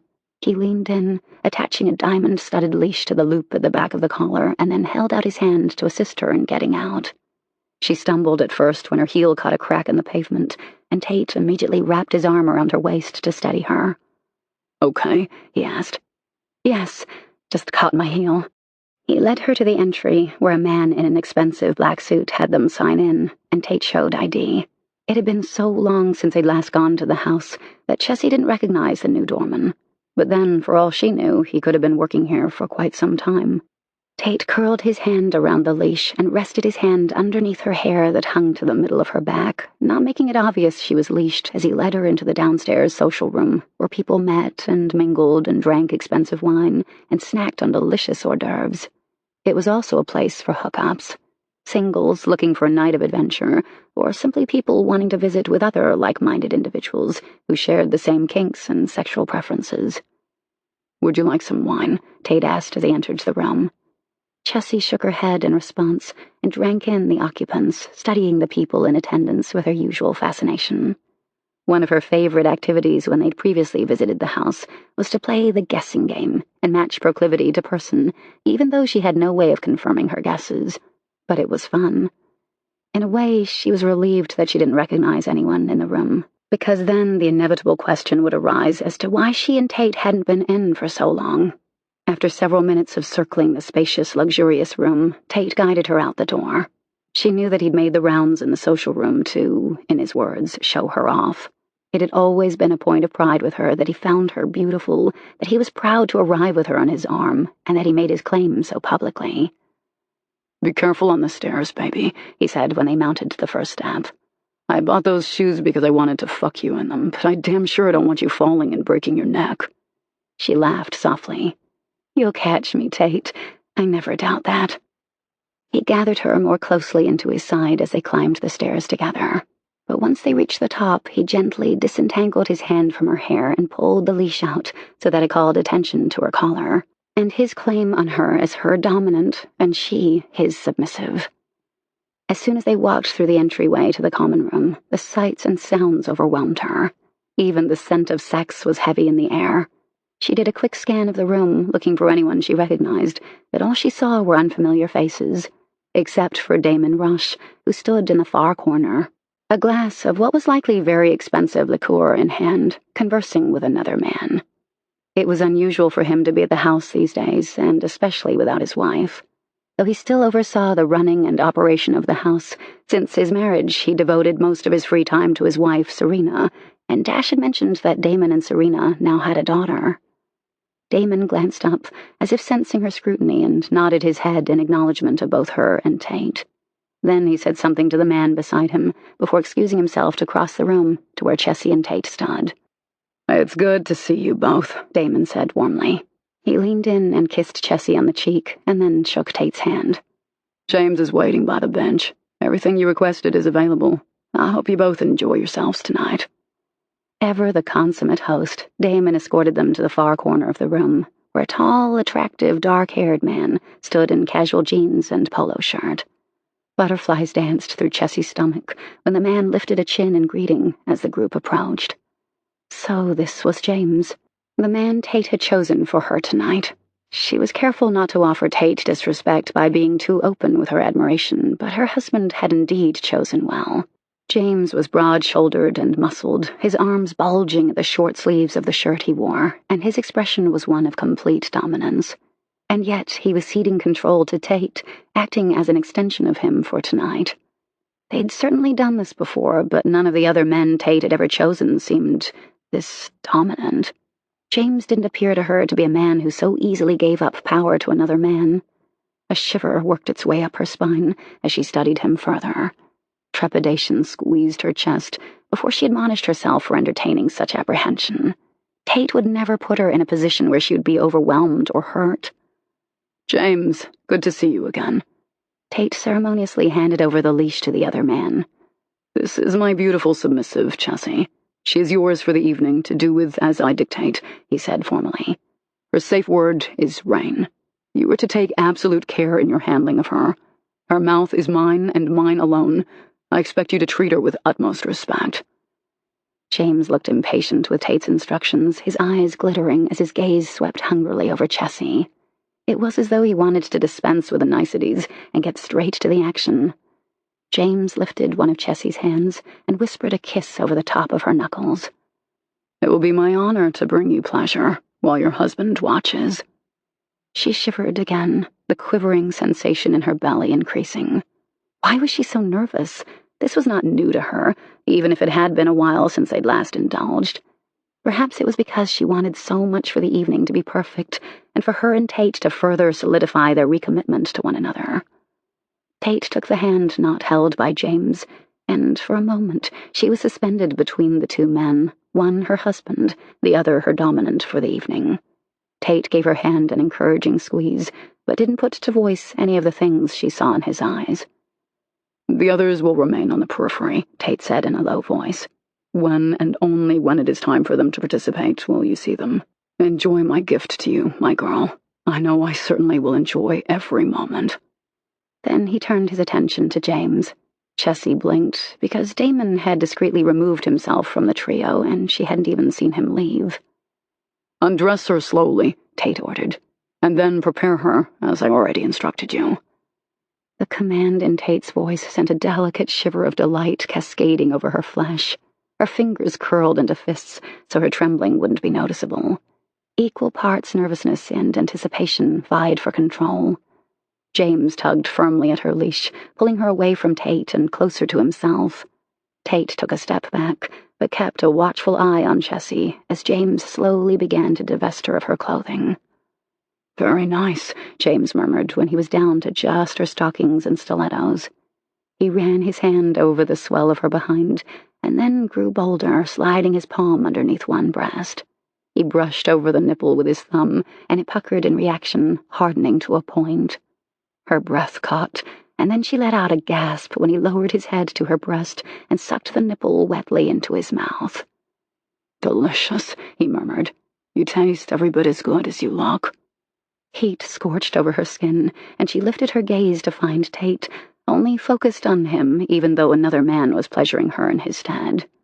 Her action brought immediate reprimand from James.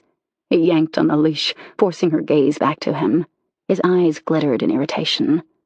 "I am your master tonight. He is only an observer. You are to look only at me and obey my commands." She started to launch an immediate protest, because that wasn't the case.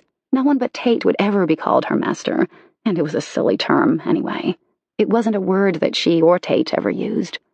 But something in James's eyes halted her objection. She shivered and wanted to look to Tate for reassurance, to gain his reaction to James's forceful dictate, but she didn't dare look away from him again.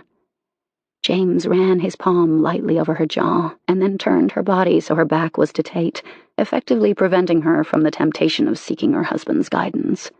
It confused her that Tate was allowing this man such leeway. James positioned her over the bench that had an inverted, padded cutout that would cradle her abdomen.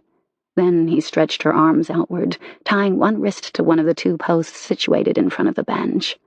After securing one, he then secured her other wrist, so she was stretched over the bench, her ass in the air, both arms tied tightly enough that there was no give when she tested the strength of the bonds. James disappeared from her view, and then she felt leather straps circle her ankles, securing them to the legs of the bench. She was spread wide, her most vulnerable areas accessible. "Start with a leather flogger," Tate directed. She took immediate comfort in hearing her husband's voice, and her early apprehension eased and melted away as Tate took control of the situation. She relaxed, mentally preparing herself for the first kiss of fire. "Administer 10 blows, spread out so her flesh is evenly marked and colored," Tate continued. "When you're finished, offer her the appropriate praise, and then bring her close to orgasm with your hands and mouth. Then switch to the leather strap and mark her ass so that when you fuck her ass, the flesh will have been scorched by fire. As I said, her mouth is mine, and I'll fuck it while you fuck her ass. She doesn't come again until she's been flogged, untied, and is being held down by the men waiting." She closed her eyes as his words flashed like wildfire through her mind. She was bombarded by a host of decadent, sinful images, and already she could feel her body climbing to orgasm, and they hadn't even yet begun. A gasp exploded from her when the first lash landed across her ass. She'd been so absorbed in the dreamy fantasy Tate was describing that she hadn't braced herself for the first blow. Her eyes flew open, and yet she could see neither man, not James, nor her husband. Only the wall stared back at her. She was positioned facing away from the rest of the entire room. For all she knew, everyone was observing her flogging. That didn't bother her. She'd long since gotten over any shyness when it came to being naked in front of strangers. But she didn't like not being able to see Tate. She knew he was there, but he wasn't in her line of sight. She wanted to see the approval and pride in his eyes. She wanted to be able to lock gazes with him and share the intensely personal connection between them. To forget that anyone other than the two of them existed, even if another man was charged with her submission. Her jaw clenched, and she winced when another blow rained down on her. James wasn't as careful as Tate was in the administration of his lashes. There was something undisciplined about James's flogging, almost as if he lacked the proper experience for the job. Or perhaps he was merely a sadist who only cared for his pleasure and didn't concern himself with the delicate line between pain and pleasure for her. There were no words of praise or approval from James, as Tate had demanded, nor did James offer her the pleasure Tate had instructed him to. Where the hell was Tate? Why wasn't he admonishing James for not heeding Tate's dictates? There was no break between the flogger and the leather strap. Fire spread rapidly over her skin, and she bit into her lip to prevent the cry of pain. This was no longer about pleasure, certainly not hers, at least. And then she felt an insistent prodding at her anal opening, and she realized James was trying to force his way in without the aid of lubricant. This was not the way Tate had told him to do things. Why wasn't Tate putting a stop to it? "Relax, damn it," James growled, his fingers digging into her hips. She was certain she'd wear bruises from his grasp. "You're going to get fucked, and it's up to you whether this is easy or hard." She cried out, shocked that he'd persist and that Tate had nothing to say. And then, as if to punish her for her resistance, James cracked the strap down over her shoulder blades as he thrust more forcefully into her reluctant body. Tears ran down her cheeks, and sobs welled from her throat. "No, stop! I don't want this," she said in a garbled tone. Her safe word. God, what was it? Her mind was a chaotic mess of fear and pain. "Rain," she croaked out. "Rain!" 17. Tate had just uttered his last command to James when his cell phone vibrated against his side. Out of habit, he glanced down quickly to pull out the phone enough so he could identify the incoming caller, fully intending to hit ignore. He swore under his breath before glancing back up to where James had administered the second lash of the flogger. This was an important call, but it had to come now of all times.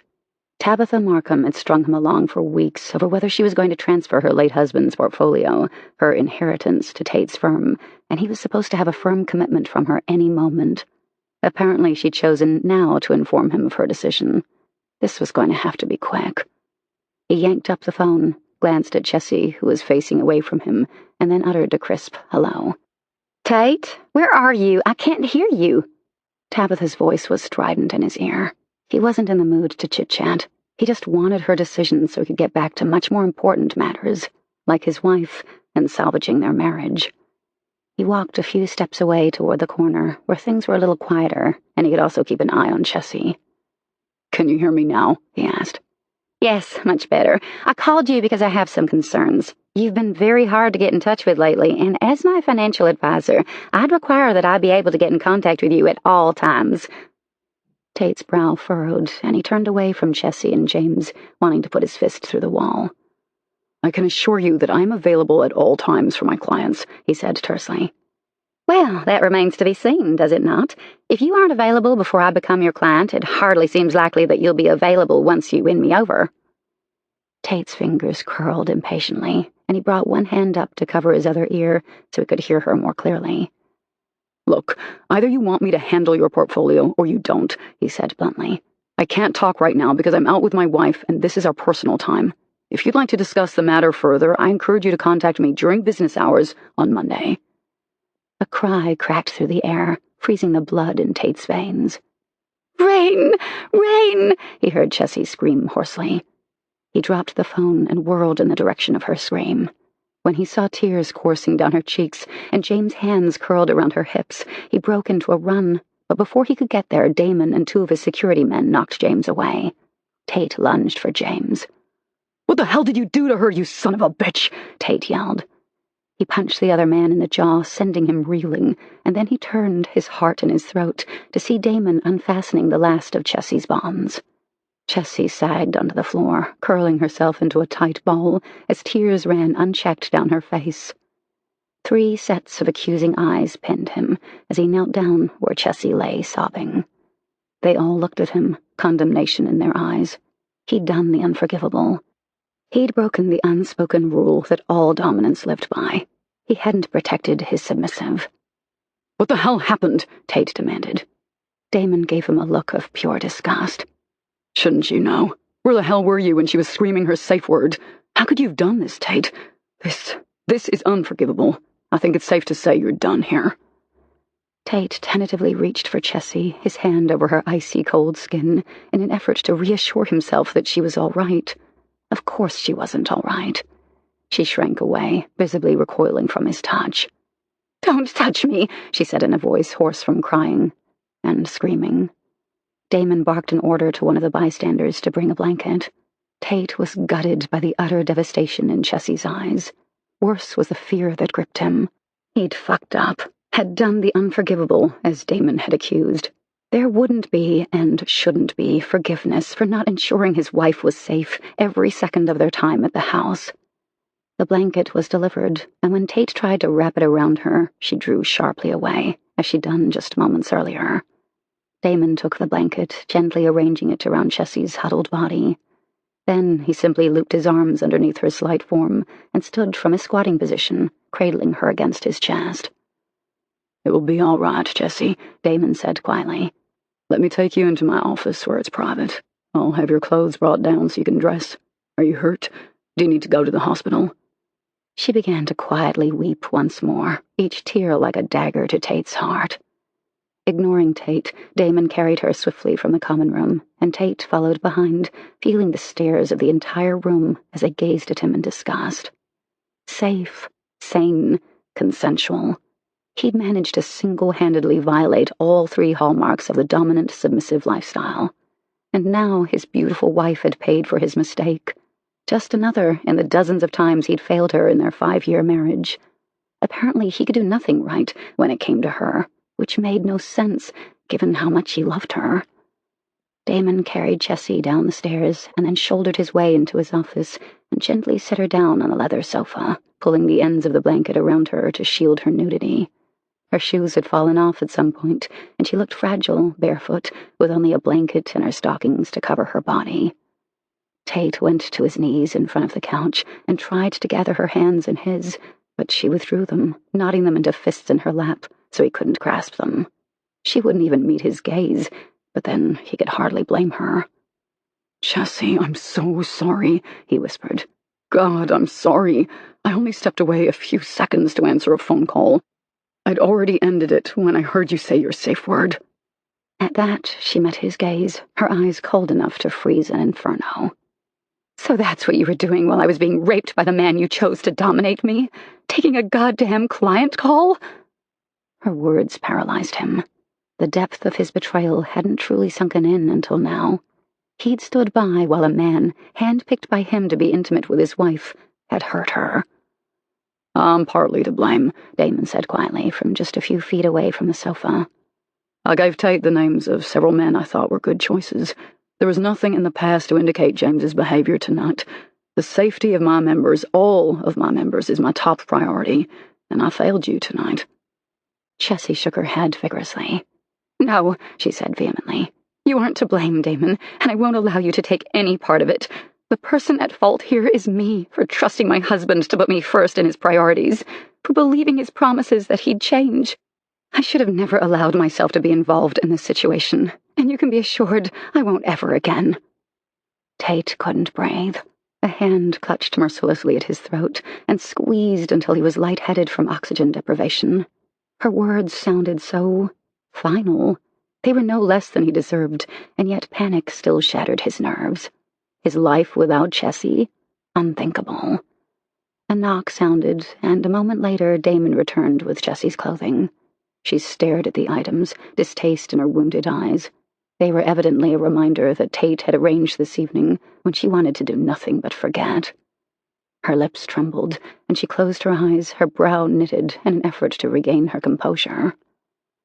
Tell me what you want to do, Chessy, Damon said in a gentle voice.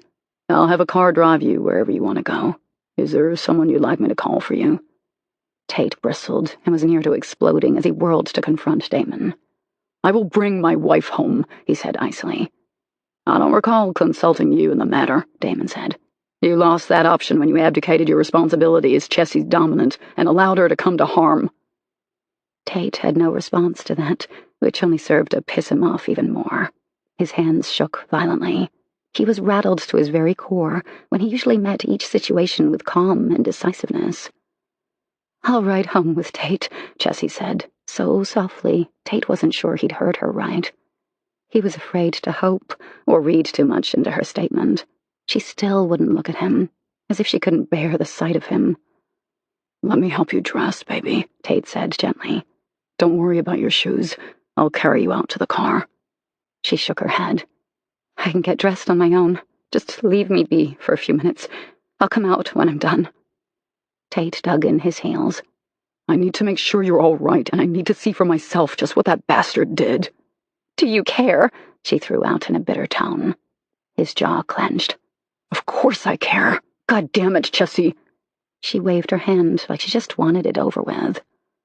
I'll wait outside, Damon said, leaving unsaid the fact that he'd wait to see if Chessy changed her mind about wanting him to see to her ride from the house. But it was implied in his tone. As soon as Damon left the room, Chessy allowed the blanket to fall loosely away, but hunched forward protectively, as if she didn't want Tate to see her.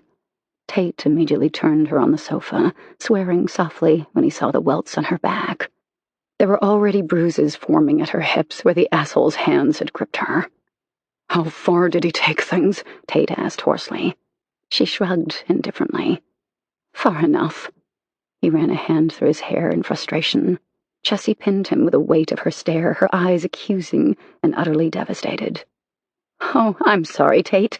Have I annoyed you? How selfish of me that I'm not giving you my full attention. The heavy sarcasm in her voice made his heart sink. Self-loathing filled him, brimming in his heart until hatred was a living, breathing emotion in his soul. He was utterly sick at heart, knowing full well that he didn't deserve forgiveness for what he'd done, for what he'd allowed to happen to her. She got up, moving away from him to dress. She yanked on her clothing without care, and then glanced down in disgust at the form-fitting dress. I'm ready to go, she said. Chess, are you sure I don't need to take you to the hospital? Tate asked uneasily. How badly did he hurt you? Her gaze found his, and she stared unflinchingly at him. Not nearly as much as you have. 18. The ride home was silent and tense. Chessy leaned against the passenger door, her forehead pressed to the glass, as she stared sightlessly at the passing streetlights. She was strangely numb. She felt empty and desolate, but couldn't summon any emotion.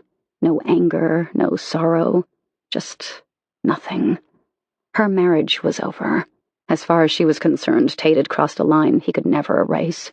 While such knowledge would have devastated her 24 hours ago, right now she couldn't bring herself to feel anything but resignation.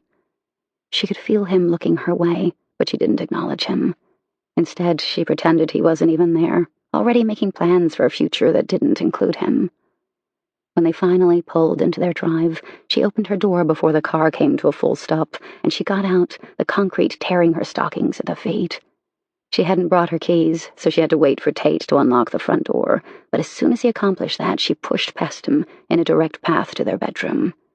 Wasting no time, she went to her closet and hauled out one of her large suitcases, flinging it onto the bed to unzip it. "Chessy, what the hell are you doing?" Tate demanded from the doorway. She ignored him and went back to her closet to yank clothing from hangers, returning to dump them into the suitcase without bothering to arrange them in any way. His hand closed around her wrist, and she froze when he prompted her to look up at him and meet his gaze. His features were gray, deep grooves lining his forehead. Sorrow and regret swamped his eyes. He looked tortured. Not her problem. She wrested her hand from his grip and took a step back, her tone as frigid as an Arctic wind. "Do not touch me." He took an immediate step back, and when she went to her dresser for underwear and bras, he repeated his earlier question. "What the hell are you doing? Where do you think you're going?" She paused, her hands full of her intimate things. Then she turned and stared him down until unease crept into his eyes. "I'm leaving," she said simply. "I would think that much is obvious, but if you need me to spell it out for you, I'm packing my clothes, and then I'm getting in my car, and then I'm getting the hell away from you." He flinched, his features going pale. "Chessy, please don't go. I know you're angry. God, you certainly have the right to be, but please don't leave when you're so upset. I'll go. This is your house. I'll get a hotel and come back tomorrow when we can talk this out." "Exactly what are we going to talk out, Tate? The fact that you lied to me?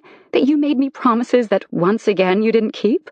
Or maybe the fact that you took a phone call when your wife was helpless to defend herself against a man you chose and was supposed to have been guiding every step of the way? Let me make myself perfectly clear. There isn't a single thing you have to say that I care to hear. There's no going back, no forgetting what happened, no way to undo what's already been done. You made your choice, and it damn sure wasn't me." Tate sank onto the edge of the bed, his head bowed. His hands shook visibly, and his shoulders heaved as he struggled with his emotions. Chessy tossed the rest of her clothing into the suitcase, only wanting to get it done so she could get the hell out before she broke down and completely lost it. She grabbed an oversized bag from underneath the bathroom sink and quickly emptied the drawers of all her toiletries, and then decided that whatever she didn't get, she'd return for at a later time. Preferably when Tate wasn't here.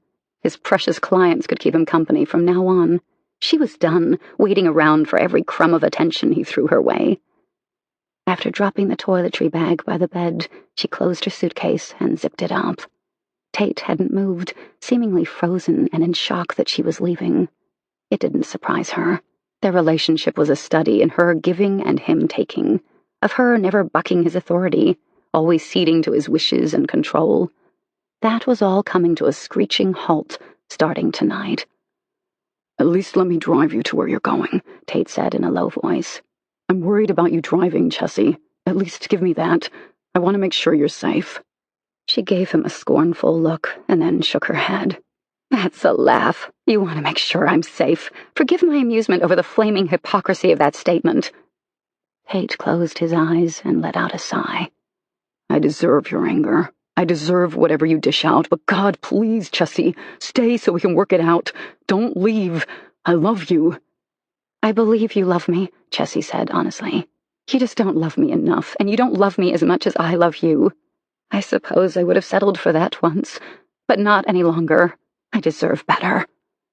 She yanked the suitcase off the bed and slung the toiletry bag over her shoulder before heading out of the bedroom, Tate on her heels.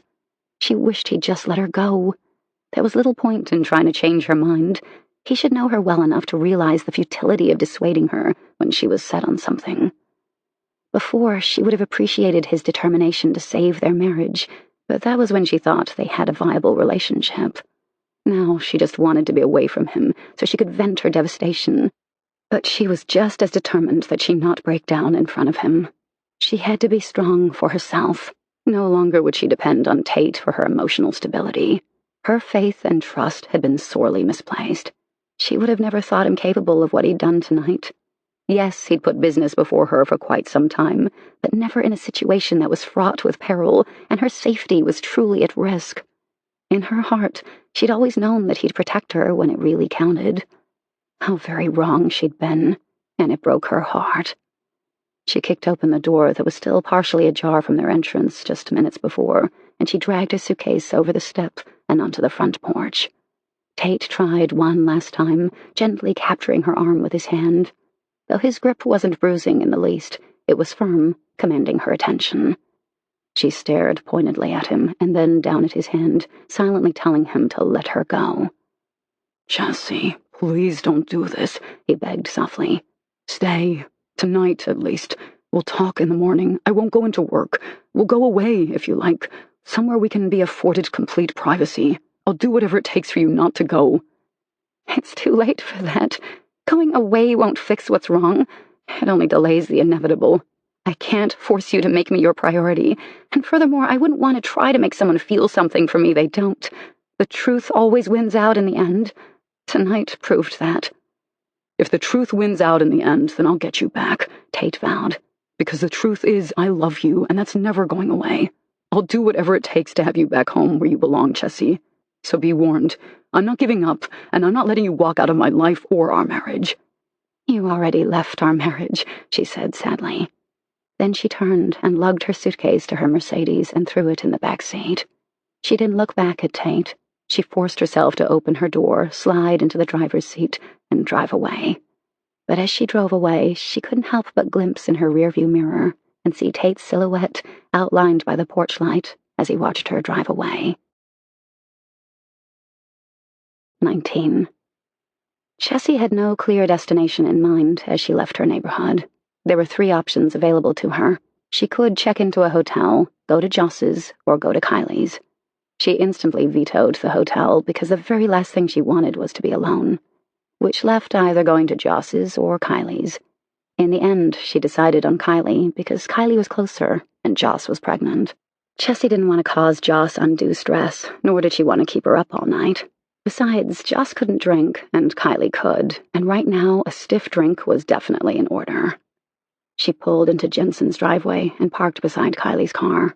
She sat there a moment, trying to collect her scattered thoughts. It hit her all at once. She'd walked out on Tate. She'd left him. Her marriage was over. Tears gathered in her eyes, but she gulped in air and swallowed convulsively. Then she braced herself and got out of her car.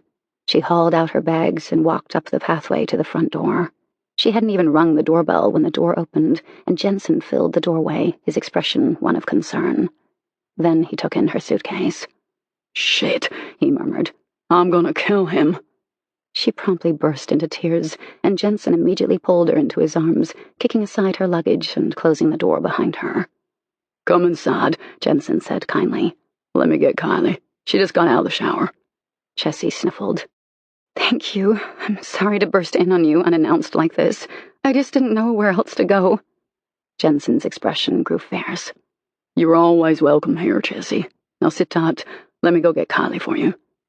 Before he could move, Kylie walked into the living room, her hair wrapped in a towel. Jensen? Was that the front door I heard? Her voice trailed off when she saw Chessy sitting there. Oh no, Kylie whispered. She rushed over to where Chessy sat and pulled her into a hug. What happened? Jensen handed Chessy a tissue, but Kylie took it and gently wiped at Chessy's tears. It's over, Chessy said brokenly. I left Tate. Kylie exchanged shocked looks with Jensen. Jensen had a baffled expression, as if he couldn't possibly understand why Chessy was sitting in his living room telling them she'd left Tate. What happened? Kylie prompted again. Chessy closed her eyes and then spilled the entire ugly tale. By the time she was finished, Jensen wore a murderous expression, rage emanating in waves from him. Unfucking-believable, Jensen swore. I'm gonna kill him, he said, repeating the words he'd uttered in the doorway moments before. What he did is unforgivable. How could he have let it happen? Kylie had gone pale, and she looked stricken as she stared at her friend. Chessy, are you hurt? Do you want me and Jensen to take you to the hospital? Chessy shook her head. I'm fine. Okay, I'm not fine, but physically I'm okay. Show us your back, Jensen said bluntly. Or if you aren't comfortable with me in the room, at least show Kylie. I doubt you can see if the skin is broken, but it needs to be looked at, just in case. Chessy had ignored the pain over her shoulder blades because the pain in her heart overshadowed everything else. Slowly she turned, presenting her back to Kylie and Jensen, and allowed Kylie to lift the t-shirt she'd changed into at home so she could see the damage inflicted by the strap. She heard Kylie's swift intake of breath and Jensen's savage curse. She winced at the colorful expletives that exploded from Jensen's mouth. How bad is it? Chessy whispered. Bad enough, Jensen said. But then he was never one to sugarcoat things. Chessy had only known him a few months, but she liked his no-nonsense air and the fact that he was always plain-spoken. The skin's not broken, thank God, Kylie said, soothing over Jensen's more terse response. But there are raised welts and bruises already forming. Kylie lowered Chessy's shirt back down, and Chessy turned to once again face Kylie and Jensen. She was mortified by the fact that they were witnessing the results of Tate's negligence. Kylie opened her mouth and then closed it again, visibly uncomfortable with whatever it was she'd started to say. Then she stared directly at Chessy. I know you've explained some of what you and Tate do, but is this normal? She asked in a faltering tone. I mean, is this what he does to you? I've never known Joss to wear bruises, but then what if I just don't see them? I guess I don't understand the dynamics of the lifestyle you and Joss live. Jensen sighed and rested his hand on Kylie's shoulder, squeezing. It's not something that should ever happen, honey. A dominant is charged with the absolute safety and well-being of his submissive. He's supposed to safeguard that gift and cherish it and her. What Tate did tonight... He broke off, shaking his head in confusion. I still can't wrap my mind around it. What was he thinking? The idea that he allowed Chessy to be hurt when she was such a short distance away sickens me. Chessy teared up all over again, and Jensen looked immediately contrite that he'd caused her more upset. No, it's not how our relationship works, Chessy said, in response to Kylie's original question. He's never left bruises on me. He's always been so careful and mindful when he uses a crop or flogger. I don't expect you to understand the reasons why, but the line between pain and pleasure, if done correctly, can be exciting and edgy, pleasurable. And tonight isn't something new to us. It's something we've enjoyed before. But in the past, Tate's focus was always solely on me. He always made sure that my pleasure came first, and that the man he chose never went too far. Tonight, that wasn't the case. He took a damn phone call while another man had me tied and helpless and unable to protect myself. Anger surged in her voice, becoming stronger the more she explained. Her rage surprised her. She'd expected to feel a whole host of things, but the storm of fury temporarily edged out her absolute despair. I want to go over there and beat his ass, Jensen said darkly. Chessy sent him a watery smile. Thank you, but don't bother. I'm so sorry this happened to you, Chessy, Jensen said, sincerity ringing in his voice. Tate is a goddamn fool. I can't believe he doesn't recognize the treasure he has in you. But I'm glad you left his sorry ass. It's high time you stuck up for yourself. She sighed, knowing that she'd been a doormat for far too long. Even her friends could see that, and it shamed her that she'd never recognized it until now. I hate to ask this, Chessy said, embarrassment making her cringe. But can I stay here tonight? I left in a hurry and haven't even figured out where I'm going, or what I'm going to do, for that matter. Jensen scowled, and Kylie added her own frown. That is not something you even have to ask, Jensen said. You'll stay here with us for as long as you need to. We aren't kicking you out in the morning. You need friends right now. Kylie nodded her agreement.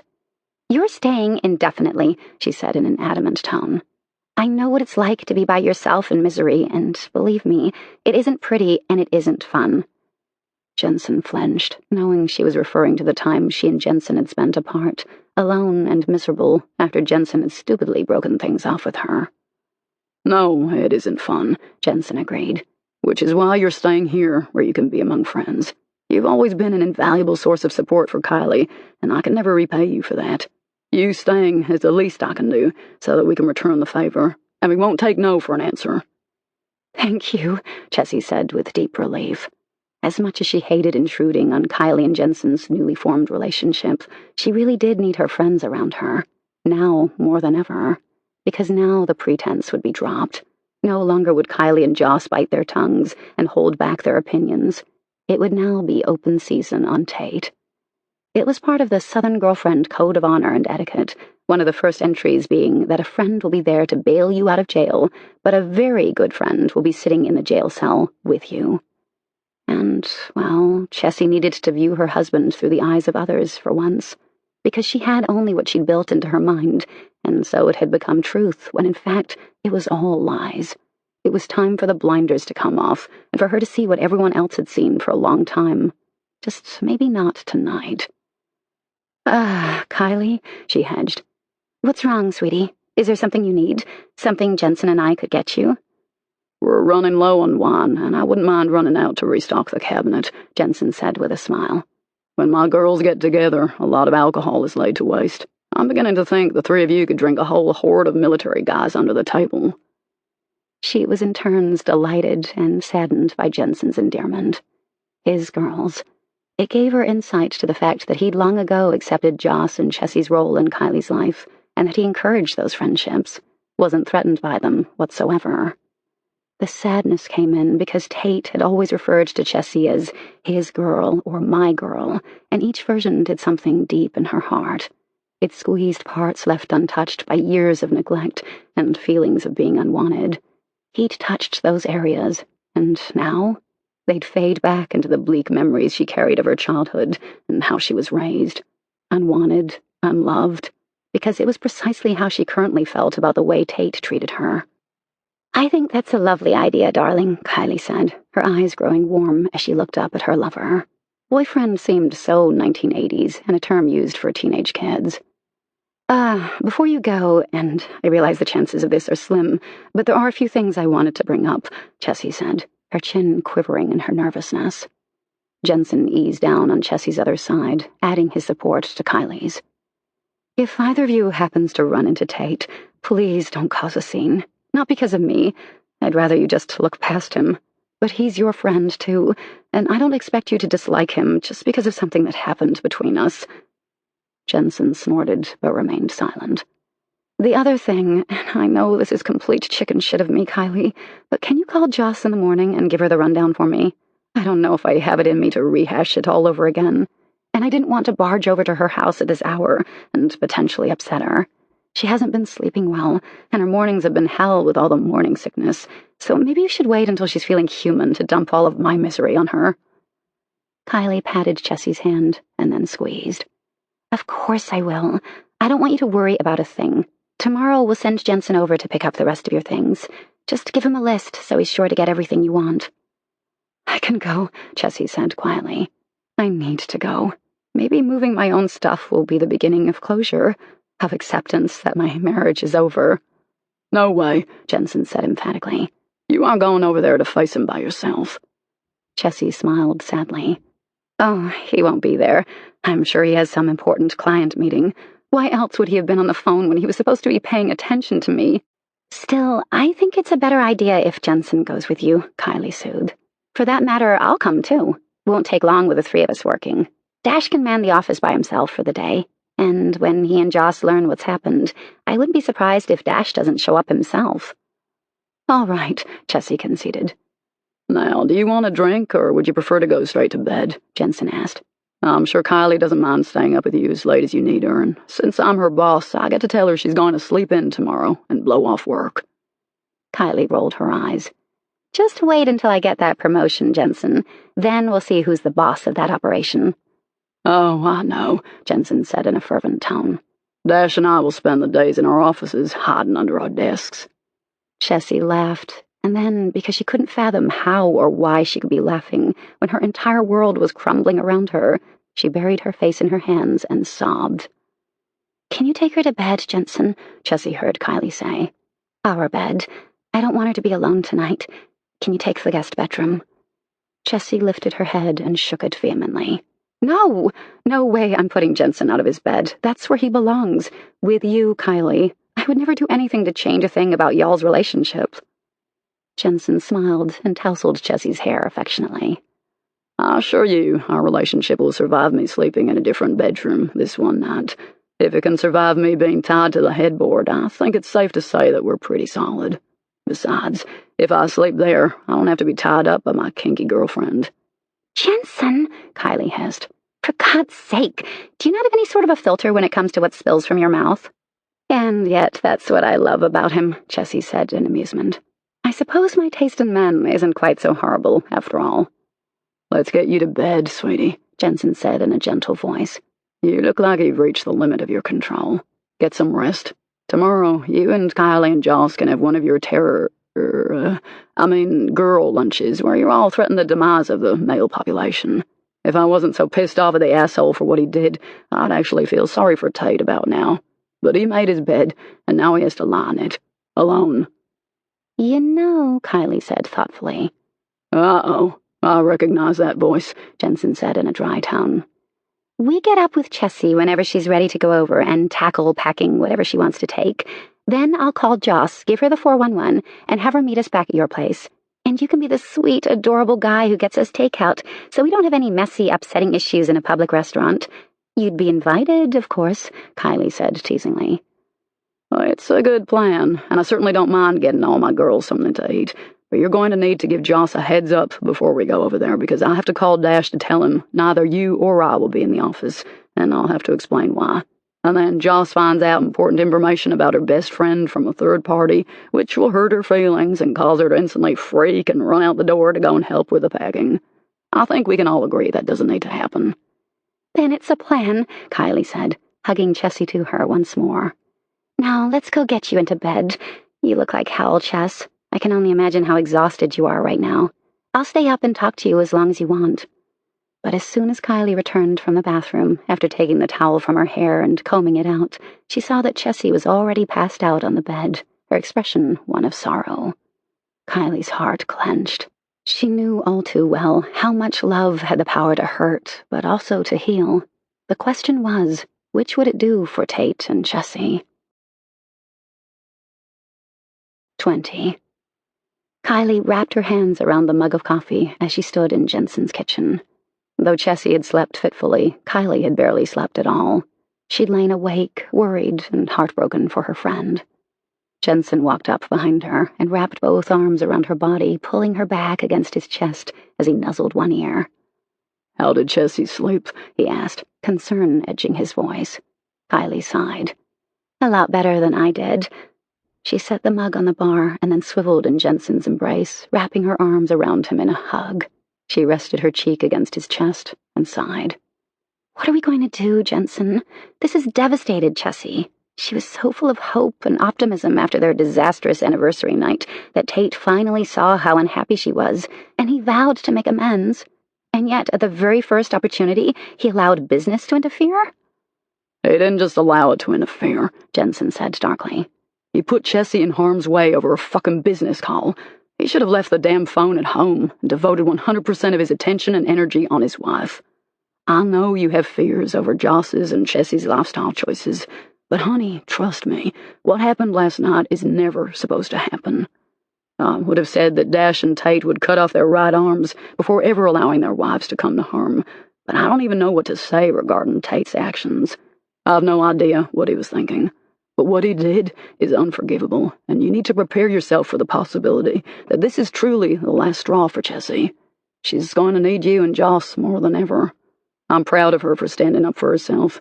It took a lot of courage to tell Tate she was leaving. I know, Kylie said sadly, her heart aching for her friend. Chessy is such a good person, Jensen. She doesn't deserve this. She's so generous and sweet. She has a heart of gold, but she hasn't been truly happy in a long time. I wish I could say that I hadn't seen this coming, but Joss and I have honestly been expecting this, though we never imagined it going down like it did, because, like you, I would have never imagined Tate allowing anything to hurt Chessy. No matter how far he has his head stuck up his ass, I never truly thought he would allow harm to come to her. I hate him for that, she said, anger bubbling up in her chest. Jensen squeezed her more tightly against him and brushed a kiss over her hair. I'm not a fan at the moment, either. I like to beat his ass for what he did. I'd like to watch, Kylie muttered. Maybe you could hold him down while I kick him in the balls. Jensen chuckled. I love when you get all ferocious. It's very sexy. She grinned up at him. I love you. He looked inordinately pleased by her declaration. His features softened in answering love, and he kissed her, long and sweet. I love you too, he said, his voice thick with emotion. A noise from the entrance to the kitchen had Kylie whirling around to see Chessy standing there, watching Kylie and Jensen kissing. She looked as though she'd been slapped, her eyes drenched with sadness. Sorry to interrupt, Chessy said in a low voice. Not at all, Jensen said in an easy tone, allowing Kylie to slide from his grasp. How are you feeling this morning? Come sit down and let me fix you a cup of coffee, Kylie urged, going over to where Chessy stood and ushering her back to the bar. I feel numb, Chessy said in a confused voice. Like it really hasn't sunk in. I woke up and thought I was at home, and I automatically reached for Tate. That's understandable, Kylie soothed. Kylie set a steaming mug of coffee in front of Chessy, but all she did was wrap her hands around the cup, as though trying to infuse some of the warmth into her body. What time is it anyway? Chessy asked wearily. It's almost 10, Jensen supplied. Kylie's going to go call Joss, and then we'll head over to your house so you can get what you need.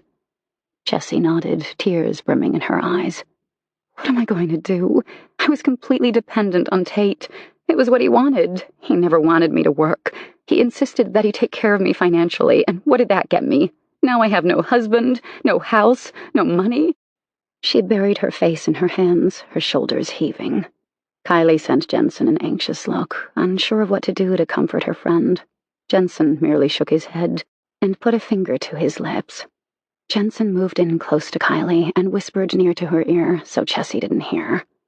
Just give her time. She's going to be upset for a few days. Just be there for her and let her cry on your shoulder. Then we'll figure out what she's going to do.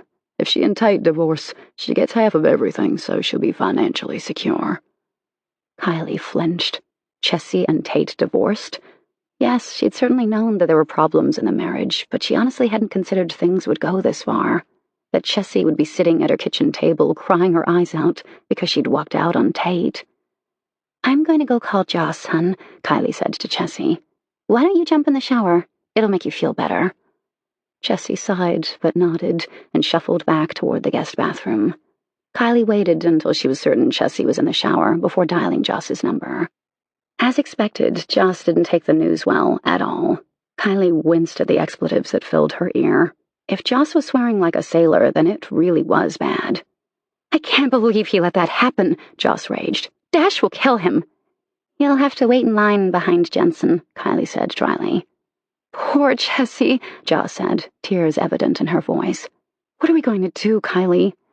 Well, the first thing is that Jensen and I are going to take her by her house after she gets out of the shower, so she can properly pack what she needs. After that, she'll stay here. I'll sit on her if I have to. Should I come over too? Joss asked. I can meet you all there.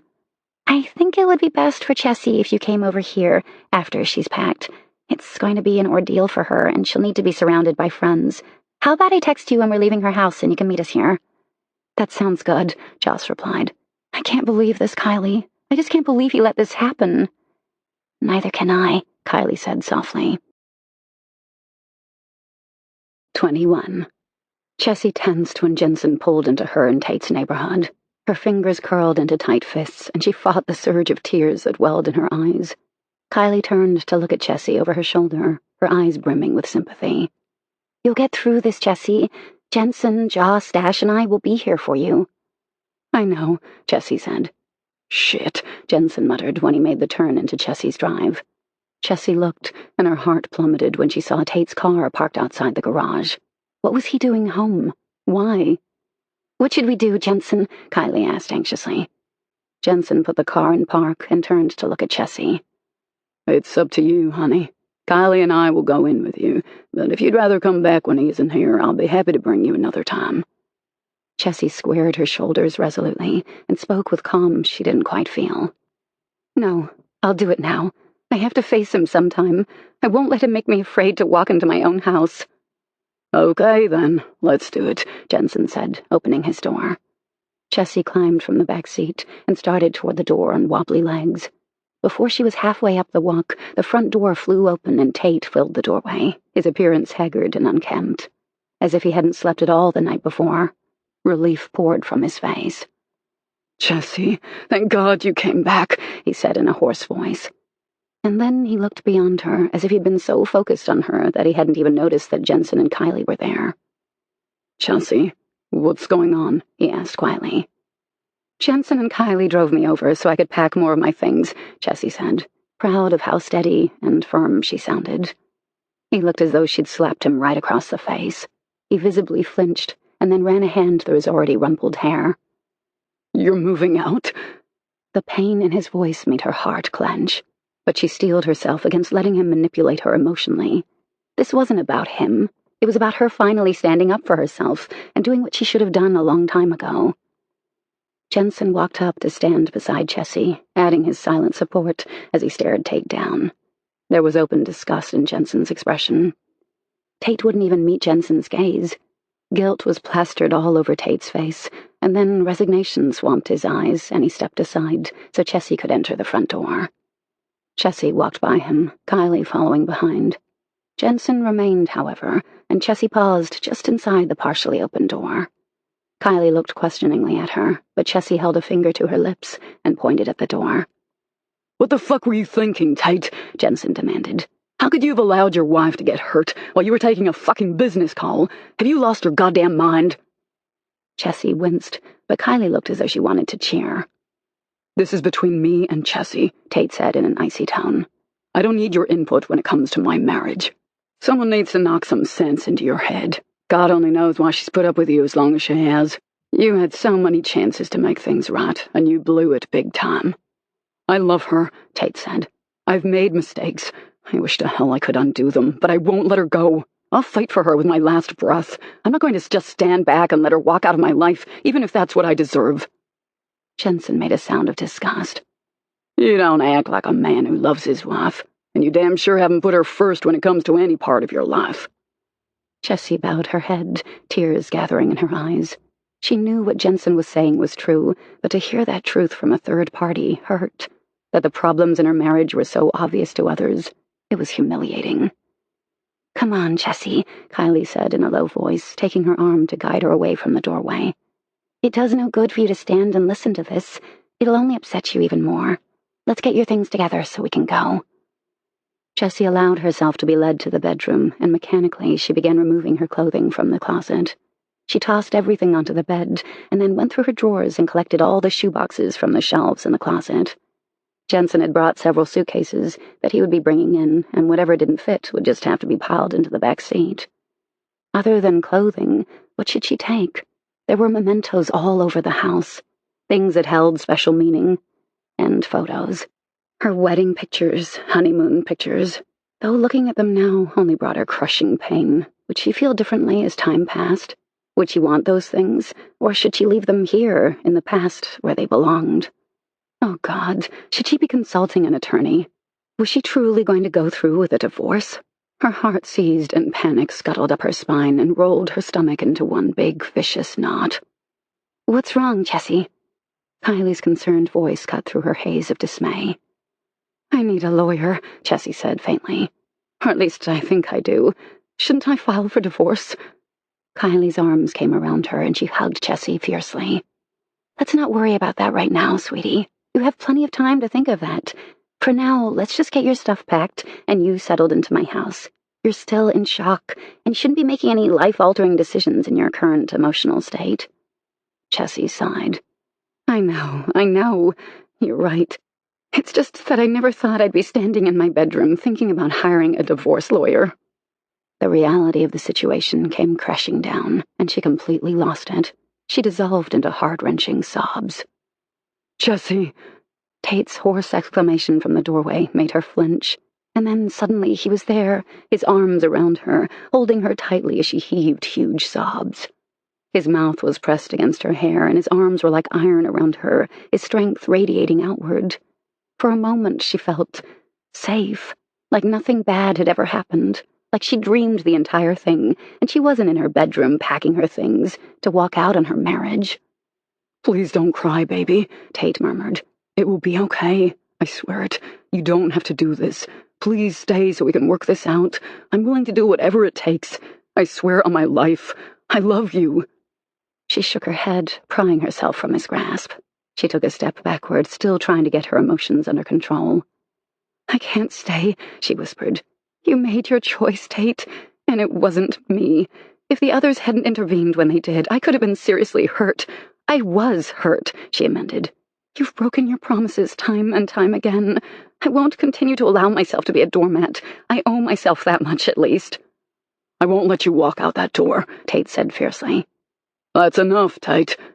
Jensen's voice was a warning, his tone openly hostile. "You need to back off, and back off now. Let her finish packing, or I'll call the police and have you forcibly removed so she can finish." Tate went white, and then a flush of red crawled over his cheeks as anger replaced his earlier entreating words. "You need to stay the fuck out of this," he growled at Jensen. "If you love her, then you won't make it so hard for her to do this," Jensen persisted. "You say one thing, but your actions don't back up your words. If you want to win her back, this isn't the way to go about it. Trying to manipulate her and then making threats won't do anything but drive her farther away. Use your head, man. Now isn't the time to push. She's at her breaking point. Anyone with eyes can see that. Give her time, and then you need to start crawling and begging her forgiveness." His words seemed to finally register with Tate. Tate dropped his gaze, embarrassment and the knowledge that Jensen was dead on reflected on his face. "I'm sorry, Chess," he said in a sincere voice.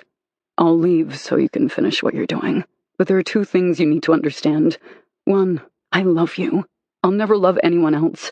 And two, I'm not giving up on us. I'll do whatever it takes to get you back and to earn your trust and forgiveness, even if it takes forever." The conviction in his statement was undeniable.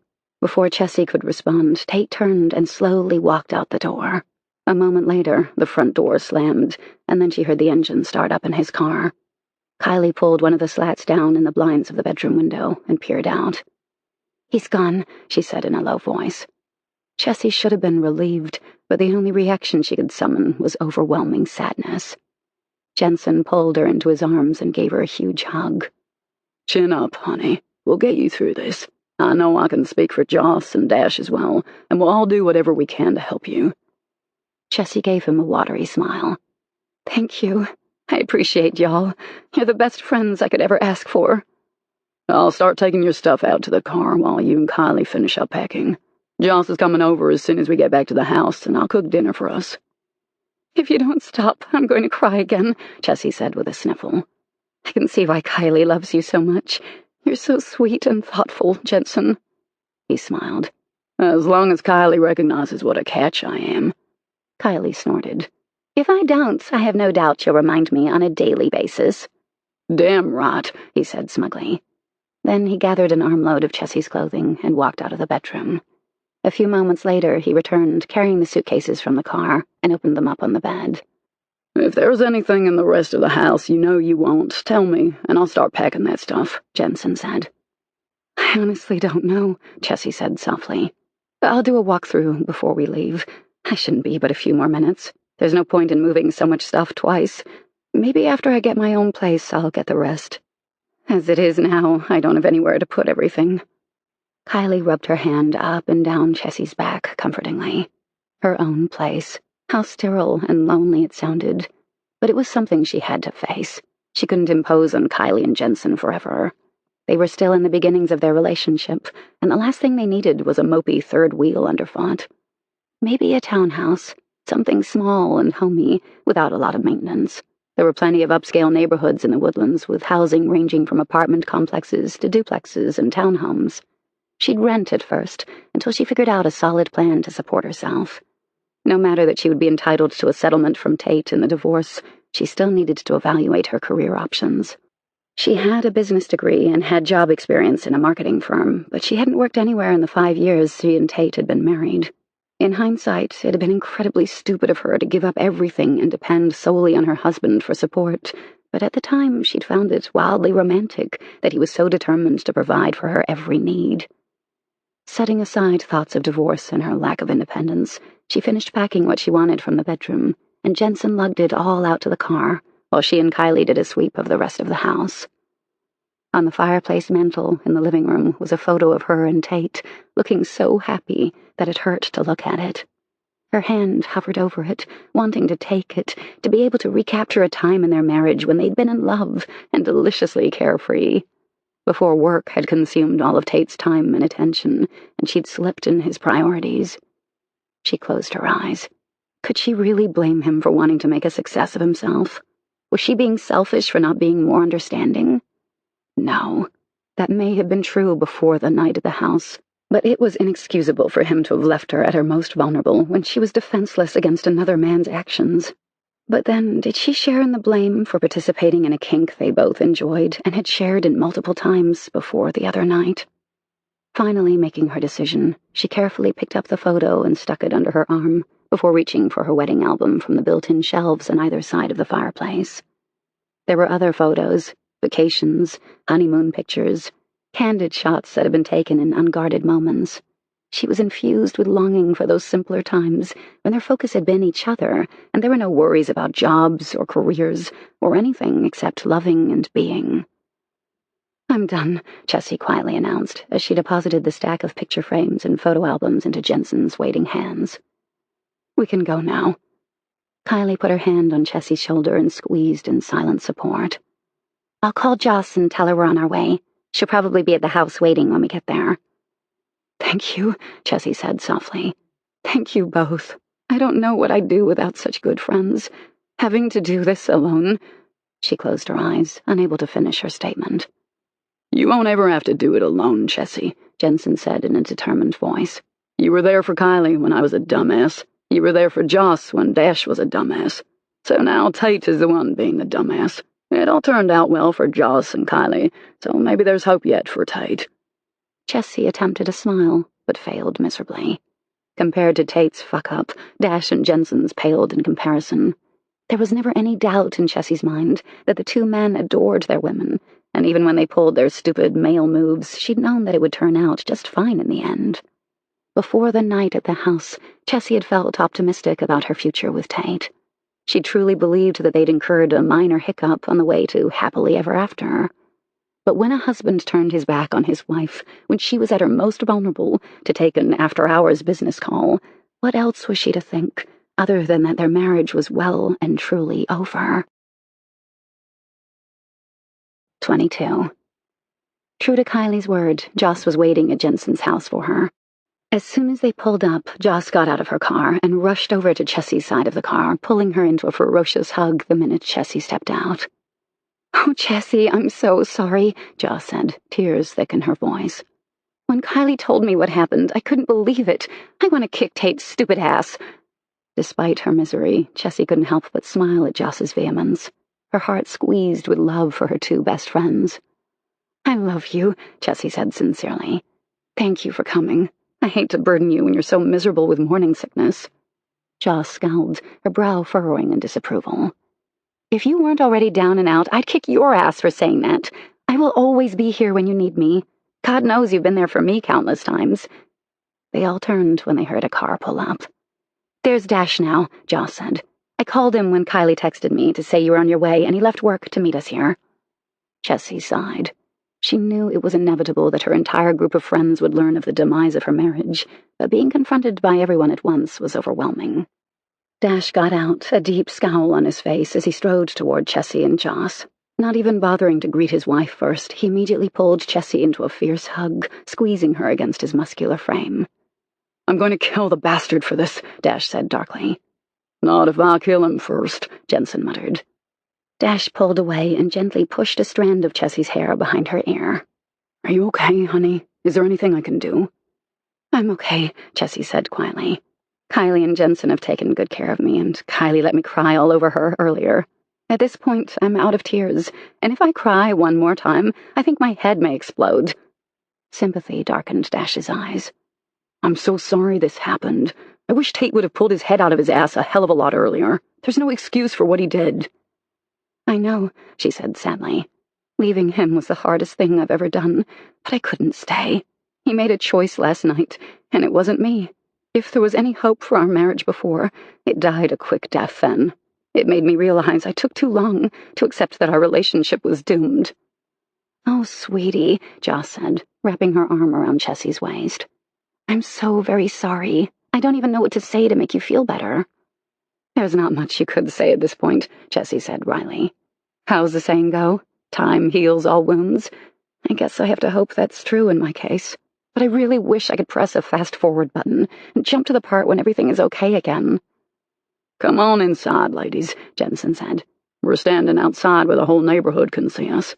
Dash and I will cook dinner while you girls relax in the living room. I'll open a bottle of wine or something stronger, if you prefer, and you're perfectly welcome to get as shit-faced as you like. Well, except you, Joss, he added with a grin. Don't want to get the baby drunk. Joss and Kylie flanked Chessy, each wrapping an arm around her waist as they herded her toward the door. Once inside, they deposited Chessy on the sofa, while Jensen and Dash headed for the kitchen to begin supper preparation.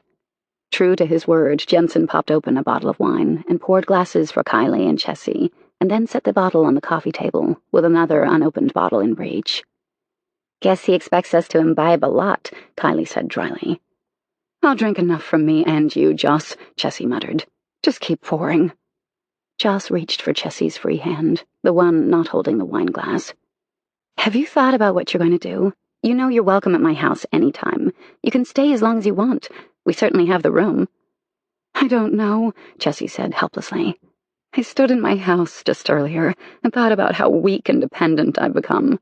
I have a degree and job experience, but used neither in the 5 years I've been married to Tate. I have no means of supporting myself, which is so incredibly stupid I can't even begin to go there. I have to be the poorest example of womanhood on the planet. The thing is, I'd be the first one to advise a woman to make sure she can stand on her own 2 feet and to never depend completely on a man. And yet I gave up everything because I thought it was so sweet and romantic that Tate wanted to take care of me. I was so caught up in the lifestyle we led that I never considered that I'd need to be self-sufficient. Not only does it make me hopelessly naive, but it makes me the dumbest woman on earth. Stop being so hard on yourself, Kylie said in reprimand. We'll help you get back on your feet. You can't expect to have all the answers in a day. What you need to do right now is give yourself some time. Lean on us and let us help you. Joss and I will be with you every step of the way, and we'll come up with a plan. Absolutely, Joss said firmly. For the next few days, all you need to do is sit back and take stock. There is no hurry. We'll make a list of things that need to get done. Dash knows a divorce attorney, and we can consult with him if that's still what you want to do after you've had a few days to think on it. You don't need to make hasty, emotional decisions. Then, after you decide if you want to proceed with a divorce, we'll figure out your job options and a place to live, although you're welcome to stay with either us or Kylie and Jensen for as long as you want. Kylie nodded her agreement. You need to be sure this is what you want, Kylie said quietly. Divorce is a huge step. You obviously love Tate, and I'm not disputing the fact that he royally fucked up, but are you certain there can be no reconciliation? I know he's a lot to make up for, but I also believe he truly does love you. I don't doubt he loves me, Chessy said in a low voice. But sometimes love isn't enough, you know? His actions don't back up his words. Time and time again, he's chosen something else over me. I've done all the giving in our marriage, and he's done all the taking.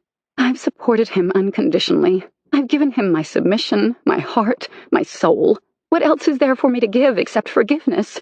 I'm not sure I can this time. You make a very good point, Joss admitted. In your shoes, I honestly can't say what I'd do. But no matter what you decide, I support you 100%, and I'll always be here for whatever you need. The same goes for me, Kylie said resolutely. And Jensen, whatever you decide, no matter whether I agree or not, we are behind you. We'll do whatever you need us to. True friendship has no boundaries, no parameters, and certainly has no conditions. I love you like a sister. You are my sister in my heart, and I'll never forget how supportive you were of me when my relationship with Jensen was just beginning. You held my hand through it all. I'll never forget that, or be able to repay you for your love and friendship. Chessy set her half-empty wine glass on the coffee table and then reached for both their hands, squeezing with heartfelt love. I love you both so much. A woman has never had truer friends than I do. Soup's on, Jensen called from the doorway of the living room. You girls ready to eat? Chessy didn't have the heart to tell him that the very last thing she felt like doing was eating, after the effort he'd gone to in order to cheer her up. With a sigh, she pushed herself up from the couch and followed Kylie and Joss to the kitchen, where Dash was finishing up setting the table. Dash pulled a chair out for Chessy and dropped an affectionate kiss on the top of her head as she sat. "You're going to get through this, honey," he said. "I know it doesn't feel like it right now, but you're a beautiful, strong, loving woman. You will survive." Across town, Tate stared broodingly out the window of his living room, admitting to himself that he was watching for Chessy, hoping against hope that she'd change her mind and come home to him. No doubt she was at Joss's or Kylie's, surrounded by the unconditional support of them and Dash and Jensen. Jensen had been rightfully pissed and furious with Tate. He hadn't taken it well at the time, because he'd known Jensen had been justified in his reaction. The truth was hard to swallow. It was painful and direct, and it cut straight to his heart. He'd failed Chessy yet again. Time after time he'd let her down. He'd put her in serious jeopardy, her safety, her very life in danger, and that was unforgivable. He knew it was unforgivable, and yet he couldn't face the possibility that Chessy wouldn't forgive him. His greatest fear was that he'd pushed her too far this time, that he'd used up his allotment of second chances. Hell, not even second chances, more like third, fourth, and fifth chances. He rubbed his face wearily. Sleep eluded him. All he could do was sit here, phone in hand, sending her text after text, begging her to answer her phone, to talk to him, to come back home and give him yet another chance. Each text had gone unanswered. The last time he tried to call her, it had gone straight to voicemail, signaling that she'd turned off her phone. The rejection cut him to the core. Tears burned his eyelids, and he rubbed impatiently at them, refusing to give in to the overwhelming despair that crowded his heart. He had some serious damage to repair, starting with his career. He had to prove to Chessy that she could count on him going forward, whatever it took. He'd made several calls to other financial advisors who'd expressed an interest in partnership after his last partner had bailed. Pride had made him refuse. He wanted to become a solid success on his own, but now he realized that he was sacrificing what mattered to him most with his stubbornness. He had enough clients to take on at least 2 partners. With the clients they'd bring, they'd have plenty of accounts to spread among the 3 of them, and he would have more time to devote to Chessy and their marriage, provided she gave him the opportunity. All he could do was set into motion the partnerships and hope for the best. Words were useless.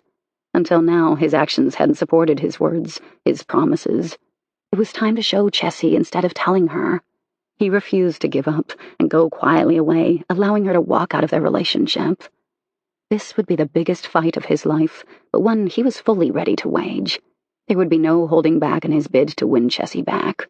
Her love, her faith, her trust. He wanted it all, and in return he'd give her his all. 23. The next few weeks were a test of endurance for Chessy. She was surrounded by Kylie and Joss, as well as Jensen and Dash and their unfailing support, and God knew she needed it because Tate was persistent in his campaign to win her back. Flowers arrived daily. Chessy had gotten on a first-name basis with the florist who delivered each bouquet. Equally prevalent were gifts. Earrings. She was admittedly an earring whore, a delicate necklace and handwritten notes, each recalling a memory in their marriage. She was at her breaking point emotionally. Tate had, for all practical purposes, declared emotional war. Everything he did pulled relentlessly at her heartstrings, made her remember much happier times. If only he'd exerted half as much effort before as he was now, they wouldn't be living apart in separate beds. What was she supposed to do? Kylie and Joss had resolutely thrown their support behind Chessy, vowing to murder Tate in his sleep if he didn't cease with the emotional warfare. It had gotten to the point where Chessy hated answering the doorbell to greet that day's delivery. Perhaps what she needed to do was move into her own place and not give out the address. It seemed like the cowardly thing to do, but she wasn't prepared to face Tate. In the 2 weeks since she'd walked out on him, she hadn't seen him. Oh, it wasn't for lack of effort on his part. He'd gone first to Joss and Dash's house, thinking she was staying there. Joss had immediately called to warn Chessy that he was likely on his way to Kylie's, and sure enough, he'd knocked determinedly on the door, only to be greeted and turned away by a scowling Jensen. It hadn't deterred him, though. He'd continued his relentless assault, and Chessy imagined had she left the shelter of Kylie's home to go anywhere, Tate would probably make an appearance and cause an embarrassing public scene. Not that he'd intend to make a scene. He'd never do anything to humiliate her. But he would likely beg her to give him another chance, and then make her look like the biggest bitch who ever lived when she refused. Publicly. So she'd remained inside Kylie's home, not venturing out for fear of running into Tate. And that pissed her off. She was a total coward, a spineless, gutless idiot, for allowing him to dictate her every movement. It was high time she took back control of her life and stopped living in fear of the inevitable confrontation with Tate. It would have to be done sooner or later. She couldn't avoid him forever. But she simply couldn't decide her own fate. One day she'd be convinced that she needed to set an appointment with a divorce attorney Dash knew, and the next she'd back down from that conviction and float in the direction of not being positive of such a huge step yet. Once in motion, there was no going back. Having Tate served with divorce papers would be so final, and she simply wasn't sure if she was ready for that. And added to that, she was coming down with some sort of ugly stomach bug. She couldn't look at or smell food without gagging. She was listless, run down, and she wasn't sleeping at night. And Tate's daily onslaught was wearing on her. Her anxiety had gotten so bad that she'd actually made a doctor's appointment so she could be prescribed medication to help calm her. She cringed at the very thought of having to be dependent on medication for her emotional stability, but at the same time she was desperate for some sense of normalcy. Since Kylie was working, Joss was coming over to take Chessy to the doctor. Chessy had protested, saying she didn't need someone to hold her hand through a doctor's appointment, but Joss had firmly told her that there was no way in hell she was letting Chessy go alone. In the end, Chessy had caved under Joss's insistence and was now waiting for her to arrive. When Chessy heard the car pull up, she went outside to meet her. Joss had just gotten out and looked decidedly green. There was a pallor to her face that made Chessy feel instantly guilty. "Joss, you look awful, hun. Why don't you go back home and go to bed? I can drive myself to the doctor's office, for God's sake." Joss waved a hand in front of her face. "It's nothing, I promise. Mornings are just terrible for me, but I can't stay in bed for my entire pregnancy, even if that's precisely what Dash would prefer. I swear, he's like a mother hen. One would think no other woman in the world has ever been pregnant before. He acts like I have a terminal illness. Although I will say being waited on hand and foot is a very nice perk of this pregnancy." Her eyes twinkled merrily, some of the color returning to her cheeks. Chessy hugged her, just because. Joss's good spirits were infectious. She was so sweet and kind, it was impossible not to be cheered just by her presence. "Well, thank you," Chessy said. "I'm always glad to have your company. We better get going. I don't want to be late." Joss snorted. "As if you being late will make a difference. It's not like doctors are ever prompt in seeing patients. You could probably arrive 30 minutes late and still have to wait." "True enough, but you know I hate being late." Joss rolled her eyes. "Is that a dig at me and the fact that I'm perpetually late for everything?" Chessy laughed as she slid into the passenger seat of Joss's car. "Would I do something like that?" "Yes." It was a 15-minute drive to the doctor's office, though it wasn't that far away as the crow flies. But there were an insane amount of lengthy traffic lights, and they caught every single one of them. Half an hour later, Chessy sat in shock as her doctor delivered very unexpected news. "You're pregnant, Mrs. Morgan," her physician calmly stated. "What?" she squeaked. Chessy felt faint, and then her dizziness gave way to utter panic. Pregnant? But she was on birth control. She tried to think back. Had she taken her pills on her anniversary weekend, when things had been in such upheaval? It had to have been then. She and Tate had made love that weekend. Before that, it had been a while. "You look very distressed," the doctor said in a concerned voice. "Is someone here with you? Should I summon them?"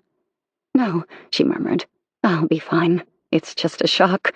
I am on birth control." Then another thought hit her, and she stared anxiously up at her doctor. "I've continued to take birth control. Will that hurt the baby?" "Well, you certainly need to discontinue them," he advised, "but I doubt you've done any harm to the fetus. You'll need to get an appointment with an obstetrician so they can do a sonogram to determine your due date, and they'll want you to go in for routine prenatal care. I can give you a referral, unless you already have someone in mind." Her head was spinning, trying to process the bombardment of information. Pregnant, separated from her husband, a husband she now had to tell she was pregnant. A few minutes later, she stumbled back into the waiting room where Joss sat.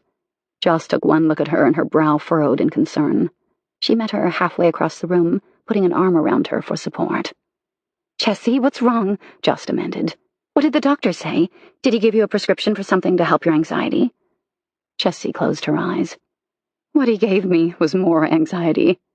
"I don't understand." "I'm pregnant, Joss." Joss stared at her in shock.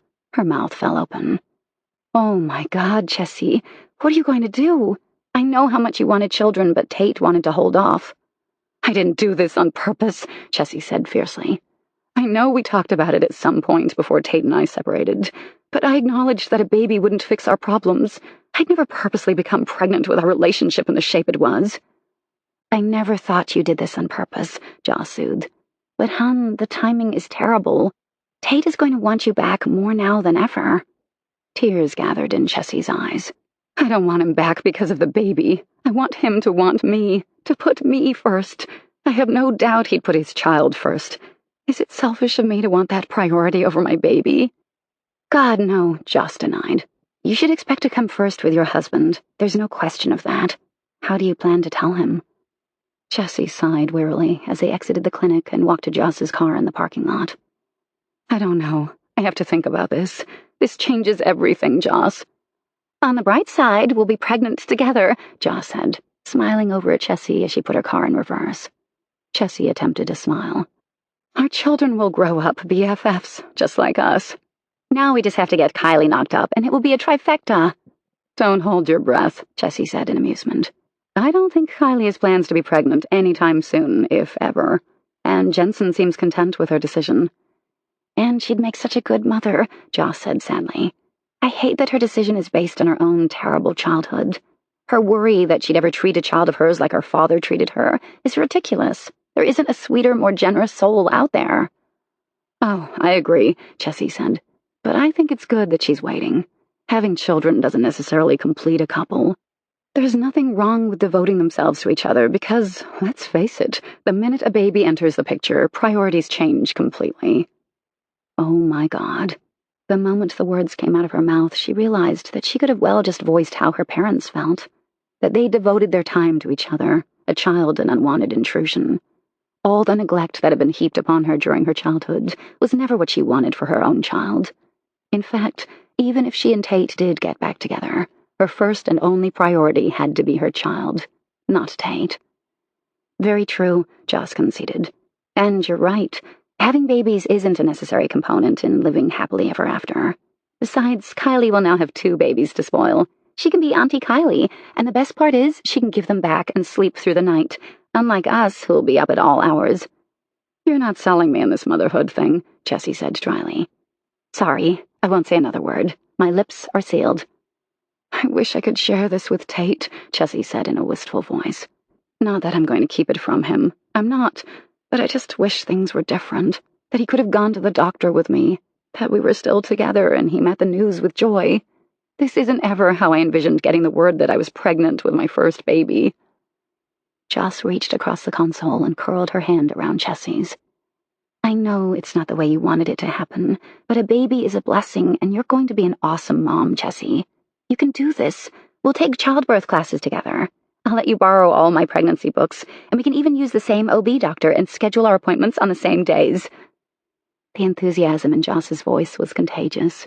Chessy felt the first kernel of excitement since having the proverbial bomb dropped on her in the doctor's office. She was going to have a baby. No, it wasn't the best timing in the world, but as Joss had said, a baby was a blessing, no matter the circumstances. It was a piece of Tate she'd forever have. But a baby would also tie them irrevocably, no matter if their marriage truly ended in divorce. What if Tate remarried? Her child would then have a stepmother in his or her life. Someone Chessy would have to accept as a parental figure. The very thought sent a shaft of pain through her heart. A man like Tate wouldn't have to look far for another woman. He was heart-stoppingly gorgeous, in perfect shape, and he had money. Why was jealousy gripping her at the very idea that he'd find someone else? She was the one who'd walked away, not him. He'd spent the last weeks begging her to come back to him, but she hadn't been able to bring herself to even face him or speak directly to him.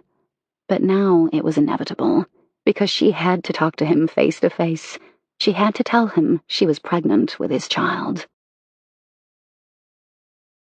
24. With each passing day of complete silence from Chessy, Tate grew more and more despondent. Every day meant further loss of hope, but he still had his trump card. One he'd moved on very quickly. He planned to force a confrontation between himself and Chessy so he could prove to her that she was first and foremost in his priorities. He'd agreed to a partnership with the 2 other financial advisors, splitting the client load equally 3 ways. Effective the next day, Morgan Financial Services would become Morgan, Hogan, and Letterman Financial, or MHL. He'd thrown everything he had into getting it lined up as quickly as possible. It wasn't as though he was sleeping nights anyway, so he'd stayed up, working on contracts and the legalities, all the fine print of the newly formed partnership. It was done. It would be official tomorrow, but he wanted Chessy to hear it from him directly. Tonight, before the news broke the next day. The question was how to get to her. Jensen had appointed himself her bodyguard, never allowing Tate past the doorway. Chessy wasn't answering his texts or his voicemails, and there was a giant wall of silence between him and those who used to be his friends, Dash, Joss, and Kylie. Jensen he hadn't known for that long, but the others, he considered them his closest friends, but they'd made their choice. Not that he begrudged Chessy their friendship, but he missed them. Not only had he lost his wife, but he'd also lost their friends. His cell rang, and he froze. His hands shook as he fumbled to get the phone from the holder secured to his pants. God, it was Chessy's ringtone. She was calling him. He swore when he couldn't get it out right away. The very last thing he wanted was to miss her call. She may not ever call back. Chessy, thank God, he said when he finally was able to answer. Tate? Her quivery voice made his blood run cold. It sounded as though she'd been crying. Chessy, what's wrong? He demanded. Are you hurt? Tell me where you are and I'll be right there. I'm fine, she said, though her voice was still shaking. I wanted to know if you could meet me tonight. At your house, somewhere private. His thoughts scattered in a dozen different directions.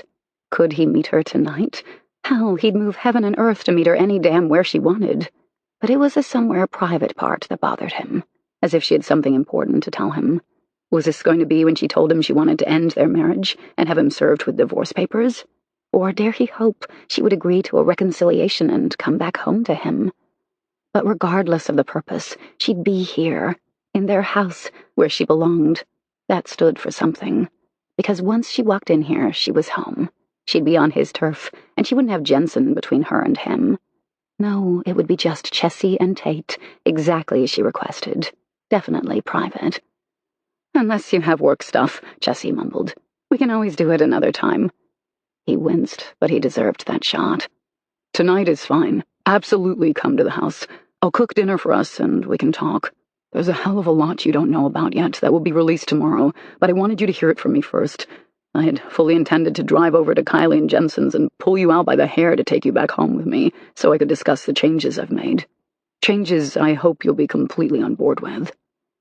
So it sounds as though we'll both be doing a lot of talking, she mused.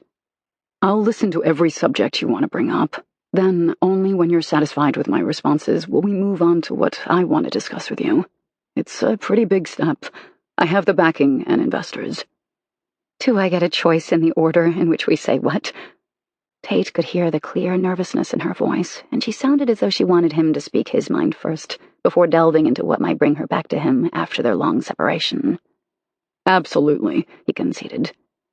Okay, then listen up. A ridiculous smile quirked up the corners of his mouth. He was already mentally going through the contents of their pantry and fridge, so he'd know if he needed to run out for anything. He was positive he had all the ingredients on hand to make one of their favorite dishes. You're going first while we eat dinner. After and only after you've said what's on your mind, will I tell you what's on mine. Dinner was already beginning to look like one huge clusterfuck. How did one cook a meal that acted as an olive branch? And to make it the good start to try to salvage their marriage. But was that what it was going to be? Or was Chessy going to tell him it was well and truly over? What time did you want me there? Chessy asked quietly, not sounding certain that she would be welcome. Tate nearly lost his shit over that, but made a visible effort to relax so he didn't come across sounding like an asshole. But there were some things that needed to be addressed. Baby, you do not have to ask what time it's okay for you to come to your own house. I don't plan to start cooking until you get here. I thought you could sit at the island and ride herd while I try not to ruin our supper. This time he heard the smile in his voice, and he ached all the way to his soul for one smile directed at him. Her looking at him like he'd hung the moon. It was the way she used to look at him. Pure adoration that was there for the world to see. She was a magnet for people. They were inexplicably drawn to her, just to gain a smile or a few sweet words. Men and women alike walked away as if they'd just been in the presence of royalty. And, well, she was in a way. She was his princess. He'd done everything to outfit the princess, to transform her into a woman who never had need of a single item. Her credit card had no limit, and he encouraged her frequently to go out and buy something for herself. She was infuriating in that regard, because she always had the same answer. She didn't need anything. Tate gave her everything she wanted. How he'd loved hearing those heartfelt words come from his wife's sweet lips. What man wouldn't be absolutely agog over the fact that his woman gave not one damn over wealth or material possessions? What she wanted above all was her husband, and that should have been the easiest slam dunk of all. All he had to do was give her his undivided attention. Thinking back, yes, he desperately wanted to net this client because she was also entertaining other options. It was what had prevented him from giving Chessy what she deserved. Tabitha Markham would indeed have been a coup. He had no doubt that she was being courted, wined, and dined by other financial businesses, like a duck on a June bug. But he'd practically told her to fuck off once he heard Chessy scream in pain and terror. And he couldn't care less which financial advisor she decided to go with now. If he lived to be 100, the sound of Chessy's cry would haunt him to his dying day. I should let you go, then. I still need to shower and change. I haven't been feeling well lately, and unfortunately it shows. Tate was immediately filled with concern. Is my girl sick? Who's taking care of you? That's my job. It angered him, this helplessness that he couldn't reach out to his wife when she needed him most. Chessy didn't fall ill very often at all. She always got glowing checkups from her doctor, who announced she was fitter than the majority of patients he saw. But the few times a cold had gotten the best of her, and one particularly vicious bout of strep throat, Tate had been within an arm's length the entire time. She'd wanted to sleep in the guest bedroom, because she was afraid she would make him sick, but he was having none of that. Every single night, or day if she were simply taking a nap, he carried her to bed and tucked her in, ensuring all the pillows were in the exact position she liked them. And even more generous, he handed over the remote for the TV in their bedroom. While she binged on the HGTV channel and watched countless renovation episodes, Tate's head was always about to explode, but he let her torture him with her girly shows because he knew how much she enjoyed them. She sounded extremely weary now, and it alarmed him even more. So help him, if she didn't show tonight, now that he was worried out of his damn mind, he'd go over there and haul her out of Jensen's house. Police be damned. I'll tell you all about it tonight, she said. I don't want to get into it over the phone. Tate's heart lurched. His stomach knotted to the point of pain, and nausea welled in his throat. He had to suck in deeply through his nostrils so he didn't completely lose it. How soon can you be here? He demanded. Well, I don't have anything else scheduled. I mean, I guess I could come at any time. I figured I'd come when you were ready to eat. Tate checked his watch. It was 5. Certainly not out of the realm for preparing dinner. By the time Chessy drove over and they settled into the kitchen and he started preparations, it would be 6. Perfect timing. Can you head over now? He asked, trying to keep his enthusiasm at bay and sound normal, even though when it came to Chessy, anything at all to do with Chessy, normal wasn't part of his vocabulary for sure. He couldn't wait to finally see Chessy one-on-one for the first time since the night she'd walked out, when she'd been devastated and so damn fragile-looking, as though she'd break if someone stared at her too hard. And yet, he had let a brute of a man put his precious girl through the paces, warming her up for when Tate would have taken over. Chessy could have been seriously injured. For all practical purposes, she had been raped. Just because the bastard hadn't fully penetrated her didn't mean he hadn't forced himself on her, even as she was screaming her safe word. To still his restless mind and whirling thoughts, he began to prepare the crepes while he waited for her answer. In theory, this recipe was damn good, but it was all in the execution, and Tate wasn't one to ever follow the letter of a recipe. He always improvised, adding stuff he liked and experimenting until he got the flavor he wanted. He and Chessy had always taken turns being the guinea pig, and then they'd offer constructive criticism. Not enough Cajun seasoning, too much black pepper. The lobster and crab smelled and tasted too fishy. There was no modesty from him when it came to this dish. He and Chessy could make themselves sick on it, eating way beyond the point where they were already full. It was always, "Oh, I'll just have one more bite," and then a moan of pleasure followed by another bite and another, until they groaned in agony and flopped onto the couch in a vegetative state and watched mindless reality shows to get their minds off their miserably full stomachs.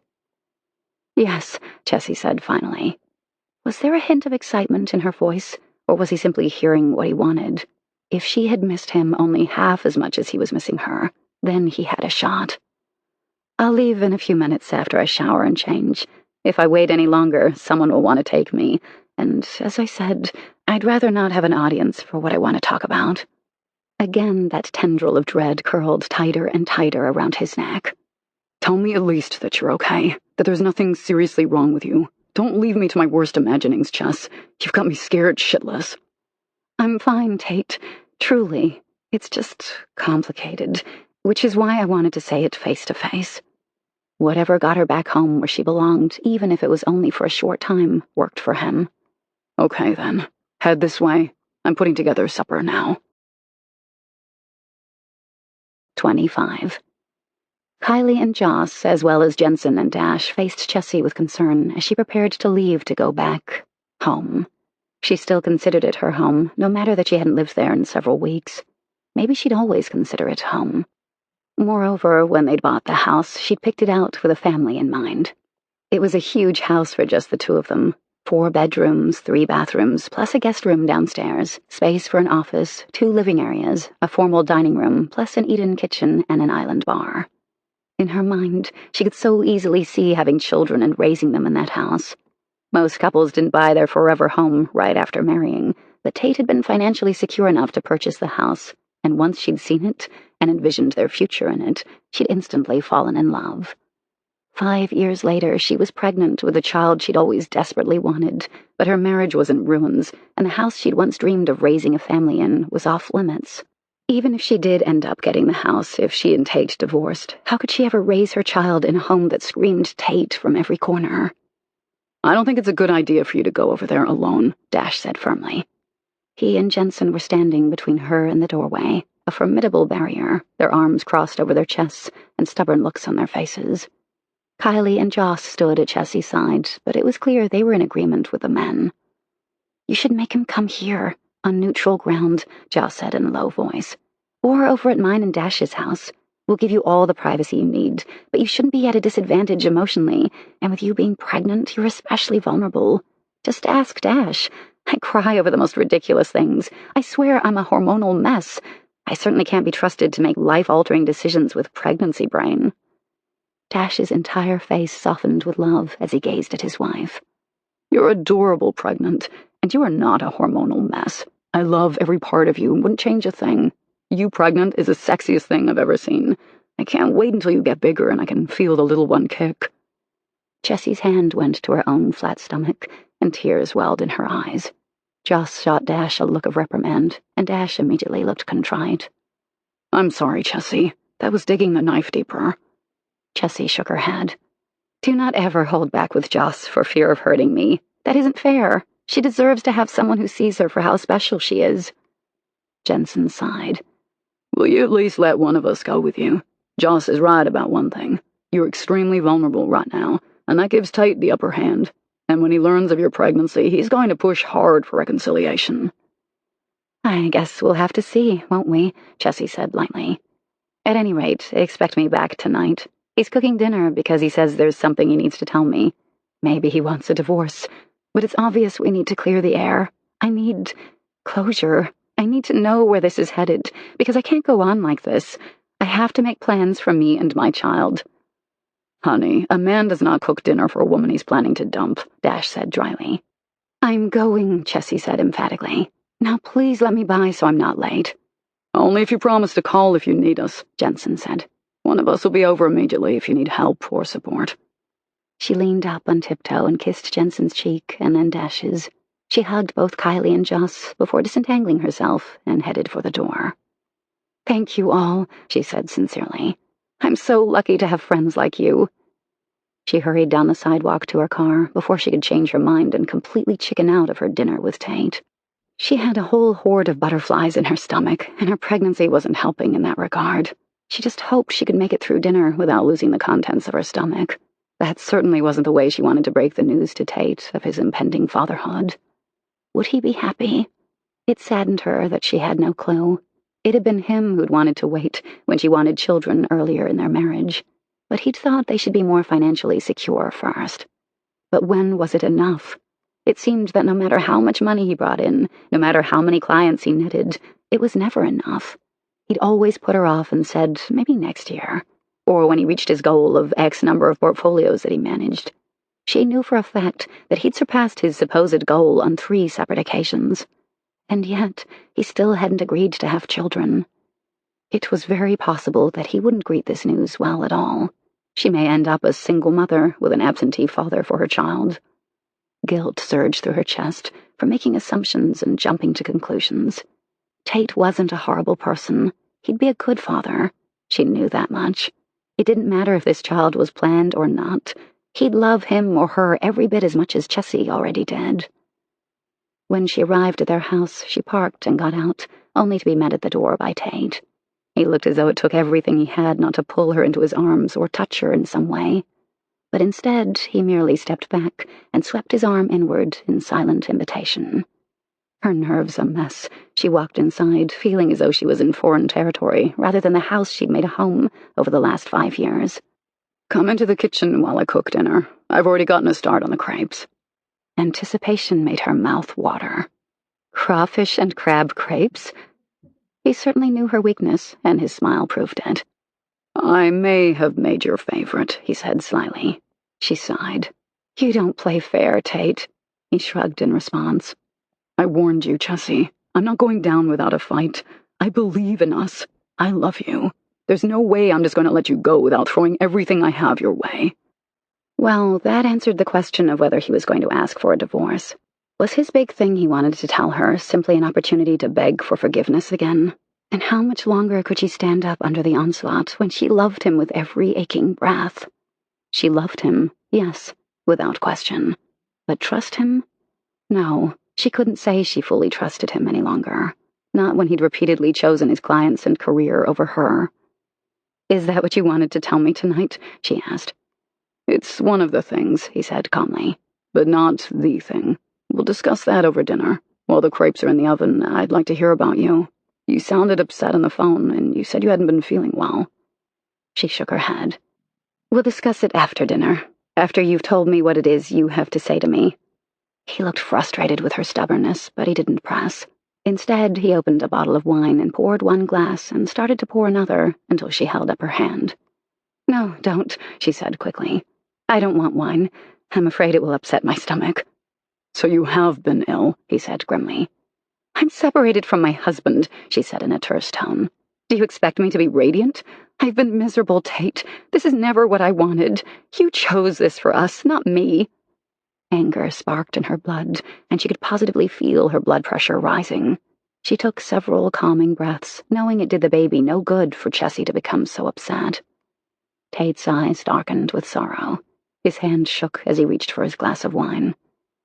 I didn't choose our separation, he said quietly. Never that. I fucked up. I get that. It was stupid. I just reacted without thinking. It's a mistake I'll pay for dearly for the rest of my life.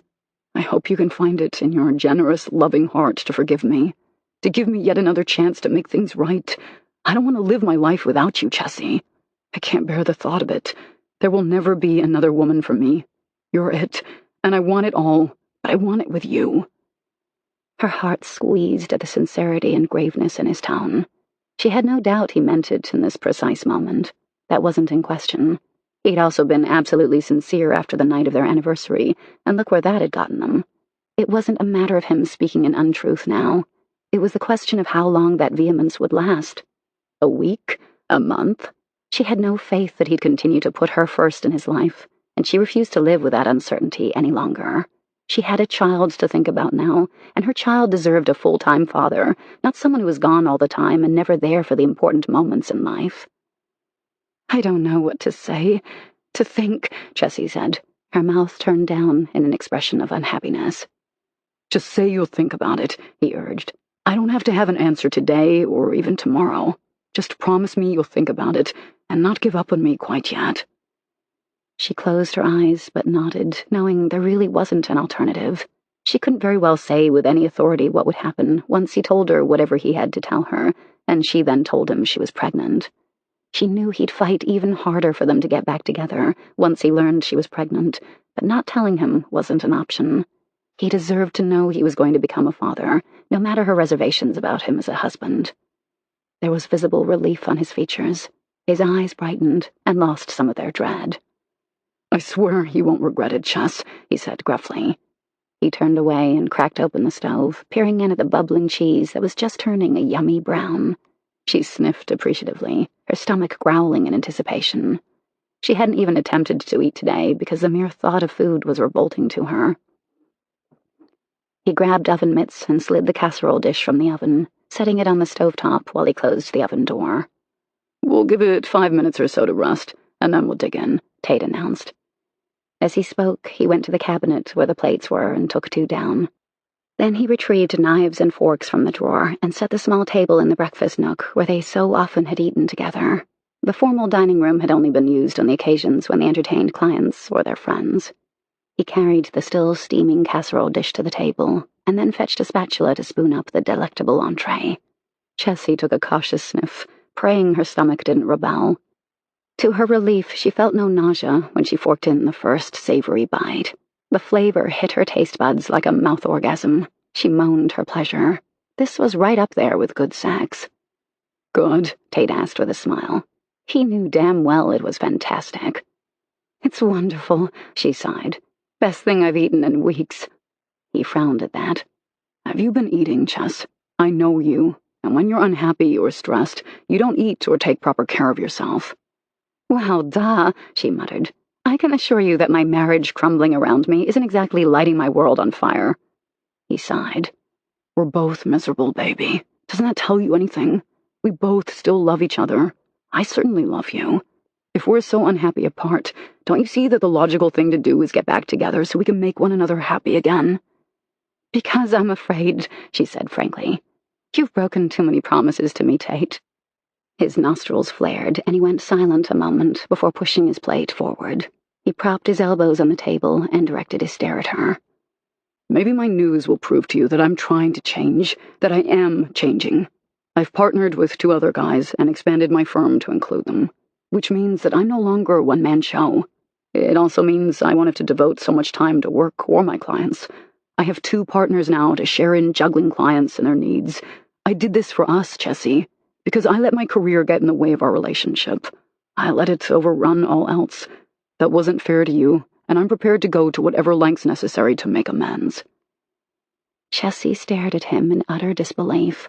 Tate had been so adamant about not taking on another partner after his first one had bailed. He'd been determined to make his business a success without anyone else. It will be made public tomorrow, Tate continued, but I wanted you to hear it from me, and for you to understand why I did it. I did it for you, to hopefully help you see the commitment I'm making to you, to our marriage.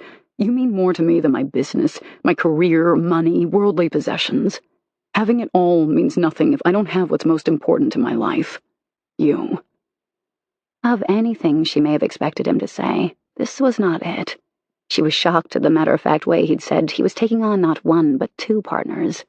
Tate was extremely possessive and proprietary when it came to his clients. He was a hands-on person who didn't believe in allowing anyone else to handle matters he himself could personally see to. He didn't trust other people not to fuck up. This was huge. It was epic. She had no idea what to say to his announcement. Instead, she simply stared open-mouthed at him. I hope this will at least show you that I'm very serious about doing whatever it takes to win you back, he said quietly. And it's only the beginning, Chess. There will be no after-hours calls, no client dinners unless you go with me. The weekends will be ours, and I'm going to start taking vacation days more frequently so we can travel together. She shook her head in confusion. I don't get it. Why now? If you could have done this sooner, why didn't you? His eyes darkened with regret, and they grew suspiciously wet, which made her even more aghast. She'd never seen Tate cry, ever. He was always the strong one, while she was the emotional wreck. She cried over sad movies, happy movies, those sappy Hallmark commercials at Christmas. She cried over news stories. Hell, she cried when she was happy. But Tate? I should have done it a long time ago, he admitted. I have no excuse other than I took you for granted. I took your love for granted. I wanted it all. The perfect wife, the perfect career. It was never enough. No matter how successful my firm became, I always wanted more until there was nothing left. Seeing what I did to you, what my neglect caused, was a huge wake-up call for me. I stood by and let another man abuse you. Do you have any idea what that did to me?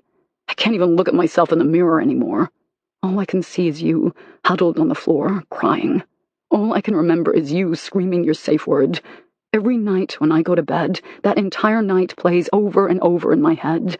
It's not something I'll ever get over, Chessy. I have to live with that for the rest of my life. I wish I could believe you, she said wistfully. He reached across the table and captured her hand. Just give me a chance, Chessy. One more time. I'll never ask for another. If I fail you again, I'll leave. The house and everything in it will be yours. You'll never want for a single thing. I'll make sure of it. She closed her eyes and paused. There's something I have to tell you, Tate. Something I only just found out. It's why I came over tonight. It changes everything, and I don't know what to do. Concern blazed over his face. His grip tightened around her hand. She took a deep breath and put it out there. I'm pregnant, Tate. I'm pregnant with your child. 26. Tate stared back at Chessy in shock, sure he hadn't heard her correctly. But the fear and apprehension in her eyes told him he had. Close on the heels of shock came unfettered joy and relief. He'd been so afraid of what it was Chessy had to tell him. It's why he'd pulled out all the stops in his bid to win her back, because he didn't want her to tell him she was filing for divorce. He squeezed her hand, temporarily incapable of speech. Tears burned his eyelids, and she stared at him, stunned, when one trickled down his cheek. He didn't bother wiping it away. He wanted her to realize the magnitude of this moment for him. Chessy, that's wonderful, he whispered. But you didn't want children, she said, her voice thick with emotion. You wanted to wait. Every time I brought it up, you said, maybe next year. And I want you to know I didn't do this on purpose. The very last thing I would have done is bring a child into an unstable marriage. It must have happened the weekend of our anniversary. I forgot to take my birth control pills. Unable to bear the distance between them one more second, Tate stood and walked around to her chair and pulled her up and into his arms. He hugged her tightly, his shoulders heaving with emotion. So much love welled up in his heart and soul. He closed his eyes and prayed for another chance to make things right. He had a family now, more than just him and Chessy. They had a child. Come into the living room so we can talk, he gently urged. She allowed him to lead her to the sofa, and they sat down together. He pulled her into his arms, and thank God she didn't resist. He savored having her in his arms again. The last few weeks had been hell for him, not being able to see her, talk to her, touch her. And yet he saw her every single day when he entered his house. Her stamp was on every single item in the house. It was impossible to look anywhere without seeing her reflection. First of all, it never crossed my mind that you got pregnant on purpose. But even if you had, I'd be overjoyed. Secondly, we've already established what a dumbass I am. I knew how much you wanted children. I wanted them too. But there were 2 reasons I wanted to hold off. One was me being purely selfish. I wanted you to myself a little longer, and I knew once we had a child that I'd have to share you with our son or daughter. It shames me to say that, but I won't lie to you. The other reason was because I wanted to be sure I could provide for my family financially. But Chessy, I'm thrilled that you're pregnant. Is that why you haven't been feeling well? He asked anxiously. Is everything okay with the pregnancy? Have you seen a doctor yet? I haven't seen an obstetrician yet, she admitted. I only found out because I went to my general practitioner to ask for medication for my stress and anxiety. They obviously ran a pregnancy test when they drew blood, and it was then he told me I was pregnant. I knew I had to tell you right away, so here I am. Thank you for not keeping this from me, he said. I want to be able to share in every aspect of your pregnancy. I want to go to every doctor's appointment, and I want to see our child grow inside you. feel him or her kick for the first time, and watch you grow rounder and more beautiful with each passing day. You act as though me being pregnant fixes everything, Chessy said quietly. It doesn't, Tate. We still have so much to work out. I keep going back and forth with myself over whether to see a divorce attorney or not. Tate's blood ran cold, and he was seized by paralyzing fear, but he had to keep calm. He couldn't afford to do or say the wrong thing and drive her away for good. I know we have a lot to work out, but I'm willing to try. Are you? She bit into her bottom lip nervously, her eyes cloudy with uncertainty. I don't know, she admitted. This whole thing has thrown me for a loop. I don't know what the right decision is. I just know I can't continue on like it was before. Our child deserves better. I deserve better. Yes, you do deserve better than I've given you, Tate said, not even bothering to hide the truth in her statement. And I'm committed to giving you better, 110% of me from now on. But I can't do that if we're apart. I need you here, where I can take care of you and our baby. You aren't happy. I'm not happy. What do we have to lose by trying? I can't make that decision in a split second, she murmured. I need time, Tate. I need time to think, to process this all. I only just found out about my pregnancy. I haven't had time to figure out what's best for our child or for me, much less us. And yet she'd come to him at her first opportunity. She hadn't tried to hide the fact that she was pregnant. That gave him hope that all wasn't lost. She trusted him enough to confide in him. But then she was inherently honest. Hiding anything wasn't in her nature. It was one of the things he loved most about her. She wasn't adept in disguising her emotions, her moods. He knew them all. He wanted her back before he knew about their child, but did she realize that? Surely she did. He'd certainly not made it a secret in his relentless pursuit of her over the last weeks, but he had no way of knowing how or what she was thinking. It was new and frustrating for him. He'd always been able to count on her predictability, a quality some men might not find attractive, but for Tate, always knowing just where he stood with Chessy and knowing she always stood with him had been a source of great comfort. But it had also been his greatest downfall, because he'd grown too complacent, too confident in the fact that she was with him through thick and thin. Never would he take her for granted again, but he had to find a way to convince her of that. Words were just words, and they no longer held any power with her. I'll give you time, he conceded. But please don't shut me out, Chess. Allow me to see you and our baby. Let me go to the doctor with you. I won't pressure you, and I won't demand anything you're unwilling to give me. But give me a chance to show you that I've truly changed, starting with the announcement of my partnership tomorrow. I'd like us to start over. Whatever I have to do to regain your trust, I'll do. You want to date? She asked skeptically. I want us to see each other, he corrected. I'd rather not live apart while we're doing it, but if you need time and space, I'll give it to you. But I want to see you, which means coming over, going out to dinner, you coming here so I can cook dinner for you, like tonight. I'd like to go to your first obstetrician appointment and be included in your prenatal care. I want to talk about baby names and pick out baby furniture and clothing. Her expression softened, and his pulse sped up. She was caving. He could see it. But it was a hollow victory at best, because he still didn't have what he most wanted. Her back in his life, his house, his bed. But he had to believe that in time those things would come. The alternative didn't bear thinking about. I'll consider everything you've said, Chessy finally said. I should be going now. Kylie and Jensen are going to be worried. They didn't want me to come alone. Tate's expression darkened. Do they think I'm some ogre who's going to abuse you? No, Chessy said softly. But they're afraid you'll hurt me, emotionally. And I'm not in a good place right now. As I said before, the whole reason I went to the doctor was to ask for medication for anxiety and depression.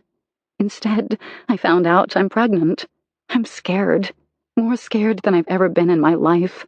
This isn't easy for me, Tate. I'm not used to questioning my every decision, but I've continued to make bad ones. I can't afford to do that now that I have a child to consider. Tate closed his eyes, the ache in his heart making his chest hurt.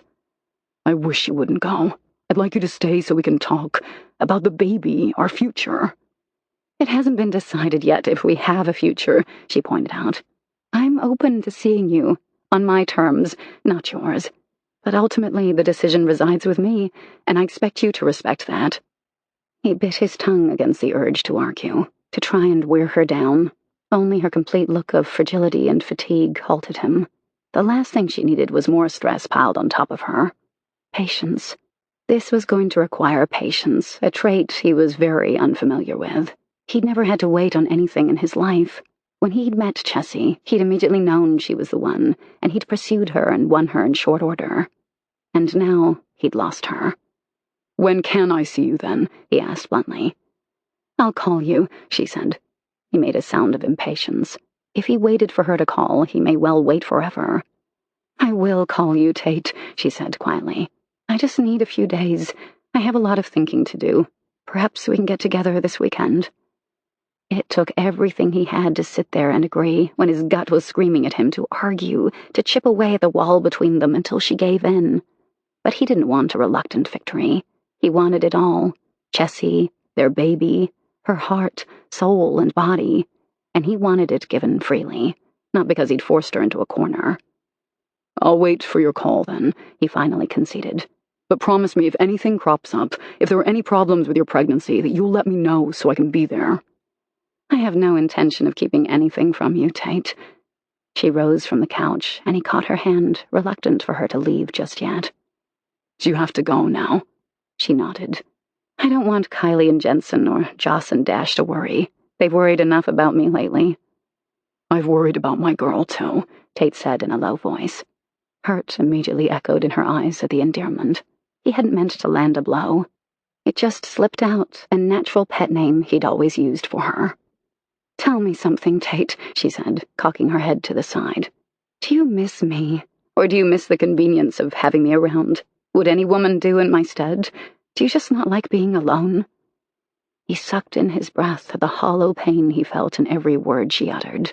It hurt him that she could possibly even think such a thing. "No other woman could ever fill your shoes, baby. Of course I miss you, and I damn sure don't like being alone, but it's because I'm not with you. Given a choice between being alone or being with someone other than you, then I'd choose to be alone." He knew he scored points with his answer, because for the first time uncertainty flickered in her eyes, as if she were truly second-guessing her decision to remain apart from him. He could only hope that she changed her mind in short order, because every day without her was a day in hell. 27. The next morning, Chessy was sitting in the living room, newspaper in hand, turned to the business section, while contemplating the evening before with Tate, when Joss and Kylie both burst through the front door. "Did you see the—" Joss broke off when she saw the newspaper Chessy was holding. "Ah, I guess you have seen it then," Joss finished. "If you're referring to the article about Tate's partnership with two other financial guys, then yeah," Chessy murmured. "But I knew. He told me last night." "And you didn't tell us?" Kylie demanded. "I was emotionally wrung out by the time I got in last night," Chessy replied. "I was too confused to rehash it all then. Hell, I'm still confused. I can't figure out his angle, and it's driving me crazy." Joss sat down on the couch next to Chessy, her eyes full of love and understanding. "Have you considered his only angle is winning you back at any cost, sweetie?" "But that's just it. With Tate, it's all about winning, whether in business or his personal life, but especially in business. How do I know I'm not just some giant victory for him? I mean, how am I supposed to know if he's truly sincere this time? It's not like he hasn't had multiple opportunities. So what's changed now? And in his defense, he told me about taking on partners and lightening his workload so he could devote more time to our marriage before I told him I was pregnant." "Then maybe he really does mean it this time," Kylie admitted. Chessy looked at her in surprise, because up to now she'd been Tate's biggest detractor. I know, Kylie defended. "I have not exactly been his biggest fan, but I have to hand it to the guy. He's persistent, and he really seems sincere. If it involved anyone but my best friend, I'd probably wonder if she had rocks in her head for continuing to put him off. Not that it's what I think about you. You're certainly justified in being wary of allowing him the power to hurt you again. Self-preservation is a strong thing. Once bitten, twice shy, etc., etc. "I think the question that has to be asked here is, what do you want, Chessy?" Joss asked softly. "Because it doesn't matter what I think, or Kylie, or Dash and Jensen. This is your life, your marriage. Only you can decide what's best for you, and, more importantly, what will make you happy. Are you resisting because you truly don't trust him not to hurt you again? Or are you resisting because of your pride, and you don't want to look like a gullible fool for trusting him again?" Chessy looked thunderstruck as Joss's question sank in. Wow, you don't ask the hard ones, do you? "I'd say she scored a few points, judging by the expression on your face," Kylie said. "Good God, could you be right?" Chessy breathed out. "Is it my stupid pride and me not wanting to look stupid for taking him back? Or is it truly because I don't trust him?" Joss shrugged. "Maybe it's a little of both. I certainly can't blame you either way. I wouldn't be lining up for that kind of humiliation or hurt again. But then I went through something similar with Dash, and I forgave him." "And I forgave Jensen his stupidity," Kylie said dryly. "I think it's an inherent quality in men, some stupid gene they inherit purely because they're male. Women are so much smarter and more logical. Men? Not so much. They think with their dicks when they're thinking at all." Chessy and Joss burst into laughter. "You're so irreverent, Kylie. I love that about you," Chessy said with a grin. Kylie performed a mock bow. "Glad I can be of service. Now let's get to the point. What do you want, Chessy? Forget everything that's happened in the past. Forget any worry over how you appear to others. Forget what me, Joss, Dash, or Jensen think. What do you want? What would make you the happiest in the world? Don't think about it. Go with your gut. Give me your answer in 3 seconds or less." "I want my husband back," Chessy blurted. "I want my child raised by both its mother and father. I want Tate to share in every aspect of my pregnancy. I want my marriage back." "Well, there you go," Joss said, satisfaction lining her face.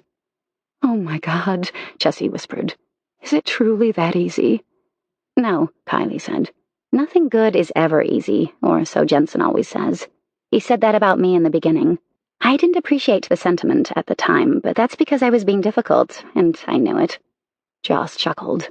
"You difficult? Nah. Cut the sarcasm or I'll cut you," Kylie threatened.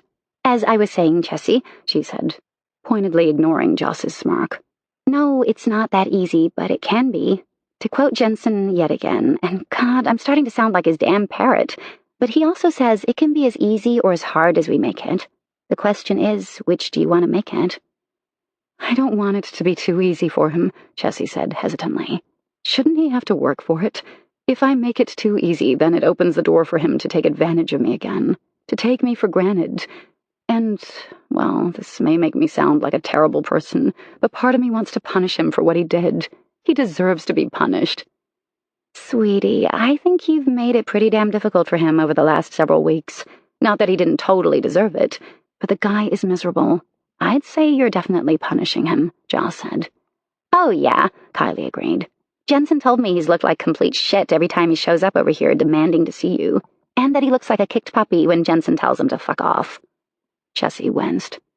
I don't want to strip him of his pride completely, even if I do want to punish him for his utter stupidity." "So what are you going to do?" Kylie persisted.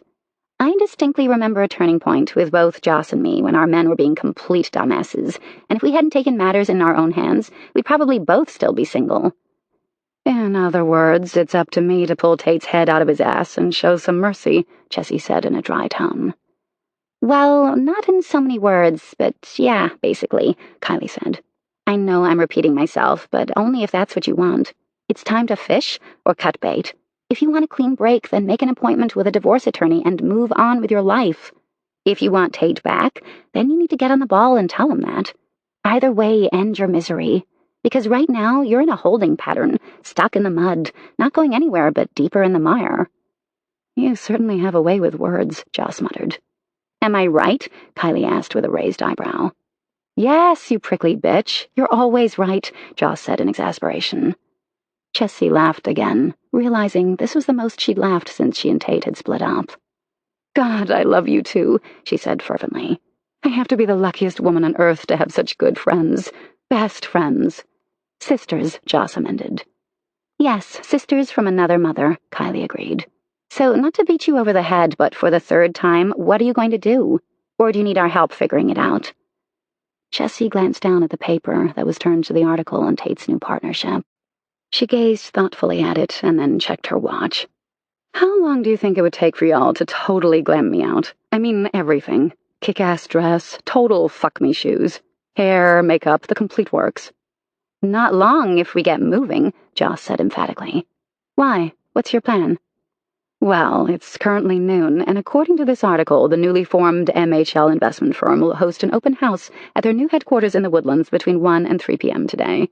I was thinking of dropping in, just to offer my congratulations and all. Oh, you are evil, and I love it, Joss crowed. I do too, Kylie exclaimed. Evil genius. I so admire that in a person. Usually I'm the evil bitch of the group. You can resume your role just as soon as I retire it, Chessy soothed. Well, if we're going to get you all glammed out, we need to get moving. Not to hurt your feelings, girlfriend, but you look like hammered horse shit, Joss said bluntly.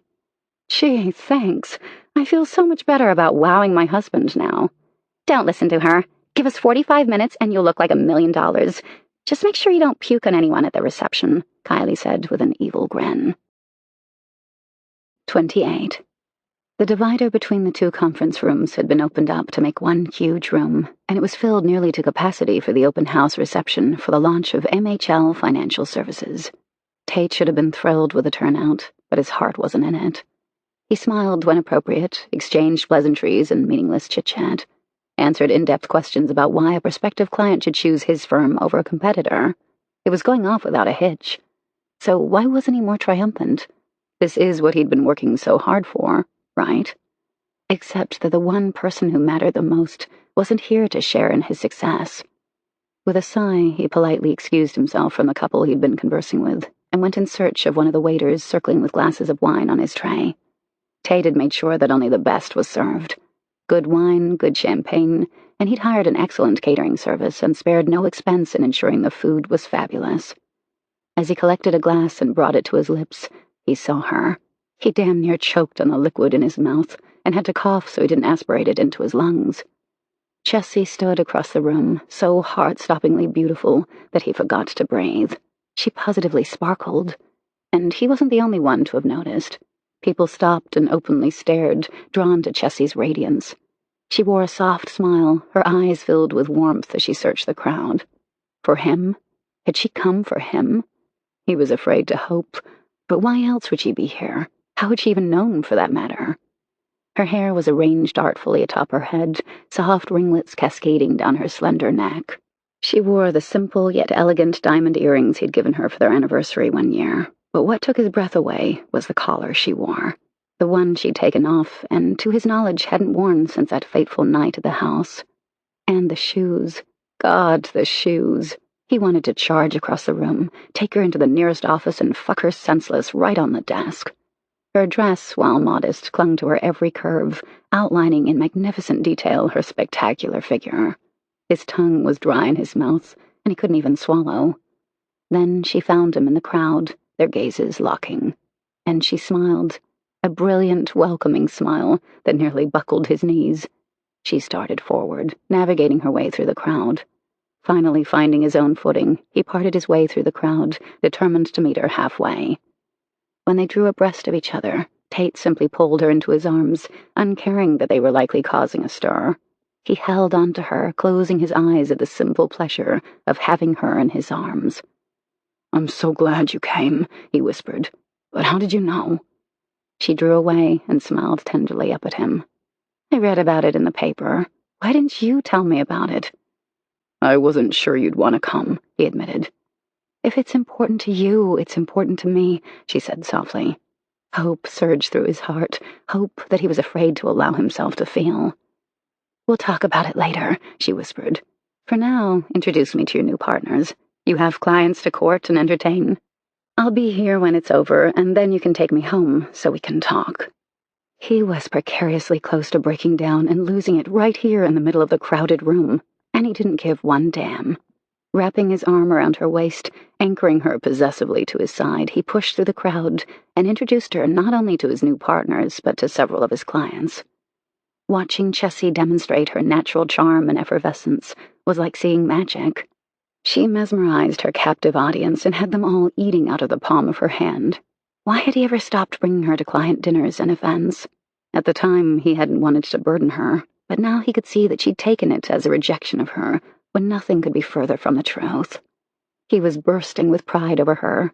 He saw the envious stares of the other men in the room, which is why he never allowed Chessy to stray from his side. He was publicly putting his stamp on her. Mine. Hands off. When the event began to wind down and guests started filtering out, Tate turned to his two partners. You can hang around until everyone is left. I'm going home with my wife. Not even giving them a chance to argue, he herded Chessy to the door as fast as he could, ignoring her look of astonishment. She wasn't used to taking precedence over business, but she damn well better start getting accustomed to it, because that was the way it was going to be from now on. The traffic gods were on his side today, and they made it home in 7 minutes. Tate tucked her hand into his to make sure she didn't change her mind and refuse to come inside the house, and he hurried her in. As soon as they made it through the front door, the clothes started coming off. He pulled impatiently at her dress, tearing the zipper when it didn't immediately open. She was as impatient as he was, ripping at the buttons on his dress shirt. She yanked his tie away and sent it sailing. He tore the delicate lace of her bra, and then hooked his thumbs in her panties and sent them flying down her legs. As soon as his dick was free of his pants, he lifted her and thrust to the hilt. Her legs wrapped solidly around his waist, anchoring her firmly against him as he walked toward the couch, buried deep in her pussy. His hands underneath her ass, lifting and then allowing her to fall back down his erection, caused them both to groan with pleasure. Their need was desperate, a living, breathing entity that filled the room. Her hands clutched greedily at his shoulders, her body arching up and then back down to meet his thrusts. They didn't make it to the couch. He slid out of her long enough to sprawl them both on the plush rug, and then he was back inside her, pumping and thrusting, desperate to reconnect in the most intimate fashion. His mouth devoured every inch of flesh he could reach. He sucked avidly at her breasts, forming rigid peaks. Then he slid his lips upward, leaving a damp trail to her neck, and he sucked at the tender skin beneath her ear before licking the shell and nipping her lobe with his teeth. She shuddered violently, already nearing her release. He could tell by the way she clenched and tightened around his cock. The sudden burst of wetness, bathing him in her sweet heat, like liquid satin, hot, so very tight. He lost himself in her, thrusting mindlessly until her cry shattered the stillness. Then his own orgasm took over, rendering him incapable of thought or speech. There was so much he wanted to say, and yet he was utterly blank. He remained inside her, his chest heaving with exertion, as he came down to rest on top of her, their sweat-slickened bodies hot and damp against one another. Was it okay to do that? He asked anxiously. I don't want to hurt the baby. Chessy laughed, the sound beautiful in his ears. It's a bit late for that concern, but no, you didn't hurt the baby. She's just fine, and so is her mama. He closed his eyes, absorbing the beauty of the moment, when all was at peace and the world was finally set to rights. Knowing he was too heavy for her, he slowly withdrew, his dick still rigid and wanting more. Then he bent down and curled his arms underneath her body, lifting and cradling her against his chest. He walked into the bedroom and deposited her on the bed, before returning with a washcloth to clean them both. Then he crawled onto the bed with her and pulled her into his arms. He didn't want to ruin the moment, but he had to know. He couldn't bear it if this was a false alarm, or he thought this was something it wasn't. Chessy, does this mean you're coming home? She lifted her head, her eyes glossy with emotion. She cupped his jaw lovingly and stroked her fingers over the afternoon shadow. If you'll have me back, yes. If I'll have you back, he asked hoarsely. Baby, I'm on my knees at your feet, begging you to come home. But what changed your mind? I don't understand. I did a lot of soul-searching, she admitted. I'm miserable. You're miserable. It seems our only chance at happiness is to try to work out our differences together. I'm willing to forget and forgive, if you are. He looked at her in astonishment. Baby, there is nothing for me to forgive and everything for you to forgive. I vote we forgive each other for the pain we've caused, and let's start over. He gathered her in his arms, pulling her down on top of him. I love you so much, Chessy. I'm so damn grateful that you're willing to give me another chance when I've fucked up so many times already. He slid his hand between them, cupping her flat belly, where their child nestled in her mother's womb. If you're having my baby, he said in awe, do you have any idea what that does to me? Her eyes became troubled. Are you truly happy about the baby, Tate? I know you weren't ready yet. He kissed away her worried frown. I think we've already covered in great detail what a dumbass I've been. I can't think of anything more perfect than you pregnant with my baby. I picture you all round with our child, and it melts my heart every damn time. I'll be a good father and husband, Chessy. I'll get it right this time. She gave him a smile so bright that it rivaled the sun, her eyes filled with love, brimming with warmth and acceptance. I know you will. I believe you, Tate. Every marriage has a bumpy road, but we got through ours. In 10 years, we'll look back at this, and hopefully we'll have more than one child. I'd like a large family. I want what I never had growing up. But we'll look back and laugh at how stupid we both were, and how happy we are in the present. It will all seem so silly down the road. He immediately grew somber. I'll never make you feel unwanted again, Chess. I know how hard your childhood was for you. And I want you to know, our children will never experience that. My life will always revolve around you and our children, however many we end up having. She squeezed him tight, laying her head against his chest. I love you, Tate. And I love my girl. 29. The next day, Tate took off of work, much to Chessy's surprise. Yes, she had faith in the fact that he'd keep his promise this time to put her first, but she hadn't expected him to take a precious day off from work. But he told her that's what he had partners for now, and that the three of them had familiarized themselves with all the MHL clients, so they could respond to any needs that arose if one of them was out of pocket. Tate drove Chessy to Kylie's so she could once again pack all her belongings, this time to move back home. Chessy had called both Joss and Kylie earlier that morning to fill them in on the developments and the fact that she and Tate were getting back together. Both her friends were thrilled, but also cautious, wanting Chessy to make certain she was absolutely sure about her decision. Once Chessy assured them she was, they were only too happy to offer their support. I have a lot to thank them for, Tate said gruffly, as he hauled her suitcases out to her SUV.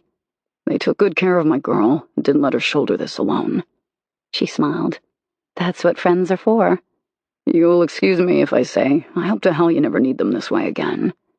I hope not either, she said with fervor. Don't be lifting that suitcase, Tate said sharply, when Chessy reached to hoist one of the pieces of luggage into the back. You're pregnant, for God's sake. You don't need to be lifting anything that heavy. Chessy laughed, but delighted in his protectiveness. She was so happy she just wanted to squeeze him and never let go. I want to have Joss and Dash and Kylie and Jensen over for dinner one night, she said, when they'd finished loading everything into her Mercedes. Partly as a thank you, and partly so they can see we're okay. Tate's expression grew serious. Are we okay, Chessy? Yeah, she said, smiling at him. She reached over to lace her fingers with his and squeezed his hand reassuringly. It's all in the past, Tate. Let's leave it there, okay? You're too forgiving, he said gruffly. But I thank God for it every single day. Not many women would forgive what all I've done. You may be able to, but I'm not sure I'll ever forgive myself. Stop torturing yourself, she said gently. It does little good to keep rehashing the past. We have so much to look forward to. A baby. Her smile became giddy as she imagined meeting their child for the first time. Having Tate right beside her in the delivery room, them both falling in love instantly with their son or daughter.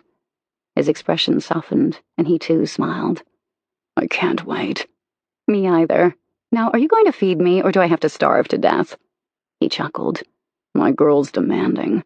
Want me to cook, or do you want to go out? What do you feel up to? Honestly, I just want to go home and settle back in where I belong. We can always order takeout. His look of intense satisfaction told her she'd said all the right things. Damn right, that's where you belong. You call in whatever you want, and I'll run out and get it. And I don't want you to do a damn thing in the meantime. I'll get all your stuff out of the car and unpack it and put it away. If I catch you lifting so much as a finger, I'll spank your ass. That's hardly a threat, she said saucily. I may just have to disobey on purpose. Then I'll have to come up with another threat, like withholding sex for a month. She snorted. As if you'd last that long. Your hand isn't that good, babe. He laughed, warmth and relief spreading over his features. We're back, he said with satisfaction. God, we're back. 30. Do you think they'll last? Kylie asked anxiously as she sat next to Jensen on the sofa. She was curled into the crook of his shoulder, her arm stretched across his midsection, while they watched a ridiculous end-of-the-world B-movie, the best kind. He stroked her hair and then pressed a kiss to the side of her head. What I think is that we can't control what happens in their relationship. We can only control what happens in ours. Kylie let out a humph. Since when did you get all sage and philosophical? He chuckled. I'm just smart like that. I chose you, didn't I? That makes me the smartest guy on the planet. Well, there is that, she said smugly. He shifted, turning slightly so he faced her, instead of sitting side by side with her. Speaking of... She cocked her head, worry assailing her, the sudden seriousness of his tone and expression. Good God, surely he wasn't breaking up with her. I know this may be too soon, he said hesitantly. We're still going to therapy, and I know we have a long way to go, but I know my feelings aren't going to change for you. I love you. I always will. And I want to spend the rest of my life with you. Oh, Jensen, she whispered. Swear to God, if you make me cry, I'll kick your ass. He grinned, and then pulled a small velvet jeweler's box from underneath the sofa cushion. Then he slid from his perch on the couch and got down on one knee, opening the box to reveal a sparkling diamond engagement ring. Will you marry me, Kylie? We don't have to set a date right away. I just want your promise that one day, when you're ready, that I'll be the man you marry. She couldn't breathe around the knot in her throat and the weight bearing down on her chest. Tears blurred her vision, and she sucked in a steadying breath through distended nostrils. Her hands shook uncontrollably, but he made no move to slide the ring on her finger. He was waiting for her answer. She threw her arms around his neck, holding on to him for dear life. Yes! Oh my God, yes! I love you so much, Jensen. There's no one I'd rather spend the rest of my life with than you. Thank fuck, he muttered. You scared the shit out of me there for a moment when you were so silent. I thought I'd screwed up and moved too fast. No one can ever accuse you of taking things slow and easy, she teased. I'll move fast when there's something I want. Why wait? I couldn't take the risk that some other guy would steal you away from me. She rolled her eyes. As if. No one else would put up with me. I'm afraid you're stuck with me. There's no one I'd rather be stuck with than you, he said, nearly echoing her own words. Thank fuck, she said, returning his words in kind. What was it we decided? We'll be fucked up together. He laughed. That about sums it up. Hell, who else would put up with us but each other? I guess that means we're perfect for one another. Hell yes, she said fervently. Don't you think you should put the ring on now? He asked in a teasing voice. Oh my God, I almost forgot the ring. He pulled the ring from the velvet clasp, and his hands shook as much as hers as he gently pushed it onto her ring finger. She stared at it in awe. This is huge, she whispered. I'm afraid to wear it, Jensen. What if I lose it, or the diamond falls out? I'll live in terror of something happening to it. He kissed her on the nose. That's what insurance is for. She wrinkled her nose as he drove away. They insure rings? Of course, you can insure anything of value. So now you can wear it without worrying that you'll lose it. In fact, I will not be pleased if you ever take it off. This ring signals that you're mine. I think I can live with that, she said with a smile. Now, what can we do to celebrate? She asked innocently. Oh, I can think of something, he growled. He swept her up and into his arms and carried her toward the bedroom, his mouth fused to hers. 31. Chessy hummed cheerfully as she bustled around the kitchen, putting the finishing touches on dinner. Tate had called earlier to let her know he was on his way home, and he should be pulling up any second. Just as she set the pan of baked chicken out on the table, she heard the front door open, and she turned to greet him as soon as he walked through the kitchen door. Smells delicious, he said as he swept her into his arms, kissing her thoroughly in greeting. If you're ready to eat, go ahead and sit, unless you want to get changed into more comfortable clothing first, she said. He simply loosened his tie and removed his coat, tossing it over one of the unused chairs at the table, and then took his seat catty-corner to where Chessy would sit. She made one more trip to the stove to carry the 2 pots of vegetables to the table, and then she sat down with Tate. He served up the chicken for them both, and she spooned out corn onto her plate before passing it to Tate. Butter beans were next, and then they both dug in. How was work? She asked. How is the new partnership going? Tate hesitated and glanced up, his expression growing serious. Her stomach plummeted, and she braced herself for what was to come. Surely not again. "I may be late the next 2 days," he said quietly. "We have a very important meeting with a large company who wants us to manage their private equity fund. It would be a huge account, and if we ace this, then it will set us at the forefront of financial firms. It could very well lead to more business." Her brow furrowed, confused by the worry she saw in his eyes. "Tate, are you worried that I'm going to be pissed because you're going to be late a couple of days?" He looked chagrined. "You have to admit the timing sucks. I just get you to move back in and give us another chance, and after only a few days, I have to tell you that I'll be late because of an important meeting." She reached for his hand, hoping her sincerity showed. "I don't expect you to sacrifice your entire career in order to kiss my ass. I understand you have to work, that you have clients and important meetings. My problem before arose from the fact that it was all the time, and that when you were at home, you weren't really here, if that makes any sense. You'd pulled away completely from me. We were like two strangers living in the same house, but it's not like that now." "I hope you know it won't be that way." "I do, Tate. I do." His face softened with relief. Then he squeezed her hand. "How are you and the little one doing?" "We're doing great," she said enthusiastically. "I called to set up my first OB appointment today with the same one Joss uses. I was queasy this morning, but managed not to throw up. I think I'm handling it far better than poor Joss." "Tell me when your appointment is," he said seriously. "I won't miss it for anything." "It's on the 13th, a Wednesday." "I'll mark it down on my planner. What time?" 10 in the morning. "How about I just plan to go into work after your appointment? I'll stick around and drive you to the doctor, and we'll have lunch after." "That sounds wonderful," she said with a bright smile. He studied her a long moment, his gaze drifting over her features.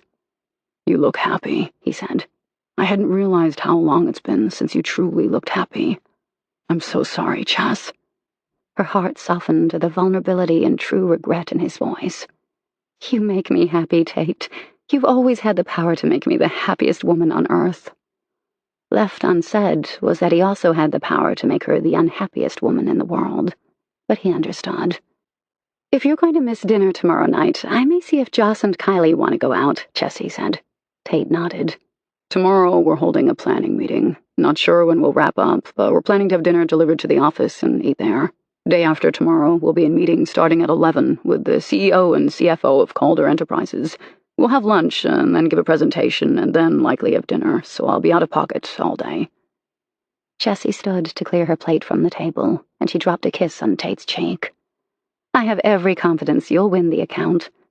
He stopped her, pulling her down into his lap, so she had to set her plate back down on the table. He cuddled her to him, simply holding her as he kissed her forehead, and then both eyes, and finally her mouth. "I love my girl. I don't deserve such blind support, but knowing you believe in me makes me feel like I can accomplish anything." She put her palm to his jaw and then kissed him back. "Our child is counting on her father. I know you won't fail her, or me." He hugged her to him, shuddering with emotion. "I'm going to be a father," he said in wonder. Chessy smiled. "We may not have planned her, but I'm thinking she must be very strong-willed, because she was conceived in nearly impossible odds." "You think it's a girl, huh?" "Oh, I'd love a boy or a girl. I've just gotten into the habit of saying her. I like to picture you with a precious little girl and spoiling her rotten." "I plan to spoil her mama rotten first," he said gruffly.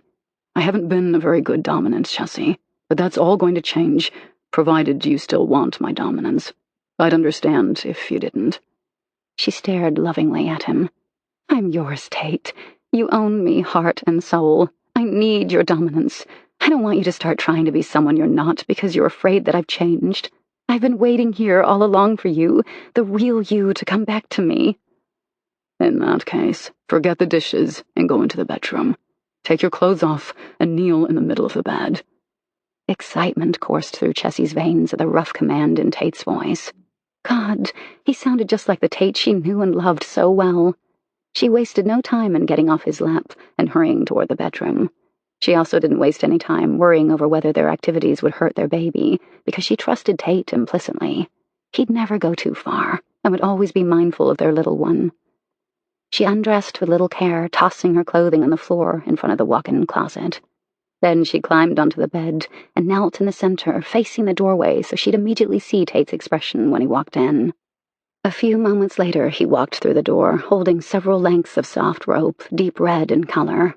His eyes caught fire when his gaze fell on her kneeling, naked on the bed.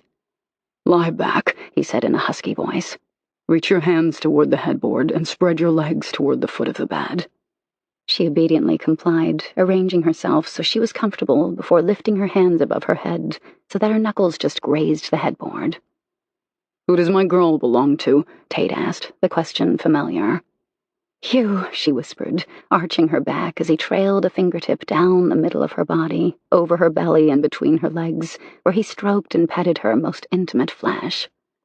Still fully clothed, he straddled her body, but was careful to remain up on his knees so her belly didn't bear any of his weight.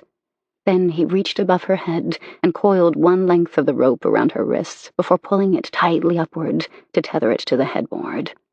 He moved off her body and then took both ankles, pushing them upward until her knees were bent and her heels rested against the bottoms of her thighs. Then he looped rope around her upper thigh and ankle, securing them together so she was spread wide.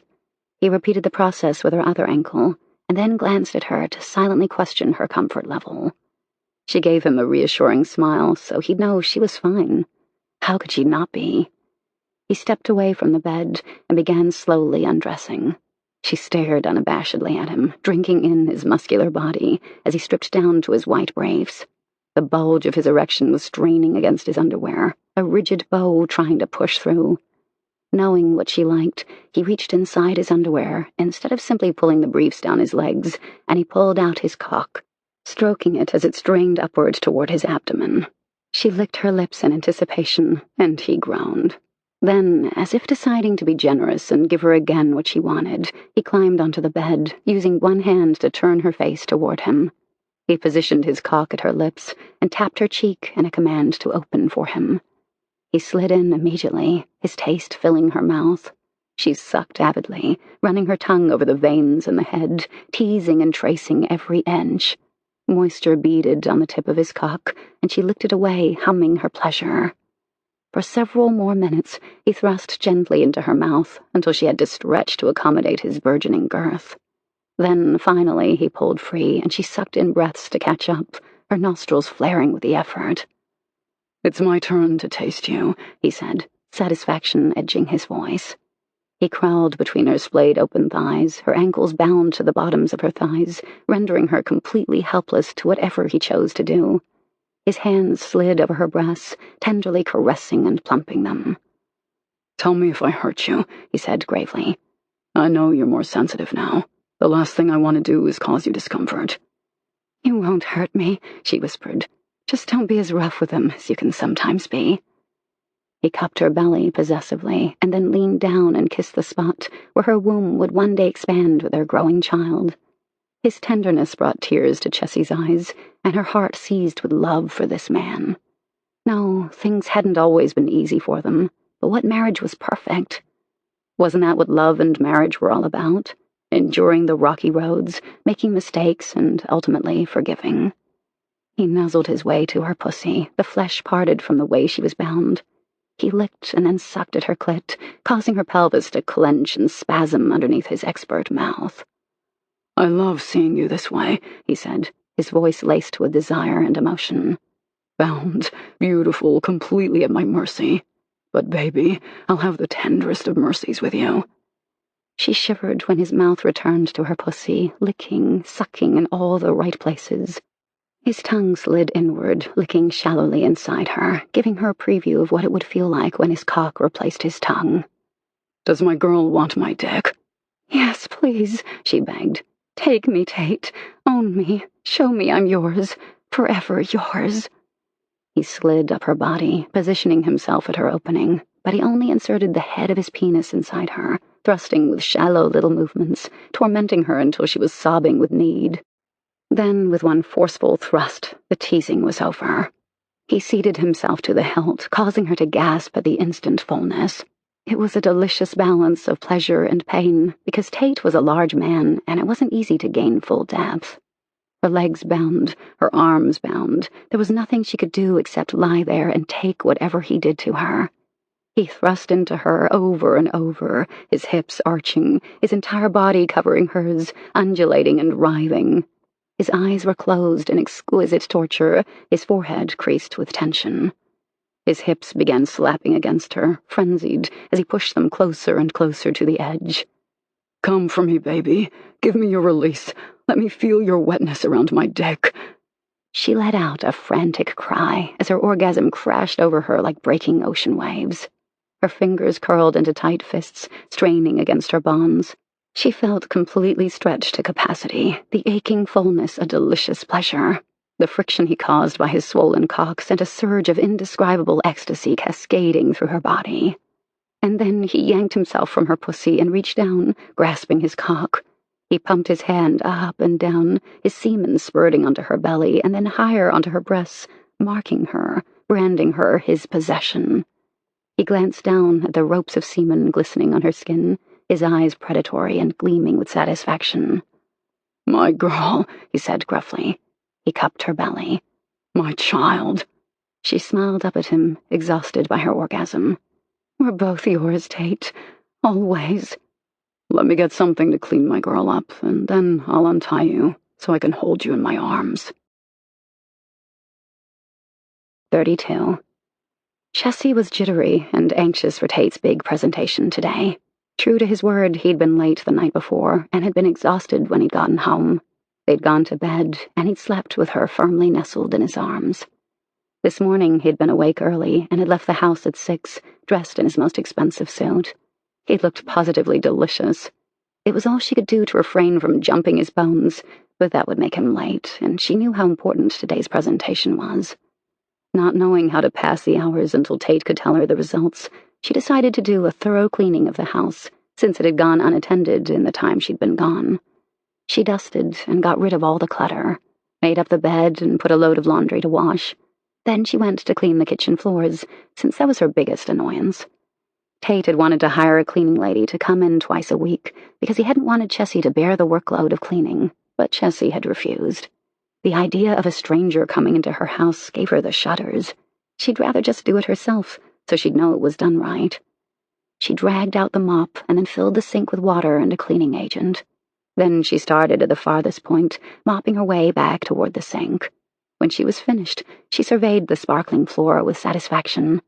She drained the water from the sink, wrung out the mop, and then started toward the door leading onto the deck so she could put the mop out to dry.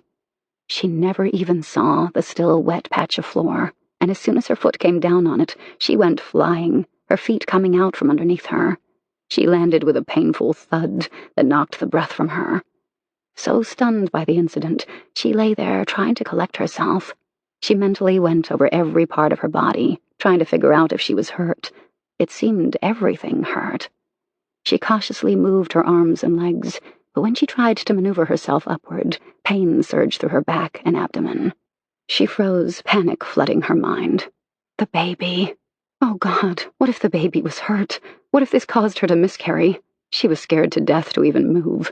She reached for the phone that, thank God, she'd kept in her pocket. She should have dialed 911, but her first thought was to call her friends. Joss didn't answer, so she called Kylie next. Hey, girlfriend, what's up? Kylie's cheerful voice rang in Chessy's ear. Kylie, I need help, Chessy said painfully. I fell, and I'm scared to get up. I'm worried about the baby. She broke down into tears as she said the last. Stay where you are, Kylie commanded. Jensen and I will be there in 10 minutes. Chessy closed her eyes in relief and then brought the phone to her side. Her very first instinct had been to call Tate. He was her lifeline. But she wouldn't do that to him today of all days. She refused to make him choose between her and a potential client who could set his firm up for years to come. She could do this. The wait seemed interminable, but then she heard the front door fly open and Kylie's voice on its heels. Chessy, where are you? I'm in the kitchen, Chessy called out. Kylie, followed quickly by Jensen, rushed into the kitchen where Chessy still lay on the floor. Jensen crouched down, his eyes full of concern. Where do you hurt, honey? I'm not sure, Chessy admitted. I tried to get up, but it hurt so bad that I just laid back down. I'm so worried about the baby. Kylie, am I bleeding? Jensen looked away while Kylie gently pulled Chessy's pants down to examine her for any bleeding. You're spotting, Kylie said quietly. Tears welled in Chessy's eyes. God, no. Anything but this. It's not a lot, Kylie soothed. We'll take you to the ER and get you checked out. Make sure nothing is broken and that the baby is okay. Have you called Tate? Chessy shook her head emphatically. No, he has a very important presentation today. This could make or break his business. I won't make him choose between me and such an important meeting. Kylie didn't look placated by her explanation, but didn't argue. Okay, honey, I'm going to pick you up. I'll try not to hurt you, Jensen said in a gentle voice.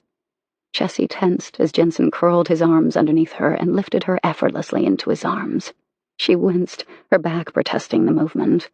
Jensen looked worried as he carried her outside to his car. He laid her in the back seat with instructions for her not to move. Kylie slid into the passenger seat, and Jensen got behind the wheel and immediately pulled out of the drive, accelerating sharply out of the neighborhood. Oh, God, please, please let her baby be okay. In the short time since she discovered she was pregnant, she'd bonded with her child. It was already a son or a daughter to her, and she already dreamed of a future with a toddler running around making her crazy. And she wanted other children. She didn't want an only child. She wanted a large family filled with love, all the things she'd never had growing up. Her children would know how very much they were loved and wanted. 10 minutes later, Jensen roared up to the ambulance bay at the ER and jumped out, yelling at one of the techs who was taking a smoke break. We need a stretcher. She's pregnant and she's hurt. I don't want to jostle her unnecessarily.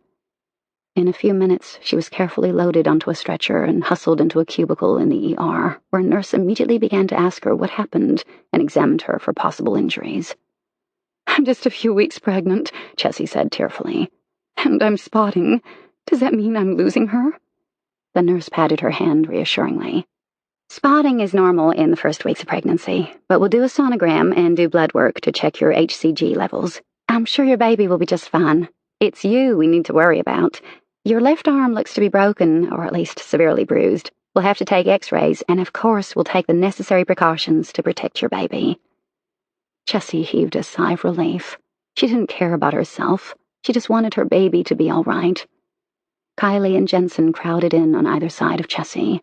Kylie put her hand on Chessy's shoulder, while Jensen held her right hand. Kylie was careful not to touch her left arm.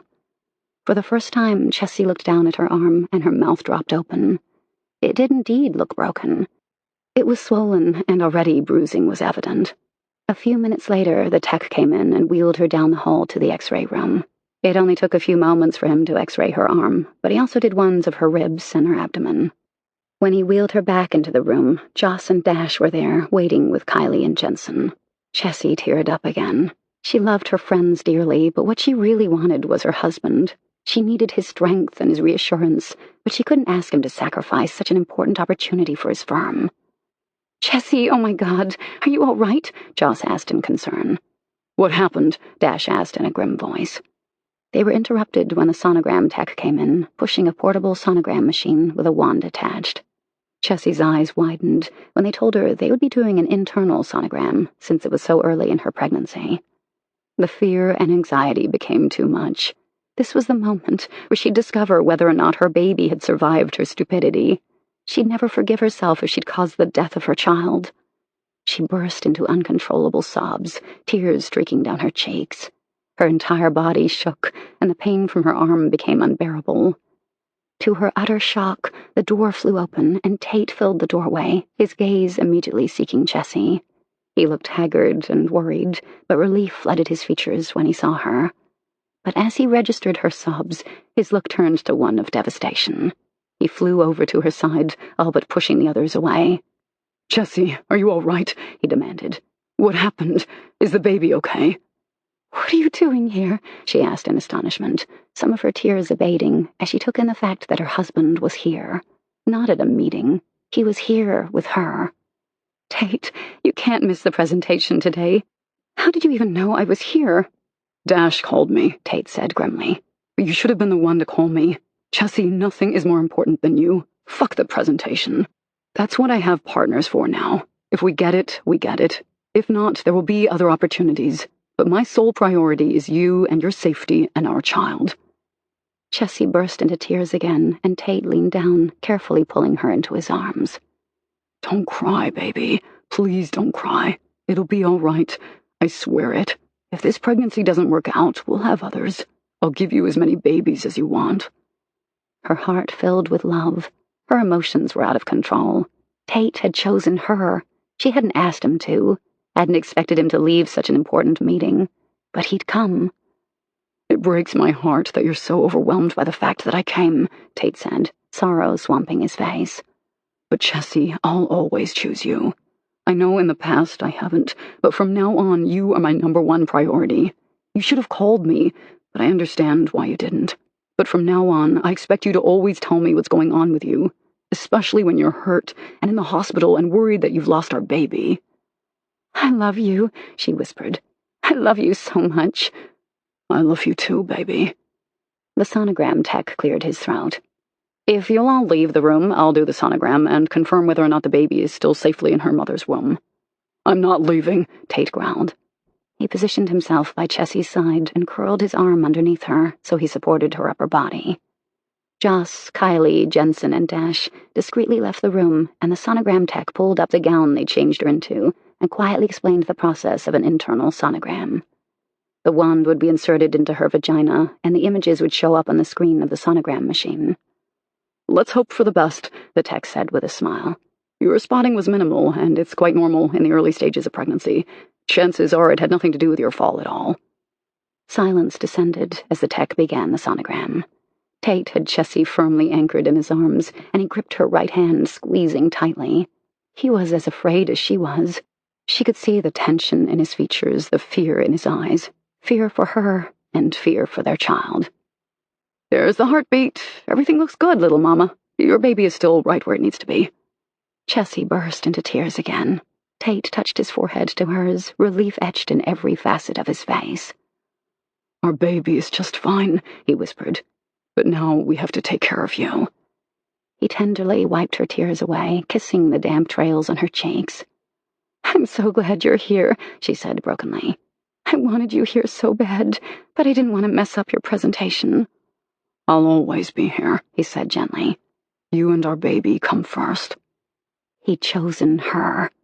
Joy quickly replaced the sorrow and fear over the thought of losing her baby. She reached up with her uninjured arm and caressed Tate's face. "You chose me," she whispered. Tears brimmed in Tate's own eyes. "I know I can't erase the past, Chessy, but I can affect the future. And from now on, you come first. Always. I need you to believe that." "I do," she whispered. "I love you," he said gravely, sincerity brimming in his tear-filled eyes. "And as soon as they release you, I'm taking you home, and you're not going to lift so much as a finger while you recover. I'm taking the rest of the week off, and depending on how you're doing, I may take off next week as well." She was stunned, sure that shock registered on her face.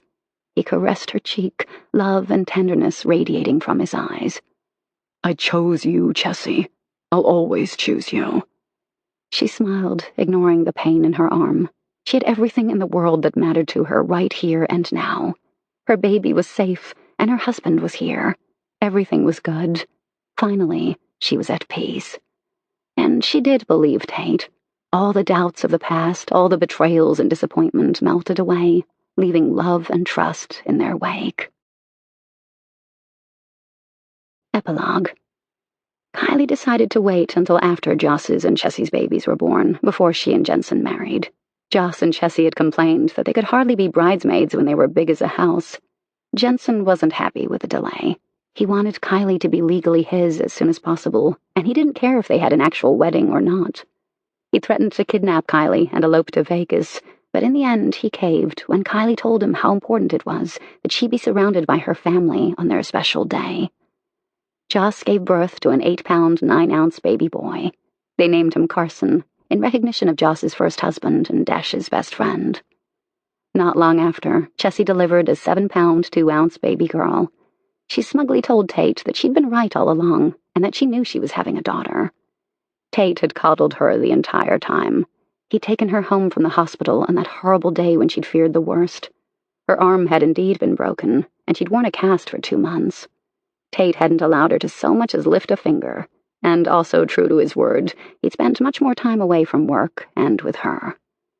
When the cast had been removed, and with her having an adorable baby bump, he'd taken her away for an entire week, where they'd done nothing more than lounge on a beach and make love in the hotel room. It had been utter perfection. 2 months after Chessy gave birth, Kylie's wedding day arrived. The weather was perfect, heralding a magnificent day. "You look beautiful," Tate said, as he watched Chessy put the finishing touches on her makeup.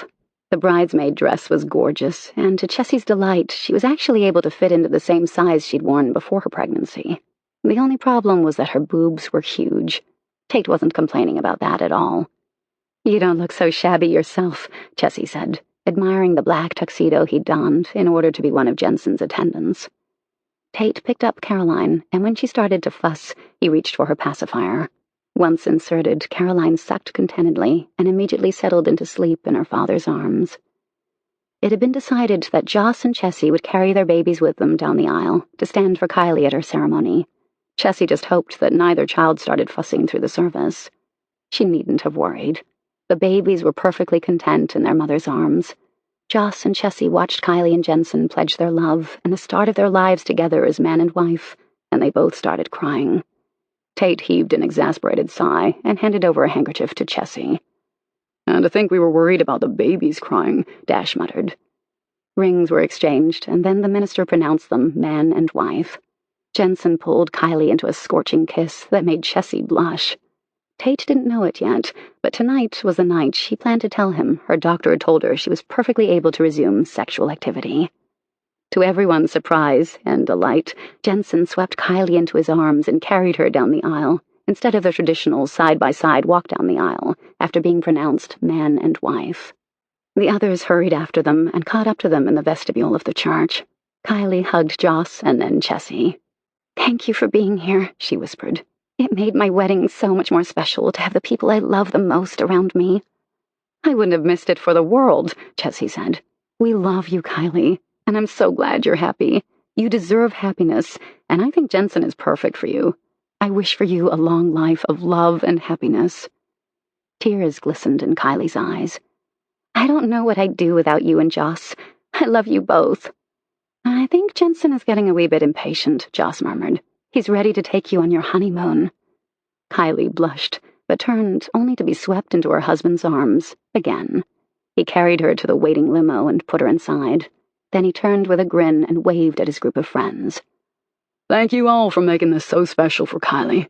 I know she won't forget this day, and neither will I." They all waved as Jensen got into the limo with Kylie, and as they drove away, Tate reached for Caroline and nestled her on his chest, so her head rested on his shoulder. Chessy leaned in close, so no one could hear her as she whispered to her husband. "My OB gave me the green light to resume sexual relations," she murmured. Fire blazed in Tate's eyes, desire and lust brimming. He gave her a predatory look, and then glanced ruefully down at their baby.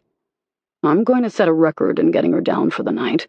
And then you and I are going to be up a very long time. I may just have to call out of work tomorrow." Chessy laughed, the sound joyous and carefree. Everything was simply perfect. She had her husband back, Kylie was happily married, and Joss and Dash were new parents. Everyone was happy. What more could she ask for?